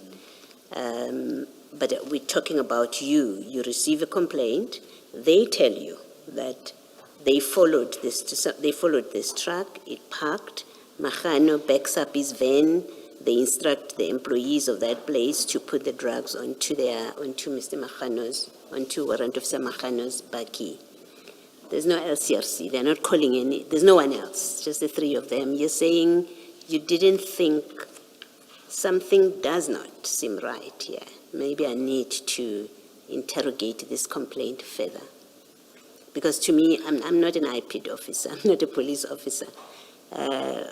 But it seems obviously deeply suspicious that police officers would come in an unmarked van and then transfer drugs from a container when you know there are protocols about crime scene management. You saying you didn't think this warranted you to keep an inquiring mind about this? Commissioner, we did ask about that, but he indicated, it's just that I don't remember whether it was Magano who called the LCRC No, he did person. not. No, he did not. With So the we know from his evidence that he did not. He did not call the LCRC. Had nothing to do.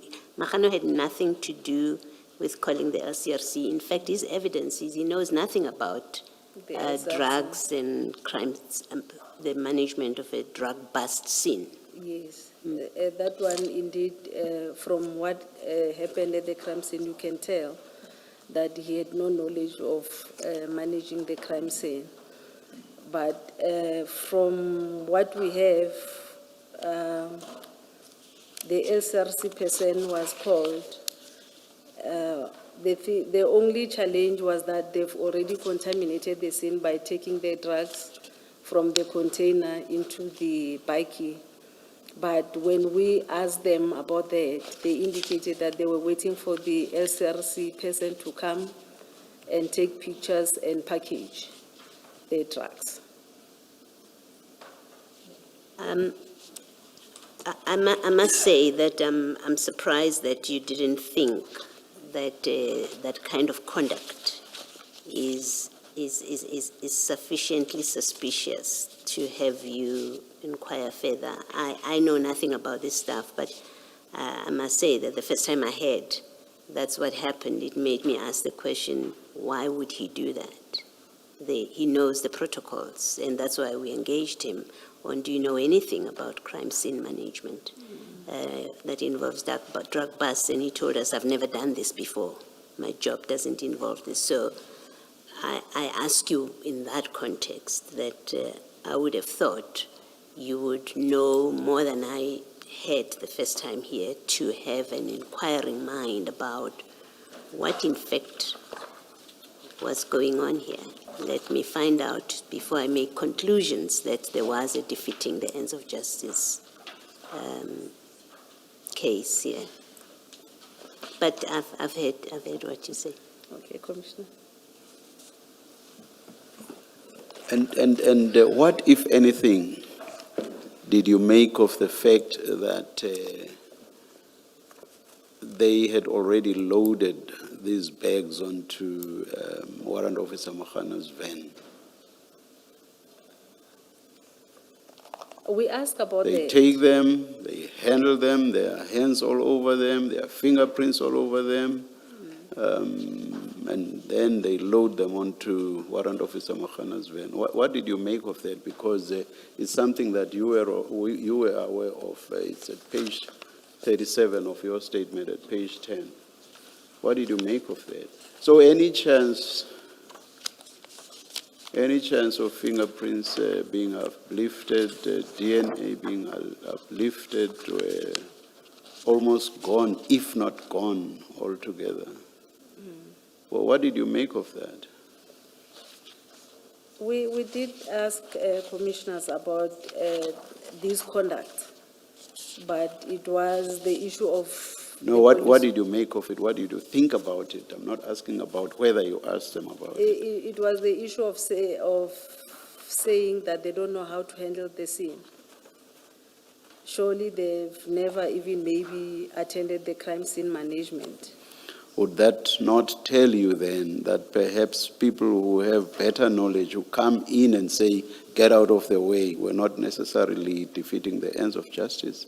Yes, if the police maybe took over the crime scene, not They just say, you necessarily- bumbling Lord, just get out of the way, let us do a proper job of this.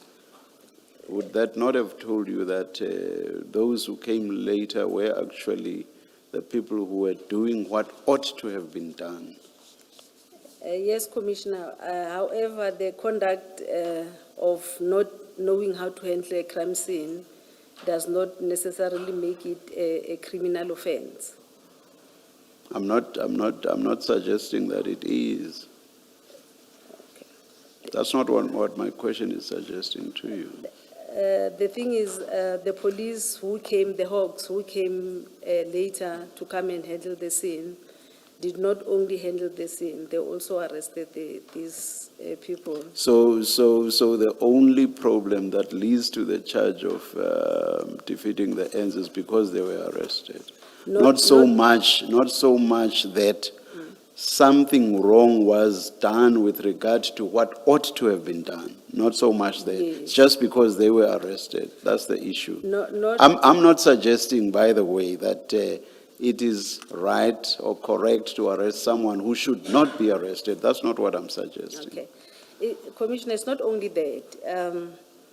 The police did not even try and establish as to who's the owner of these drugs.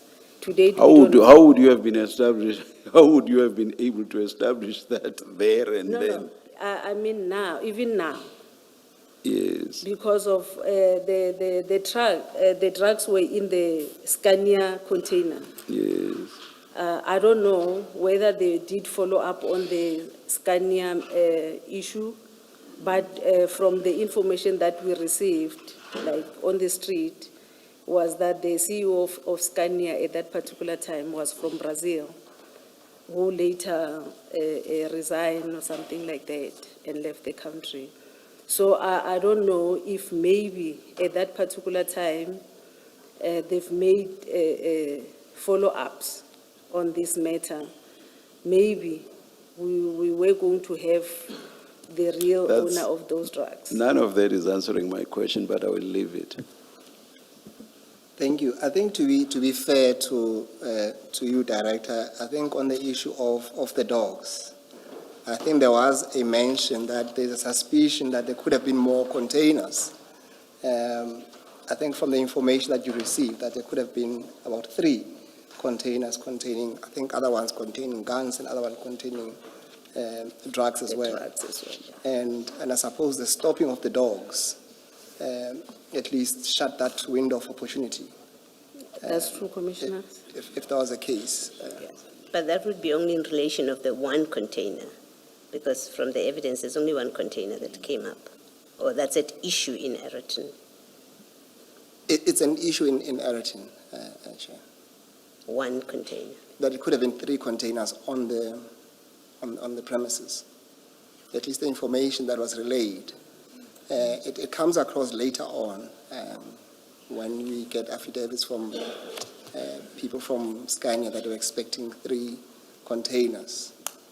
So Whether they the- would have arrived the same day or a day before, that's something else. Yeah, that's what I'm clarifying. You're not saying that the evidence is that at the time of this incident that is happening on the premises of Scania, there was another 2 containers No, that no, the dogs would have helped to sniff out. You're not saying? No, we're not saying that. Okay. We're just saying to an extent that there could have been, a dog could have, but that's as high as it goes. But there's no evidence to suggest that there were more No. than that. Please correct me, I may be misunderstanding the rest of the evidence. My understanding was that the vessel coming in with a container, with containers, or this particular container even, there were other 3 containers that were going with this particular one, but only one came up to Gauteng to become an issue in this case. We don't know. That's the difficulty, Okay. Commissioner. What became of those 2? Whether they stayed there or they moved prior to the 9th or the 8th, it remains a question. So is the point that the dogs would have been used on more than just the one container Yes. that contained the suspected drugs Yes. or the suspected cocaine? So they would have sniffed at a minimum of what, 3 containers on the day, For what it's worth, Chair. on the day. For what it's worth. But remember, I still have the reservation to say, but even the person who stopped the dogs is Rekhozo. It has nothing to do with the 5 accused in any event. But to leap to that conclusion, you would have to assume that on the day at Scania, there were, in addition to this container, 2 other containers. Because if you were saying they might still be coming 2 or 3 days later, calling the dogs on that day actually makes no sense. No, that's perfectly true, Commissioner. And from what we saw, there was not another container that came from Durban on that day that was in the premises. Because if it was there, the policemen who were there would have searched those containers, even without the dogs. That's all I can take it as far as that. Chair, to We say. may not have seen others, at least in the pictures In the that pictures, we yeah. were shown. But even if there were, the focus was just on this one, on the evidence before us. Yeah. That's Thank true, you. Chair. So I don't think that assists you, I tried, Chair. Assistant Director. Commissioners, in fact, that whole thing, they were expecting 11 containers. But they are saying from these 11 containers, 3 of those containers, 2 had drugs and 1 had firearms. So the thing is, I didn't even see the photo album of the crime scene on the day of incident, so I cannot say much. Thank you, thank But you. what we do know is Mr. Nku's information related to this one container, the one that he followed all the way from Durban, and he parked inside Scania to watch its unloading. At least we know that much, that their interest in this operation that plays out in Ayrton was on this one container. And so was the interest of Chief Mashaba Yes. and Warrant Officer Mokhana, just this Yes. one container. Yes, I'm not sure about the 2 containers, whether it was on the same day or the previous day, or I don't know. Okay. Thank you. Yes, Mr. Musigiri. Thank you, Chair. Assistant Director, I want us to move then to the next subtopic on page 7, where we deal with a request for copies of docket Boys Cast 98/7, 2021. Can you then pick it up from paragraph 19 and read that into the record, please?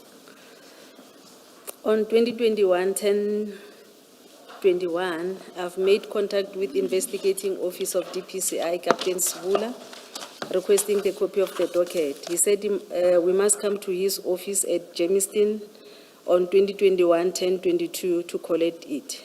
That is like the following day.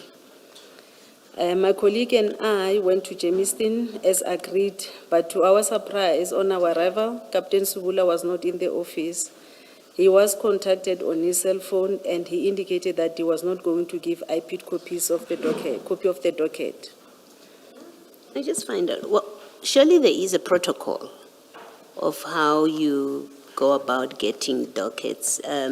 We had Colonel Sibula earlier before you testifying, and part of his justification why there is a formality or there has to be a formality was that anyone could call and want a document out of a docket, and if there are no formal ways of doing it, then people could just end up sharing documents in a docket without more into it sort of seems to make sense, that kind of explanation. And so I would expect that you have protocols of how do you get a docket out of the SAPS for your investigations.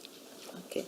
Commissioners, with regard to getting the copies of the docket, an investigator can just go to the police station, or maybe you call to find out as to who is the investigating officer first, to make that kind of arrangement. What we normally do when we arrive at the police station or whatever unit of SAPS, they normally take the picture of our appointment cards to say this person, I gave the copies of the docket to this particular person. But there's no issue of saying you must request the copies of the docket from the commander, because as IPID we rely on Section 29, subsection 2 of the IPID Act that talks of cooperation, that SAPS must cooperate with IPID. So there's nothing like that we must maybe request the dockets from the commander. You can only do that if maybe I know the commander of that particular police station and I don't know who's the investigating officer of the case. Then I can liaise with the commander. And there's no requirement for certain form that it must take. There's nothing like you have to do it in writing, even if it's an email. There's nothing like that. Nothing, Commissioner. Perhaps you should have, so that you don't have Colonel Sibula appearing and saying, I never got such a request. No. So maybe you should have some kind of protocol. Maybe that one can be addressed in terms of maybe fixing our standard operating procedures. Yes. Yeah. All right, It thank can be you. a standard way of doing things. Thank you. And to be fair to you, this letter on page 34, assuming you had not asked for it formally, by the time you got to this November letter on page 34, it's in writing from your director to General Libya, and you are making it clear there that you are asking for this docket. So even if one accepts that in October you did not follow a formal process, within a month you write to General Libya, and it's a Yes. formal letter from your director saying, Yeah. please intervene, we're looking for this docket Yes. for the purposes of this inquiry we are conducting. That's correct, Commissioner.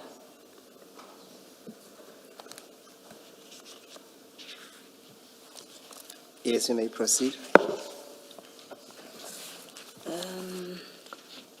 The matter was escalated to Brigadier Skhobela, that is Captain Sibula's commander, and she said she will talk to Captain Sibula and she will give us feedback.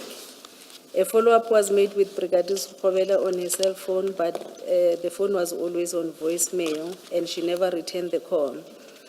On 2021-10-28, an email was sent to General Kadwa seeking his intervention, and the meeting was arranged for IPID and DPCI at Jamestown on 2021-11-05. On 2021-11-04, at about 1700 hours, the staff office of General Kadwa called me and said the meeting was cancelled due to unavailability of General Kadwa and the legal services. However, there was no other date provided to IPID.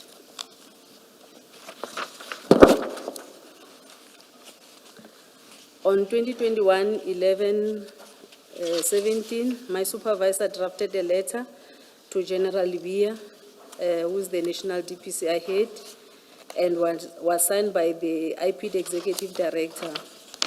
The letter was to request his intervention and get a copy of a docket Boysen's Case 98 of 7/2021. On 2021-11-24, the letter was delivered to General Livia's office at Silverton, and it was received by his staff officer. General Livia did not assist IPID with the request. Instead, he indicated that IPID must investigate without the copies of that docket.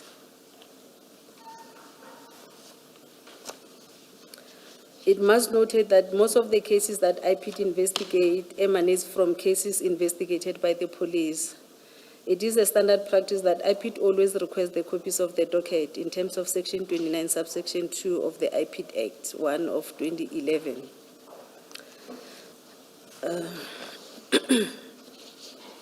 The member of the South African Police or Municipal Police Service must provide their full cooperation to the Directorate, including but not limited to, number A, the arrangement of identification parade within 48 hours of the request made by the Directorate.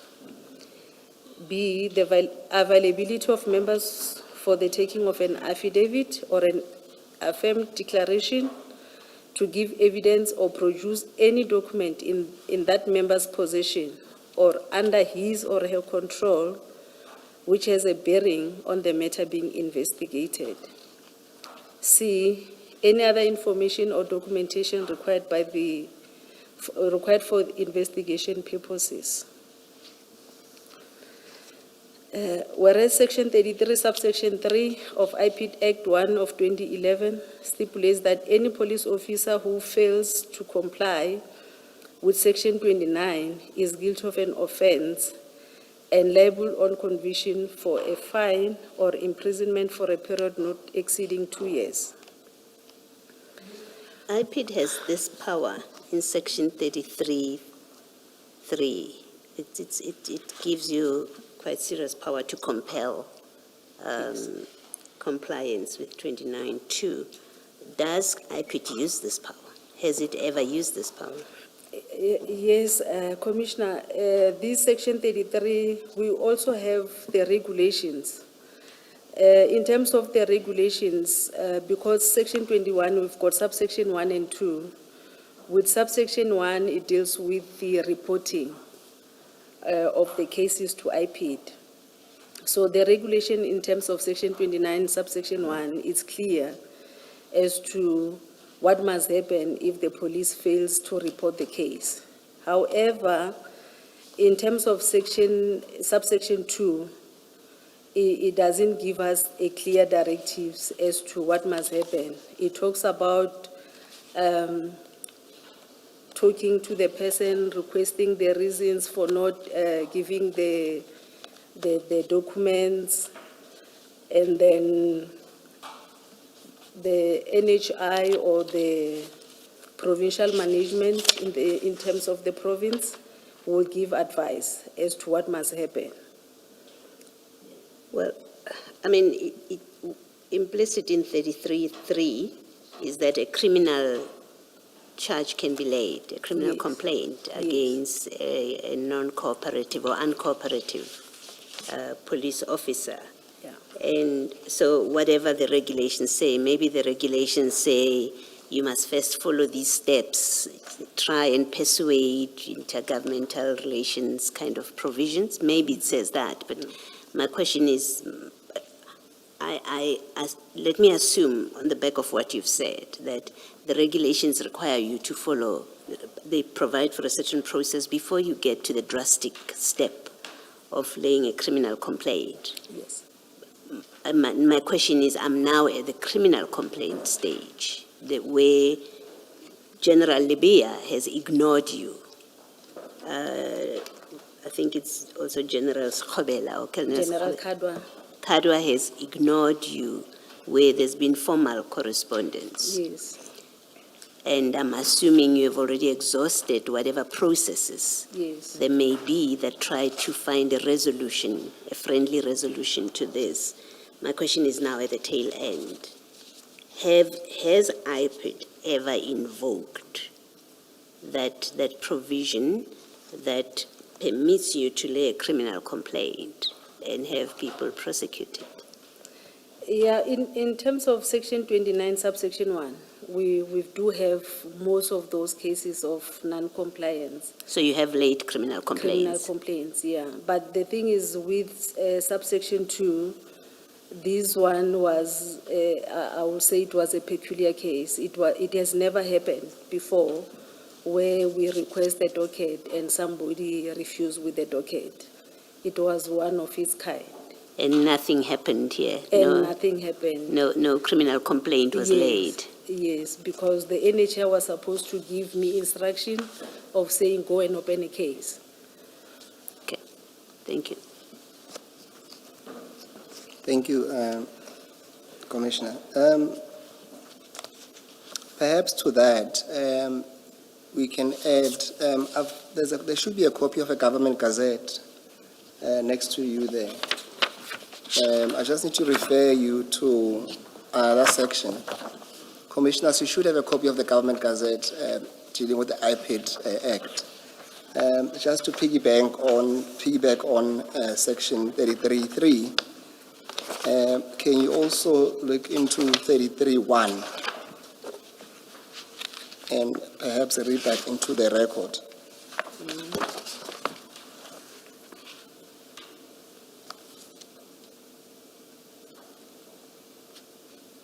Do you want me to go through? Just Okay. read 33.1 only. 33.1, it says, any person or private entity who interferes, hinders, or obstructs the executive director or member of the directorate in the exercise or performance of his or her powers or functions is guilty of an offense and liable on conviction to a fine or imprisonment for a period not exceeding 2 years.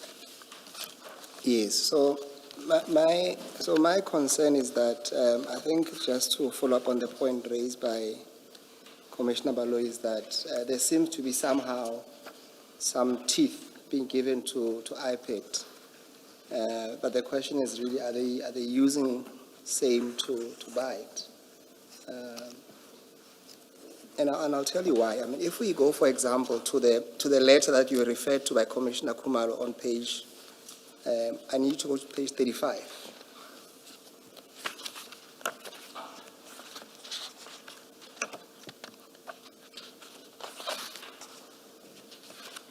Page 35 of my statement, of your statement, yes. So the annexures, or the annexure. yes. Annexure, what is the annexure It will number? be TK 11. Let me just double check. Yes, it's TK 11. 11. So it's a letter that you sent to, well, it was sent by your office Okay. to General Lebeya's office. And my concern is that, I mean, from paragraph 1 to 7, it's just the background. And the essence of your letter really is paragraph 8 on page 35, which says this. It is against this background that we request general intervention on this matter, as the continued delay in the obtaining copies of the docket hampers service delivery. My concern is that this letter, it does not come out as instructive as it could, given the powers that we've read to you. Yes, I understand that there are regulations, but I would have expected at the very least to say what kind of intervention exactly you are requesting. Secondly, perhaps state out that failure to comply, what would that potentially attract in terms of the act? And also explain what is meant by hampering service delivery. You know, and perhaps lastly, mention the consequences. And I suppose as lawyers as well, I would have found this letter to be having more bite if at least it gave deadlines as to when at least General Lebeya ought to have responded to this, so that you can say failure to respond by this date will take you that you are also hindering or obstructing our service delivery as it's put there. What's your comment to that? I agree with that, Commissioner, because the letter does not have the time frame as to when do we need the copies of this docket.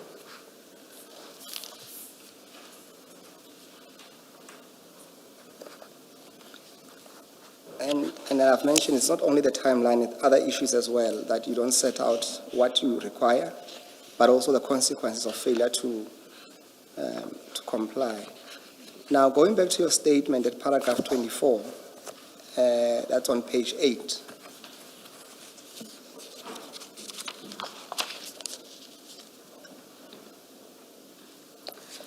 On 2021-11-17, my supervisor drafted a letter to General Luia, National Head of DPCI, and was signed by IP the Executive Director. Sorry, No, you. did we not stop at 27? Why are we going back to 24? Yes, no, I just wanted to ask you a question on 24. You'll see the last sentence there. You say that General Lebeya did not assist IPID with the request. Instead, he indicated that IPID must investigate without the copies of that docket. I've searched through the documents that you've provided to us. Can you assist us? Where did he indicate that? Or can you recall where he indicated that? I don't have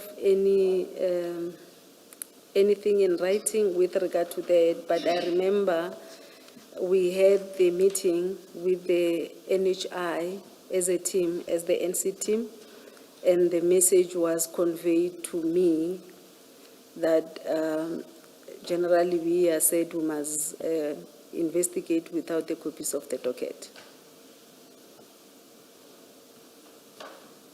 Yes, I see that at paragraph 27, you say that the issue was discussed with the National Head of Investigation, and I was advised to continue with the investigation without the requested copies of the docket. Yes. I suppose my question then, ultimately, this was an internal decision to say, look, Yeah, it was. we have tried. Yes, Okay. but not try enough because we're supposed to have opened a case. Yes.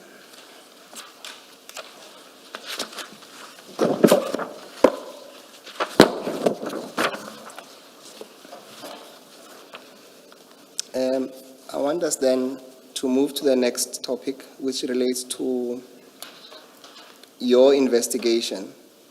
It says investigations conducted by IPID, and there you start with the statements that you took from the independent witnesses at paragraph 28. Can you take it from there, please? Okay. IPID obtained the statement of other independent witnesses, the truck driver, the lady who was about to receive the goods, and the manager at Scania. The first person is Brightman Vusim Tembu, who was the truck driver. His statement attached the statement as TK12 indicated that on 2021-0708 in the morning he was in Durban when he received a message from his company with the container details to be collected at Durban Harbour. He arrived at the Durban Harbour at about 13:20. He inspected the container and the seal was intact. He then took the container and drove to Rorikop, where he arrived at about 20:20. On 2021-0709 at about 6:30, he arrived at work and went to inspect the truck and found that the seal was still intact. He was about to take the container to Ayrton when he was informed that there are police officers who will escort him as they wanted to search the container. He was escorted by the police to Ayrton, and on arrival, the container was received by Jolene, who asked him to put the container at the bay. He did not see who opened the container. When he alighted from the truck, he noticed the black bags being loaded from the container into the Nissan NP300. A tall guy who identified himself as a police officer informed him that he was under arrest for transporting drugs. He tried to explain to the police officer that he did not know what was inside the container. just find out, what did you, because as I understand your report, part of your complaints or what causes you to refer, to find that there is a case for defeating the ends of justice in this complaint, is that the police officers that arrived on the scene, the General Khans and them, they caused their driver to be released. You accept that you accepted that he was under arrest, and then they ordered that he be released. Can I just understand, what is it about the conduct of the driver that you say that indicates to his arrest being proper, and therefore the instruction to release him being a case of defeating the ends of justice? Other than the issue that he was the driver of the truck, when we interviewed the driver, it was clear that the driver did not know what was in the container.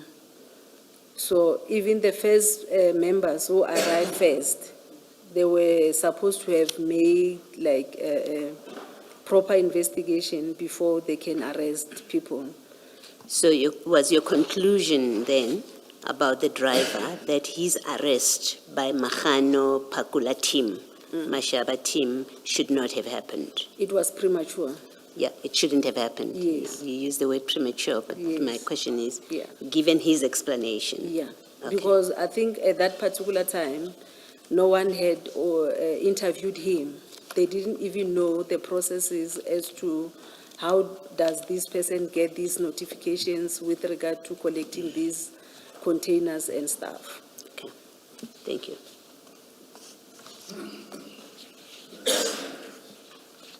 Perhaps just on it's a different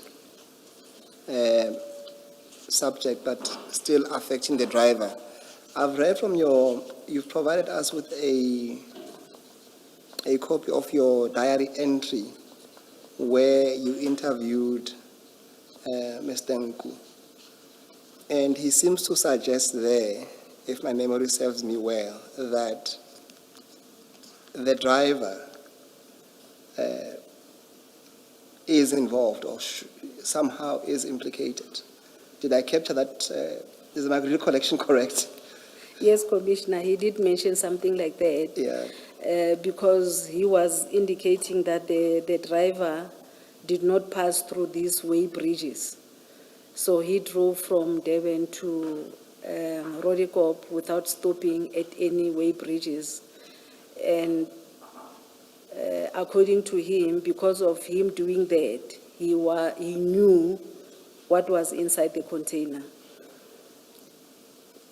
And this weight bridges is where there's a potential, I suppose, search Yes. of the trucks. Of the trucks, yes. Yeah. Was it that the only inference from him to say because he didn't stop? Yeah, that was the only inference. That renders him Yeah. suspicious as well. Yeah. He was saying maybe he was instructed by somebody that he mustn't stop anyway. He must just drive from Durban to Rodikop. Now, when you spoke to Jolene and them, the Kukemos, did you explore this with them in terms of the traveling of the truck and the stops? Are they compulsory? Did you take this issue further with them when you interviewed them? Commissioners, the Jolene's and the other lady who works for Scania, Jolene works for Scania, I think in South Africa. There's that other one, Scania Brazil. Thanks, Rose. They don't know as to the traveling arrangements because the company, the truck company belongs to another company. It belongs to Yellow Jersey, Yes. not the Scania, the Freighten, because the Jolene's company is Freighten, but they deals with Scania. In Jolene, it's Scania South Africa, and the Roseland, Scania Brazil. So they only request the transportation from the other company. What the other company tells their driver, they don't know. Did you ask the driver about that allegation? Yes. And?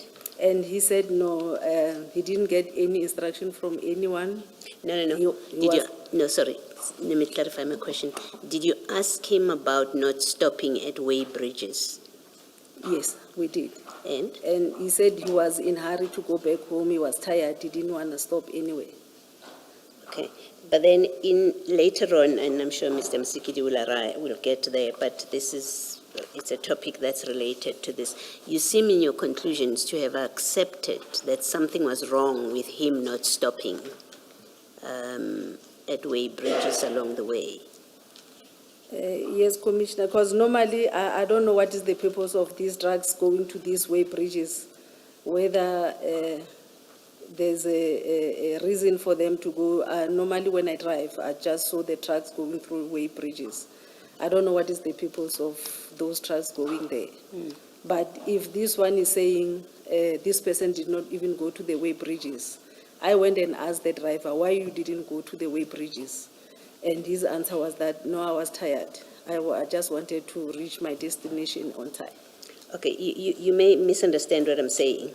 You say in the conclusion the driver took the container at the harbor at about 13:30 and arrived at his company in Johannesburg at 2000 hours, which is very quick, I agree. Yeah, it was very quick. And then this is the part which I'm asking about. You say, which is highly unlikely for the truck. So you seem to give significance or even credence to Nku saying, he didn't stop along the way, which suggests he had instructions. So I was asking that kind of question, that did you accept that the driver must be implicated? That's why he was not stopping at way bridges?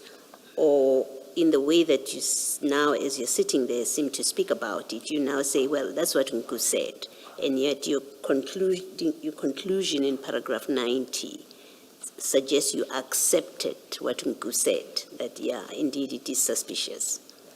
And I was trying to clarify that with you. Yeah, Commissioners, it is really suspicious that a truck can travel like from Durban from 1 o'clock and then 8 o'clock is now here in Johannesburg. It was really suspicious. However, if I were to investigate these, this was supposed to be been investigated by the Hawks to check as to whether is it true that this person did not go via those way bridges or not. Now, I would say it was supposed, to the extent that it has been put to you by Nku, and you seem to make something of it, but you had to investigate it. Otherwise, you've just accepted the so-called informers' information to you, which may, which may be nothing. If you had investigated, for example, you could have asked Yellow Jersey, and maybe Yellow Jersey might have said, no, don't worry, this driver does this all the time, or there's nothing wrong with him not stopping. And between you and me, Assistant Director, we drive on the road and see very fast trucks, scaringly fast trucks. So the fact that it was fast, alone in itself without more, it's difficult to accept that, therefore, it indicates the driver was in on whatever scheme was going on here. You would be expected to do further investigation of it before you say, yes, the conduct of the driver was suspicious. Nku is on to something here. Commissioner, it's difficult to investigate those kind of issues because it was going to look like we are now overstepping on the investigations that is being conducted by the SAPS. However, like I was saying, if we had the copies of the other docket, we're going to see as to what is in the docket, whether the police followed the issue of these way bridges or not. If not, IPID was going to do that. But we didn't want to investigate this issue And this truck driver is not even a police officer where I have mandate to investigate such. So it was supposed to have been done by the police officers. I guess my problem with you is you draw something out of it. If you had just recorded it, as Nku said, and left it at that, and it didn't look like you made anything of it, then you and I would not be having this conversation.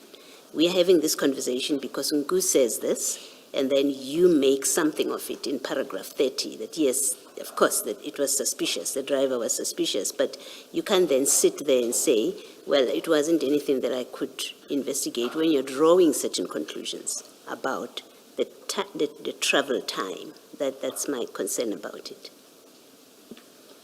Yeah. But I've heard you. Okay. Thank you, Director. Can we then pick it up at paragraph 34, dealing with Jolene Kukemur? Okay.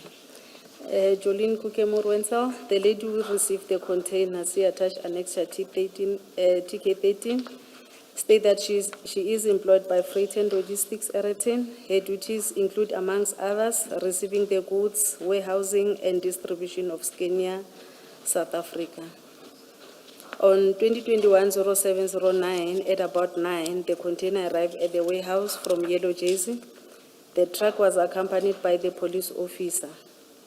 On arrival, one police officer approached her and said they have a tip-off and requested her to open the container. She immediately took a file and went to the container to check the seal, comparing it with the arrival notification to check if they correspond. The seal was intact and corresponded. She then requested her colleague to open the container. As they opened the container, the black bags fell out of the container and the police officer said it was drugs. They were instructed to load the bags inside the Nissan Bike. After loading, the toll officer came with cable ties and he said he was arresting them. He was arresting her for receiving the goods, the driver for transporting the goods, and Cornelius because the goods belonged to him. He said he was taking them to the nearest police station. Before you continue, just for the benefit of the commissioners, because I have consulted with the gentlemen involved here, you have also met them. Would you agree with me that when reference is made to the toll officer, it would refer to Mashaba? Would you accept that? I don't even remember. I think he's tall. I don't remember him. Of the three, he Of is the is the tallest between Pakula. Well, everybody's taller than me, but I don't remember if he's the tallest, but I think it was him because the first people who arrived, it was him and Makano. and Nahan is quite short. Yeah, Yes. I think, yes, they are referring to Mashaba. Yes, so commissioners, I think for now you can accept that at least when reference is made to the tall officer is Mashaba. And in any event, I think it ties down with what he says in that he effected the arrest. Suggesting we take judicial notice of that. Indeed. All I can say is I did see that Warrant Officer Makano is not really tall. But as for the rest and who's the tallest, I have no idea.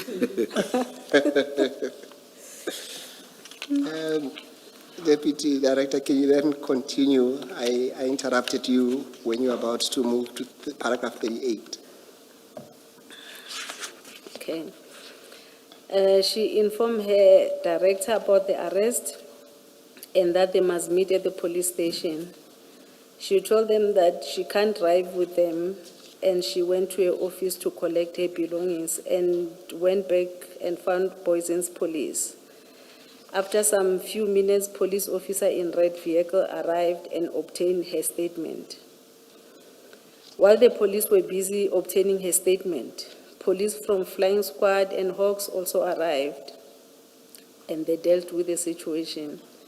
At about 1700, the police officer who arrived first at the warehouse were arrested by the police officer who alleged they were from the Hawks. Francois Riquet, he states that on 2021-07-09, at about 9, he spoke to General Khan on the phone, explaining to him that the situation at the receiving warehouse of Scania in Omnia Park was getting volatile. He told him that the police were threatening him and his colleagues with arrest. He confirms that the container from Brazil was transporting parts, and they opened it on the instruction of the police. Black bags that were not supposed to be there were found in the container. I just have two questions for you. At paragraph 39, Jolene says that the police from Flying Squad and the Hawks also arrived. And then she says they dealt with the situation. What is your understanding of what she means by that? Because on from paragraph 37, because the police were telling her that she was being arrested, when she said the police, the Hawks arrived and dealt with the situation, my understanding was that they're the one who said, no, you cannot arrest this one, then they arrested the other police who came first. I'm not sure if I understand that, but let's move on to my last question on this aspect. Maybe you'll assist me. From at least for now, I know you interviewed a lot of people, but at least from the 3 independent witnesses that you interviewed, and we just went through their summary, is there any way you can draw the elements that will sustain a claim of defeat the ends of justice against any of the 5 accused? And if so, can you then draw us to those allegations from these witnesses that will support what Mahan and them are saying? Okay. These other police officers, they came later at the crime scene. There were 2 police officers from Boysens who arrived first, who arrived after these Makhano and Mashaba arrived at the crime scene. I think they received a complaint from 10111 talking about issue, I think it was hijacking or something like that. They attended to the crime scene, they interviewed Makhano and Mashaba, and I think after their interaction with those police officers, they were satisfied with what was happening there, because they also gave their 08, like their report back to 10111, indicating that it is a legit operation, the police are working, and they were assisting the Mashaba and Mokhano before even Pakula arrived at the crime scene. So for the Hawks members to come later and arrest these members without even following up on the information as to where the drugs were going, it was something else. Because I believe if maybe they asked Jolene, because Jolene was the one who was going to receive the goods, if they asked maybe as to the processes after receiving the goods, maybe we were going to find out as to where these drugs were going. How so, though? How would that have been established? I don't know if it is their practice at the Scania. When Jolene received the goods, maybe she checked everything that is inside the container to confirm as to what is inside, or is it an issue of her checking the seal to confirm that the seal is intact, and then she leaves the container like that, or she normally opens the the container, if they asked the right question as to, is it the first time when something like this happened to this, when she received this kind of, was it her first time to receive something like this or not? Maybe. What answer do you think that would have elicited? Maybe If because, Jolene was aware that there were drugs in there, she would have feigned surprise. Would she not have? Commissioner, because where the container was, it is a place for freight. Do you think she would have owned up and said, these are my drugs, or these are Scania's drugs? Or? Not drugs per se. I'm not sure if she will know as to what will be the content on those bags. But maybe she was going to say, no, we normally receive these bags, and then when we receive these bags, this is how we handle the bags. I'm just giving an example. Or she will say, no, this is the first time seeing something like this. Or she will say, we don't open the container because this is freighted. Now, in the face of being arrested, don't you think, that is by the officers who are now complainants, don't you think that would have caused her to give the sort of answers you are talking about now? I don't know what was Jolene's statement at that particular time, because I got the information that Pakula was obtaining Jolene's statement when he was arrested. I don't know what kind of questions was he asking Jolene. I think the thrust of the position of all the people that Warrant Officer Pakula, Warrant Officer Mohana, and Chief Mashaba arrested, I think the thrust of their responses was basically that they knew nothing about this. About the drugs. Yes. So I'm not sure where what you are suggesting would have taken anybody. Yeah, but now, Commissioner, the drugs, we've got the drugs here. Perhaps let me give you some background. People who have expertise in this field have said that it's very difficult, if not impossible, to ever get to know who the person supposed to receive the consignment is.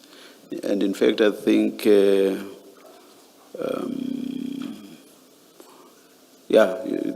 the officers who testified or gave evidence on this, they basically said they have never found, in all of their investigations, they have never found the consignee.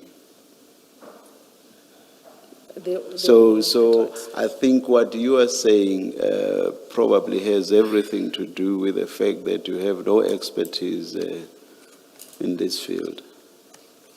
Your comment on that?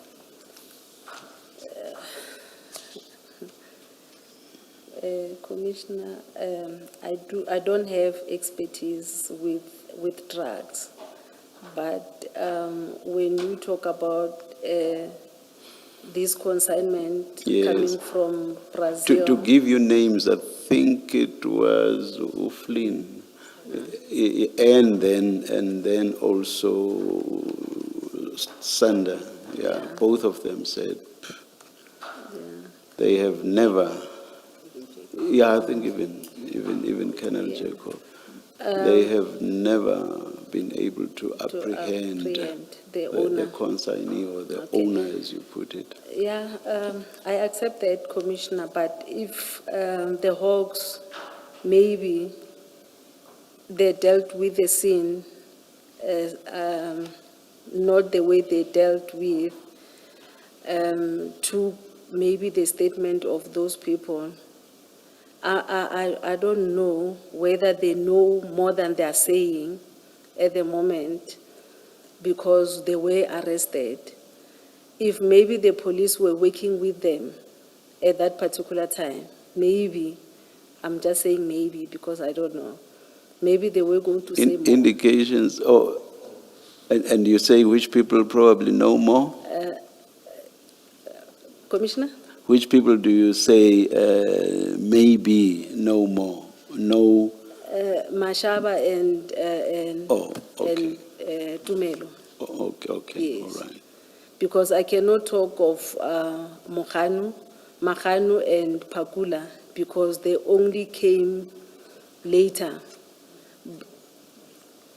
Commissioner? Mahano was there right from the beginning. I thought your basis for saying But, no, maybe he knows nothing is founded on some other reason, but Yeah. not the timing of his arrival. He was there right from. He even went to Yellow Jersey, so he Yes. was No, there. I'm Oh, talking let's ab- not speak at the same time. Okay. He was there right from the beginning. Yes. I'm not shutting you down. There are problems with transcription when Okay. people speak at the same time. No, I'm saying he came later, Commissioner, because I'm talking about he was only notified in the morning. Even Mashaba called Pokungwani first, and then he was referred to Mashaba. Yes, he was there, but I'm saying maybe he did not have information more than what Mashaba and Nku had. So I'm saying if maybe the police were working, they tried to work with Mashaba and Ungu, we're going to get more information. There, I think you are correct, because based on the chats that we have been shown, these others interacted even before Mahano's involvement. At that level, I would agree with you. Yeah. Thank you, Commissioner. Just ask the question, how is the failure to ask the question, who do these drugs belong to, how does it constitute defeating the ends of justice, your conclusion? Because ultimately that's what this is about. It's about certain conduct, and you say that conduct constitutes defeating the ends of justice. And now in your testimony, as you were speaking to the chair, you say they didn't, for example, they prevented them from asking the question, maybe they should have asked Jolene.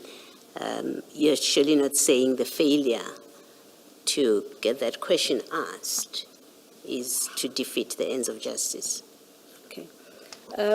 For them to fail to do proper investigation, I would say from where I'm sitting is like they were protecting the owner. They knew who the owner of the drugs was, but they didn't want, they wanted somebody to be blamed because now these four disturbed this smooth movement of these drugs. You're also not saying that an investigation would and should have happened on that day in Eraton, on the scene, done and completed and gotten all the answers. You're not suggesting that. Because Commissioner? you're not saying that the investigation should have happened on that day, on the scene, all these answers obtained, who the drugs belong to, and all of those answers closing, basically getting the answers that you say they should have gotten. And because that did not happen, because the General Khans and others arrived, Yes. you're not saying that was the end of it. I mean, an investigation is ongoing, right? It's not just on the day at the No. scene. No. So when you say their conduct on the day at the scene constitutes defeating the ends of justice because they prevented these questions, they prevented getting answers to this and that, you're limiting it to the day as if an investigation is just that one day and that would have been the end of it. Can you maybe just explain? Commissioner, I'm saying that because of, with them arresting these four, they are shifting the whole focus of getting the real owner of the drugs into these four people. Do you know that by now, by the time you write your report, you know Mahano is not an investigator of narcotics. You know that. You know that Mashaba is not an investigator of this kind of stuff. You know that. Yes. You know Nku has nothing to do with all of this. Yes. So, unless you are saying the defeating of the ends of justice happened on that day, if that's what you're saying, I can see. I may have problems with you saying that, but I can see that you limit it to the facts on the day itself, and then you say an investigation would have been done on the day, all the answers obtained, and you frustrated that happening on the day, and therefore you defeated the ends of justice. I can see that. But if you accept that an investigation would have been an ongoing process, how do you get, and I've given you the fact of Mahano is not an investigator. He had no business to be there beyond that one day. Mashaba is not SEPS. He's not SANEP. He has no business to be there beyond that day if he ever had a business at all. Nku is a supposed informer, so he's completely irrelevant to conducting an investigation, as in he can be one of the personnel. How do you get to there was a defeating of the ends of justice as if it started and ended on the day itself? It wasn't going to happen to be a continuing process. Okay. Commissioners, the police were supposed to have opened an inquiry because at that particular time, at the crime scene, nobody knew as to the owner of the said drugs or the said packages. So, but for them to arrest people without having information, I took it as if they knew who the owner was of the drugs, but because of these first four disturbed their own mission, the police mission, or whoever drugs belongs to, now they must punish these first four with arrest. Were you told that one of the SEPS people that arrived asked about an inquiry number and Pakula said, "We don't need that. I don't need that. I don't have time for that." When he was asked, where is an inquiry number? I don't remember. Well, there is evidence like that Pakula, I think it is Pakula, but it's one of the Mahano party of people who said, I didn't have time and there's no time for that. This is an urgent operation. So you should be actually charging Pakula for not getting an inquiry number because they're the first people on the scene. And that's what we've learned from the evidence, that the people that do the drug bust, they are the ones that arrange for the registering of an inquiry number. So you seem also now to be blaming the wrong people for not having an inquiry number, when in fact Pakula and Mahano, as the first responders on the scene, should have gotten that inquiry number. But that you may not be aware of that evidence, but that's the evidence that we've had. No, I'm not aware. Okay, thank you. Director, before we conclude, the difficulty with all of this is if you look at page 10, paragraph 37 of the statement, which is where you were. They opened the container, black bags fell out, the police officer says it's drugs.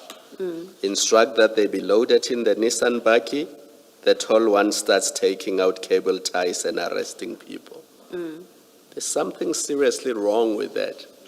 Because first of all, you cordon off the scene, you call the right people, they put whatever it is that is found there in exhibit bags, it gets booked in. Within 7 days, it must go to FSL, which must determine that this is drugs. Then the investigation continue and you can arrest people for being in possession of drugs. That's true. Here, you're just seeing black bags. For all you know, it could be powder milk. It could be soap. You've got somebody who's only ever arrested people for dacha, deciding that these are drugs and arresting the driver and arresting the manager. You don't do that. Yeah. So the mere fact that they had done that was improper to begin with. So it's not shifting blame. As Commissioner Baloyi correctly points out, the investigation does not start and end on the 9th of July. Maybe after 10 days, once it was determined that these were drugs, then the investigation would go back to the driver and the warehouse manager and all those people. And then they become suspects because you've determined that these are drugs. And then you take their statements and possibly they can be arrested. But the way it was done, where containers fall out, bags fall out of a container, they are put in a Nissan Baki and somebody already decides, based on how the bags smell, that these are drugs, was improper. So the simple point is that none of that could happen in a day. The most important thing that should have happened in that day was that the exhibits are properly secured, Secure, yeah. they are booked properly, and the prescripts are followed to determine what is in those bags, so that if there's a need to arrest anybody, people can be arrested. That's true, Commissioner. But there can be defeating the ends of justice based on within 30 minutes bags fall out, somebody determines that they are drugs, somebody already determines who the drugs belong to, and somebody already determines who must be arrested. So the reason why the driver and the other people were released, or there was an instruction that they should be released, for the time being, it was because it was premature to arrest them to begin with. Now, Commissioner Baloyi's point, why is that defeating the ends of justice?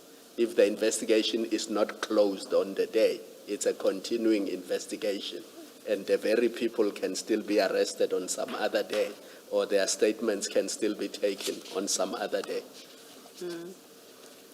Yeah, I hear you, Commissioner. On that day, no one was supposed to have been arrested. So stopping there, releasing those people then cannot constitute defeating the ends No. of justice if nobody should have been Should have arrested. been, yeah. I would understand if the driver was a Brazilian who was leaving the country the following day, and his release would have resulted in the police never getting hold of him ever again. Yes. But you don't have those facts in this case. No, I hear you, Commissioner. So And you accept Commissioner Baloyi's point? I accept. That is why even previously I indicated that when Commissioner was saying, I indicated that the arrest was prematurely for the driver, that they were not supposed to have arrested the driver because of, when I interviewed the driver, it was clear that the driver didn't know about what was in the container. So I'm saying on that day, no one was supposed to have been arrested. But with them arresting the others, it seems as if they knew where these drugs were going, but they wanted to shift. Nobody knows that it's drugs on that day. I don't follow that logic. Oh, okay. I'll stop where I'm saying nobody was supposed to have been arrested on that day. Okay. Okay. Leave it there. Okay. Assistant Director, just to round off the point by Commissioner Baloyi, on page 5 of your statement, at paragraph 18.5, I'll just read that into the record. So 18.5, it says, a police officer who was later known to them as Warrant Officer Rikhotso arrived and had an argument with Warrant Officer Pakula. Warrant Officer Rikhotso did not want them to open a case, but to open an inquiry file. Warrant Officer Pakula refused, and he was then told that General Khan was on his way. So this is just to bring to attention that the issue of the inquiry file was raised between Rekgotso and Phakula saw no need to pursue that.